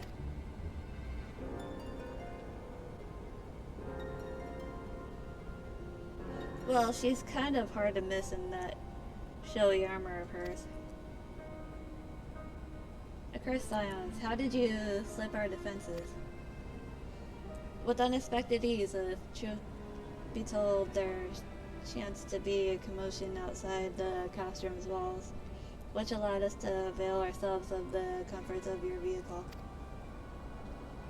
It's Chola just being polite. That was one of the most comfortable things I've ever stowed away, and it's no wonder it's called the Phantom Train. No passenger should be seen dead on it.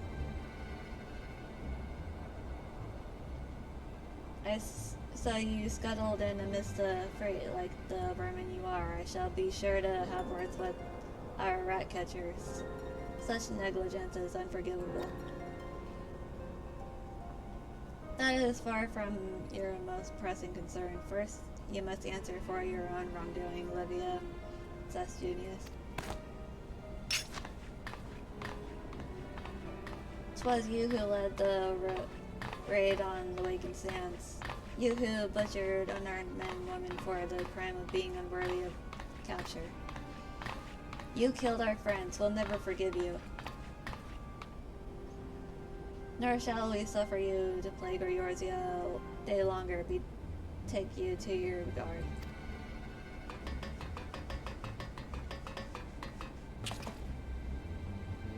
More intruders. Protect the tribunus.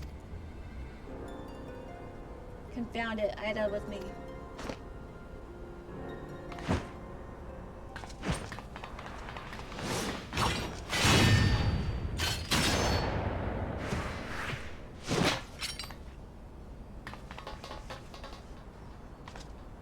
After them. Where is His Excellency? In the hangar, my lady, in discussion with our guest. Alert him at once. Yes, my lady.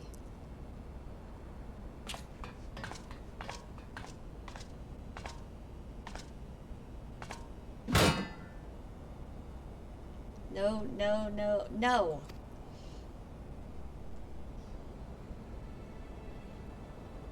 There they are. Fan out and surround them.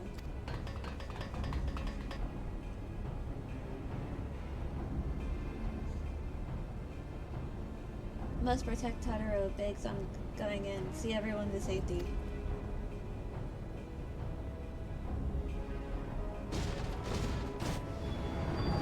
No, Wedge, don't do it.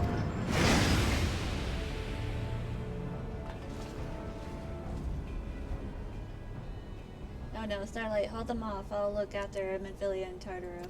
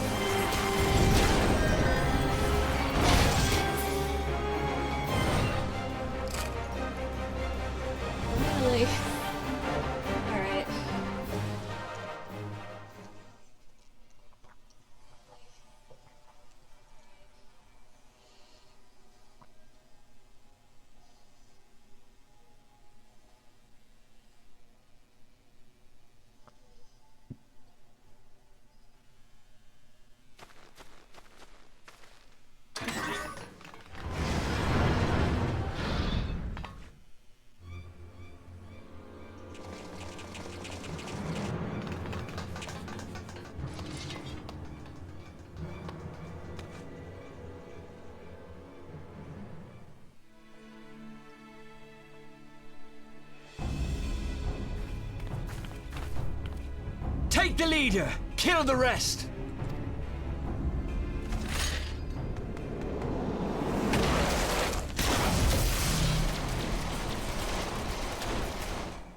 What the? The Astola! Pray, forgive us our delay.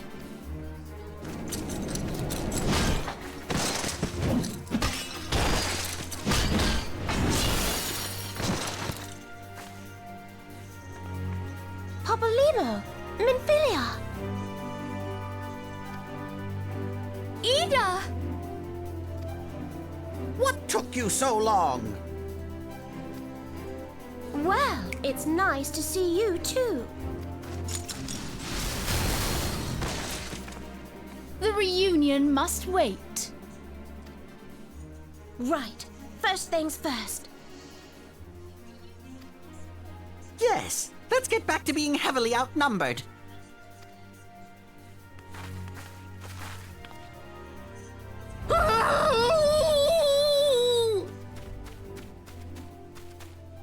You ditched your Magitech armor. Fool of a Lalafell! Well, excuse me. She's all yours if you think you can do any better.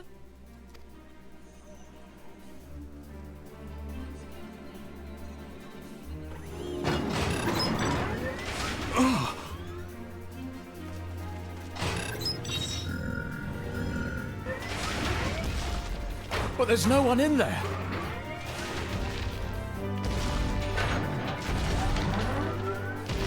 This is Sid. Can you hear me? I need you to count to 5, then jump. Understood?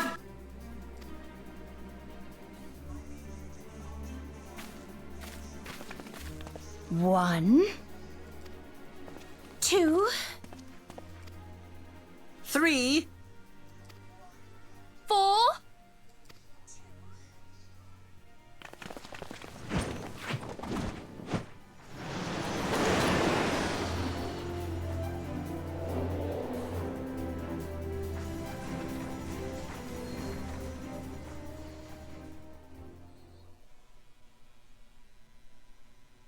I know not which is more pitiful, the charlatans who rule Eorzea, or the masses that clamor for their implausible panaceas. I see that which they cannot. This realm founders for want of a ruler with true power, the power to cast down icons. Not yet. If you continue to deny this truth, it is the people who will suffer. Embrace reason.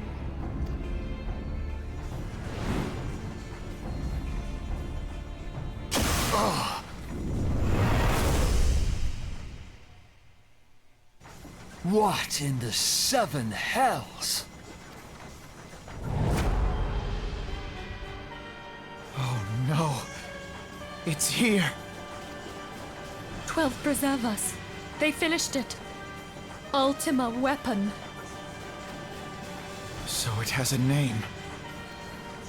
It is a relic of ancient Alag, excavated from its resting place deep beneath Alamigo. The Alagons used it to crush primal and foe alike, and now the Garleans mean to do the same. Damn you, Gaius! Look! There, beside the Black Wolf. An Ascian. An overlord, no less. His garb attests to that.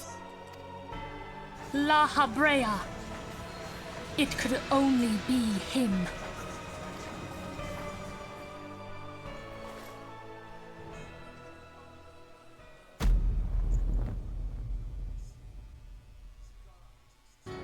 Thancred!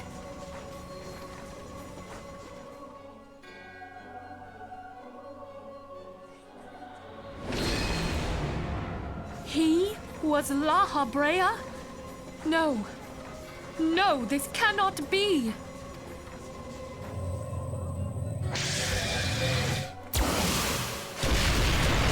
We have to go now! Hang on! Thancred! No!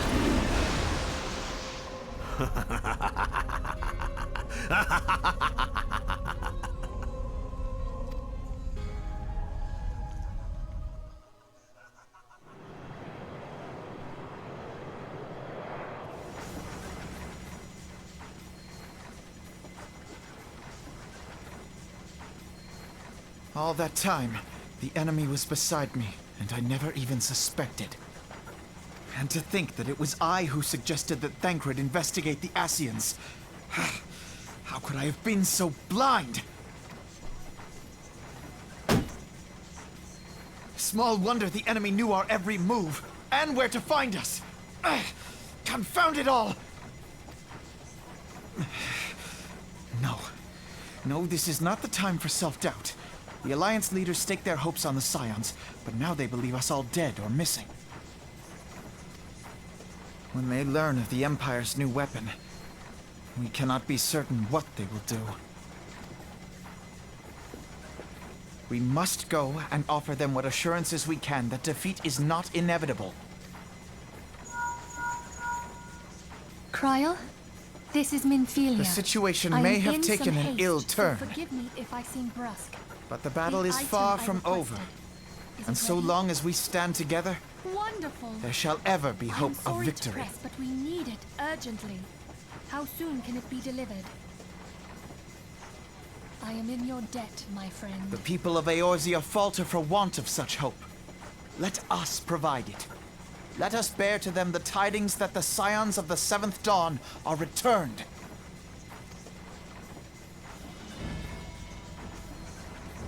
Matters are coming to a head. I hope we can count on you.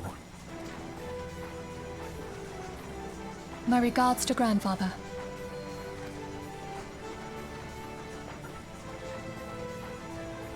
I am ready. Let us pay a visit to the Council of the Alliance leadership.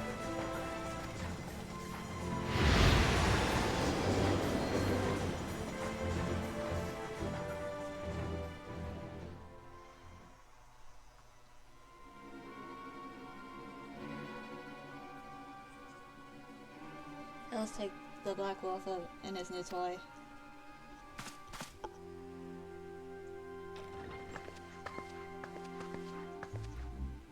Rally all available forces. I want them ready to move upon my word. And really to see Fearson the orders to sail, that is all.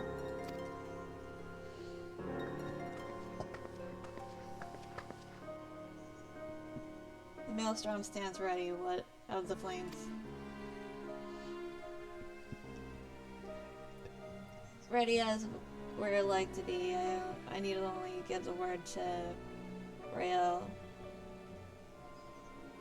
Lee.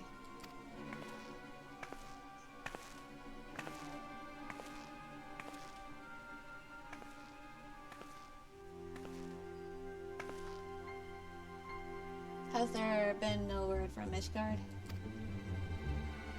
None. The dragons have got their tongues. Silent to the last. I was unwise to hope for better. What was served the Archbishop to open his holy mouth for, if not this, and he claims the fury for his god? 'Tis bad comedy.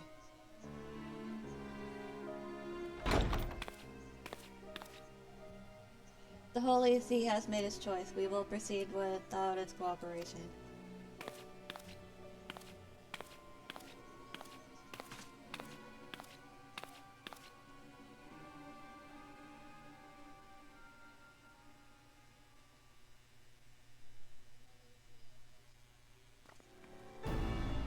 Okay. I believe we all are all acquainted with the terms of the Black Wolf's ultimatum. We must agree upon a course of action not less than the fate of Eorzea hangs upon the decision of this council.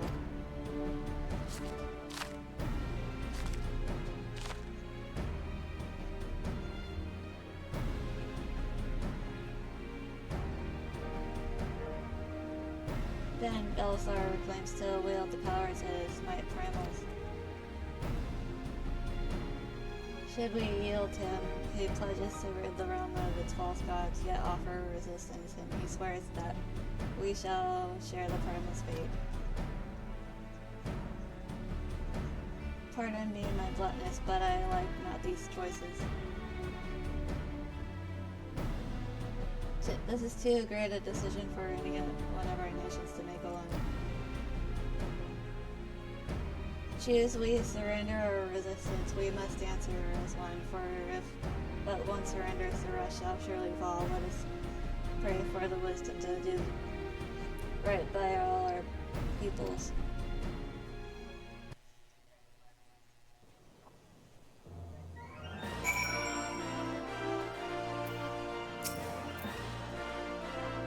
Tancred's plight troubles us all, yet we cannot allow anything to come between us and our goal. So long as the ultimate weapon exists, Eorzea will never know peace. Let us go to the Alliance leader, Starlight, and help them to make the right decision.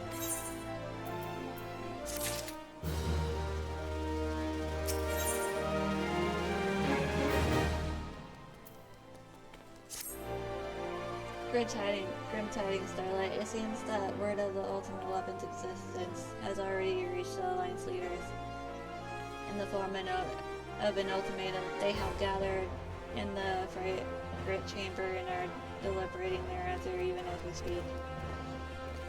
Beleaguered as they are, I fear they may well elect to lay down their terms in the belief that surrender will spare their people untold suffering.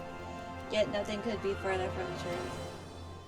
That which the Black Wolf offers will doom Eorzea, not deliver it, and the leaders must be made aware of this. Let us hurry to them, Starlight, and ensure that they do not act in ignorance of the consequences.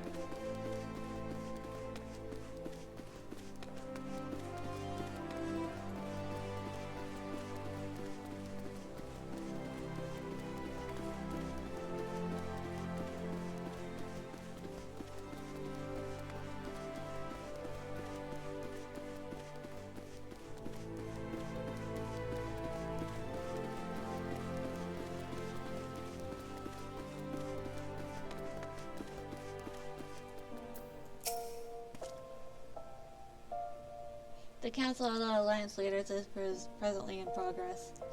In the fragrant chamber, I must ask you to step away from the doors, madame. I'm sorry, you're here on behalf of the Scions of the Seventh Dawn. 1,000 pardons, my lady. Of course you may enter.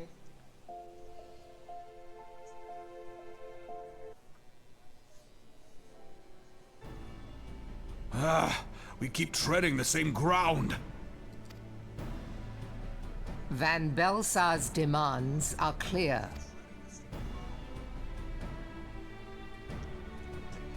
Alas, our minds are not. I've never been one to shy from a fight, but if this weapon of theirs can do all they claim... It has been 5 years since the calamity. and our people have scarce begun to rebuild their lives. Can we now, in good conscience, call upon them to risk what little they have left? I would spare them the pain of further conflict. Conflict, I say, though that would imply forces set in opposition. If the combined might of 3 primals could not stay Garlemald's new terror, what meaningful resistance can we offer? We who struggle to quell the foes who rise up within our own borders. Long have we fought the primals, but to what end? We strike them down at no small cost, only for them to rise again and again. Are we to play this profitless game for the rest of days? I, for one, grow tired of it. Mistake me not. I do not propose to trade one tyranny for another. I love liberty. But conciliation need not mean oppression. By the 12, though neither of you cried surrender, your every word betokened it.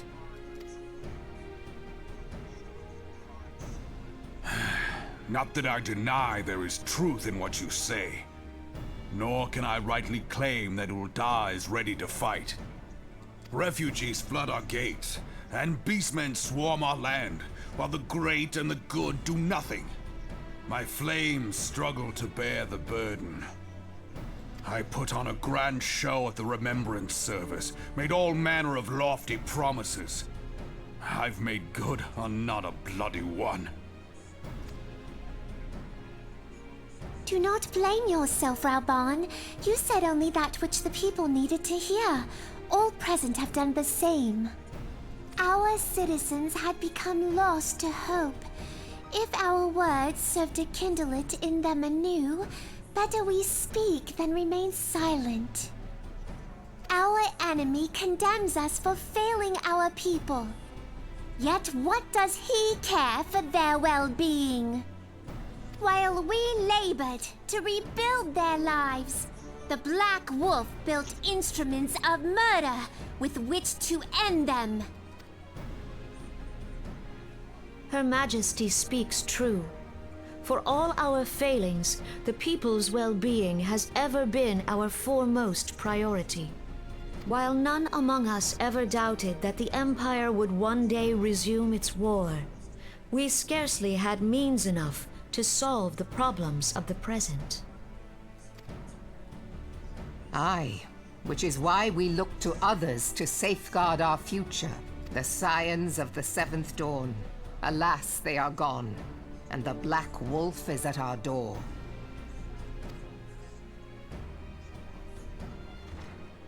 Admiral! I fear you are mistaken. Alphinaud, Minfilia, and 7 hells! Master Garland?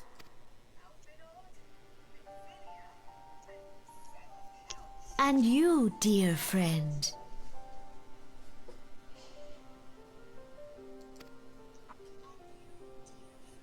By Ralga, you're alive.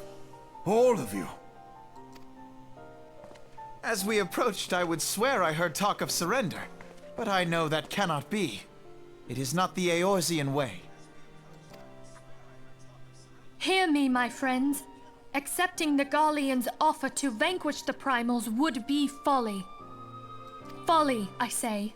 For might is not the answer to the Primal threat.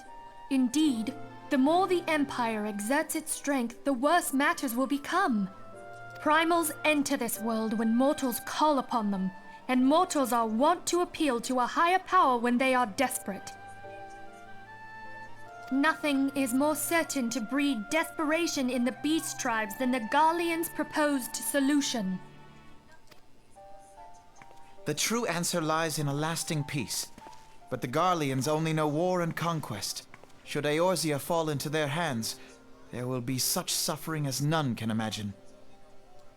We are not blind to the many challenges that each of your nations face. Yet you must not give in. Aye. Remember 5 years ago when you wagered all for the sake of the realm? Remember what you fought for, what you were willing to die for. Let the memories rekindle the fire in your heart, for Eorzea has need of it again. Come what may, we Scions will never give up the fight. And so I bid you stand with us, and together we shall safeguard the future of the realm.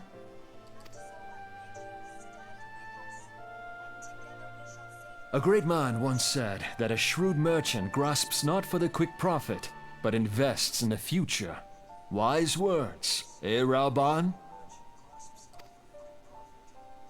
Sid,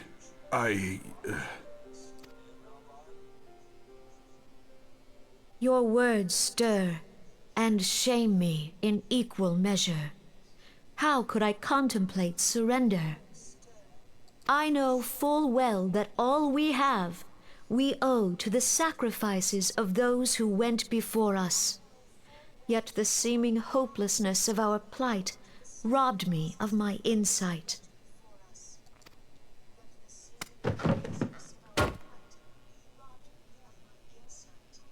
We Gridanians have no love for war. Yet we have still less for those who would threaten our homeland. Ever have we fought to protect those things we hold dear, and this shall never change.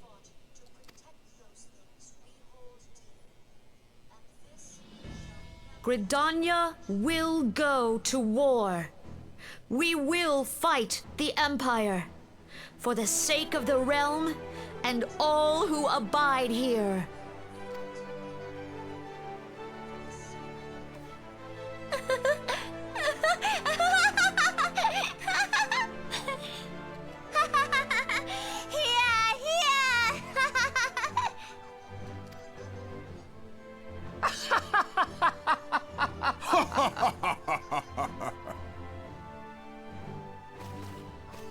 At long last, I hear words worthy of a founder of the Alliance. Rauban, are we to be outdone? I lost one homeland. The thought of losing another had blunted my resolve. But no man knows better than I that if you want aught, you'd best be ready to die for it. With great danger comes the chance for great glory and great profit. We Uldans who have turned sand into gold know this well. How many times have we fallen into the pit of despair, only to have you pluck us out? I've fair lost count.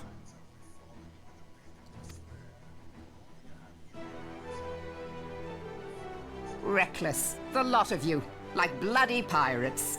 Well, I won't waste my breath trying to talk you round. On account of being a pirate myself. And the pirate who shrinks from a challenge is no pirate at all. Those who would pick a quarrel with us must choose. Back down or go down with all hands. Let the Garleans come. The united strength of Limsa Lominsa will be waiting for them. If our realm is to be free of this pall of darkness, let it be by our own hands. For Eorzea!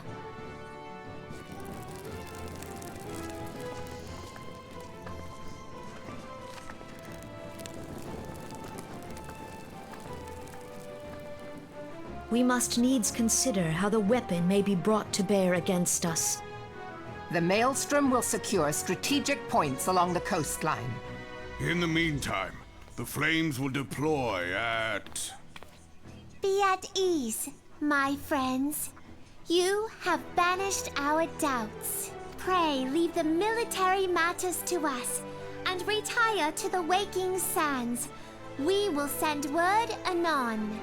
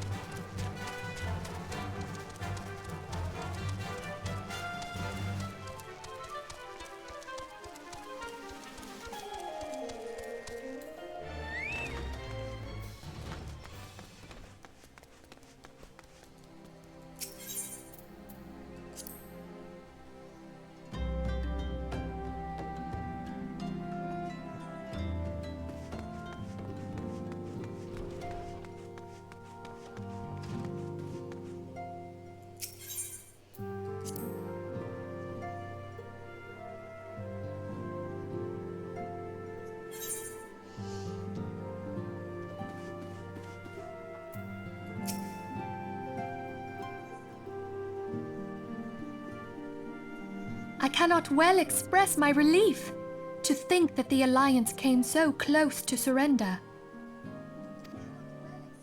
But the fire in their hearts has been rekindled, and they will fight to the last. This warmth inside. Did you feel it too, Grandfather? I would know something. Was that your power at work earlier? Nothing of the sort. The leaders of Eorzea had lost their way. I merely helped them to find it again. Oh, hello. Yes, our party returned just a moment ago. How close are you?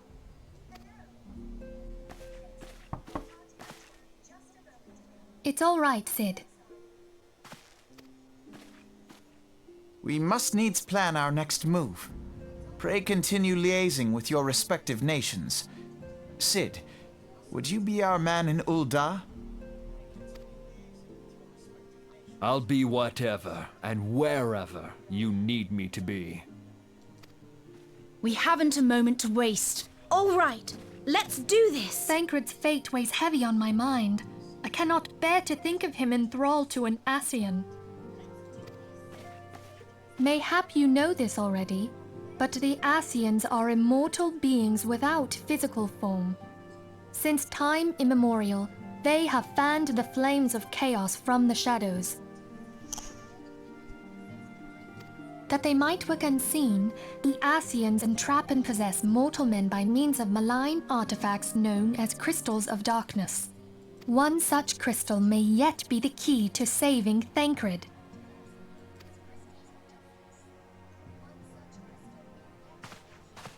This is a crystal of darkness.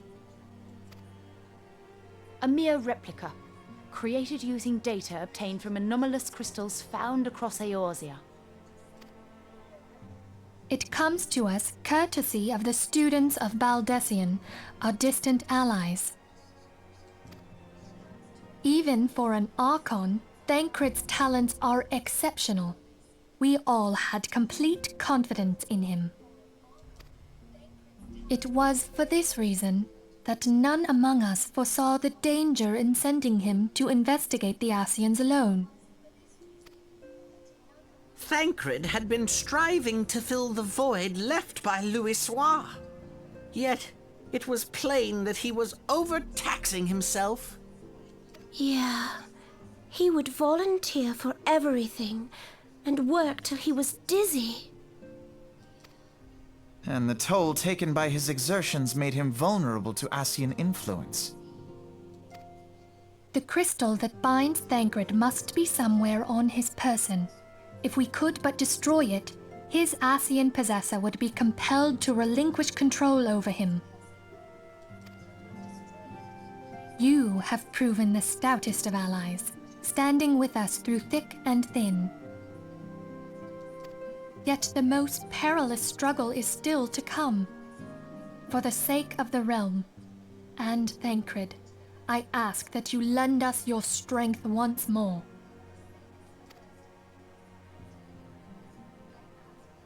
Thank you, from the bottom of my heart. As I am sure you are aware, the realm was saved from certain doom 5 years ago by heroes known as the Warriors of Light. What you may not be aware of is that your many feats in service to the Scions have prompted folk to make certain comparisons. I must confess, you do remind me of them. Yet remember this, however glorious the past, it is the hero's lot to be judged on the deeds of the present. A new darkness threatens the realm, and the people cry out for a savior. I believe that you are she, a warrior of light, here in the present, guided by the crystal's will. Come, my friends, let us fight to safeguard the future of our beloved Eorzea.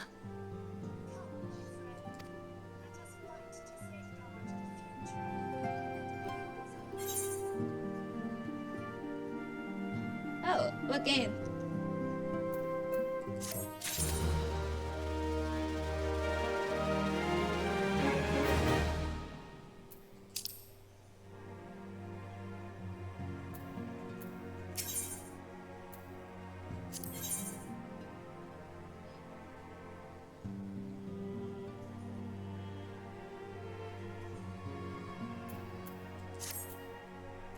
Oh, I gotta level up a little. Oh, that sounds interesting. I'll see if I can try it out.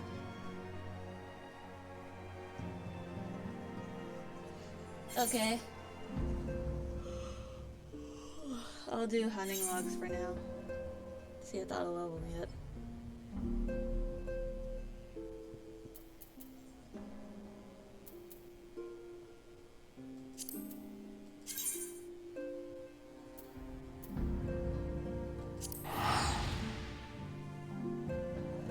Okay. Next week I'll either play it on, well, not Thursday because we plan on playing V-Rising again on Thursday. I'll play it on Tuesday. There's another demo I wanted to play, so I'll play that and another demo on Tuesday.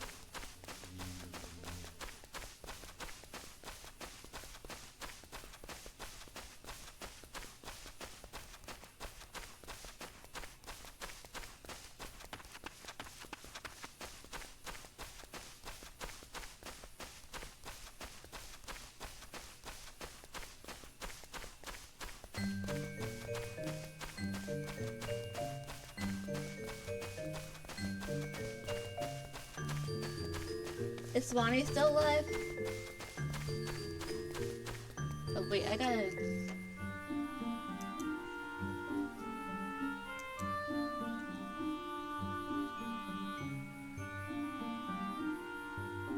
Okay. Yeah, she is.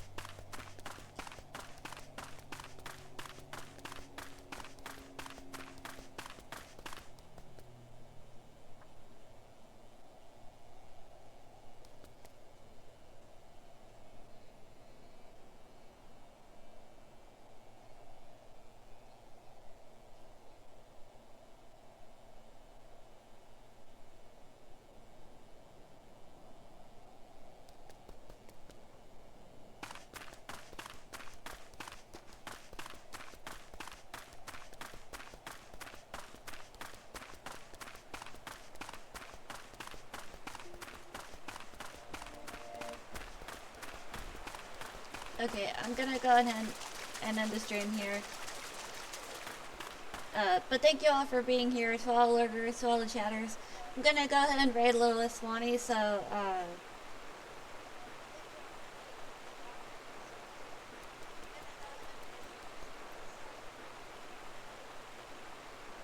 there we go. Okay, I can raid people on my phone. Okay. Here's the raid message if you guys want to copy and paste the raid message.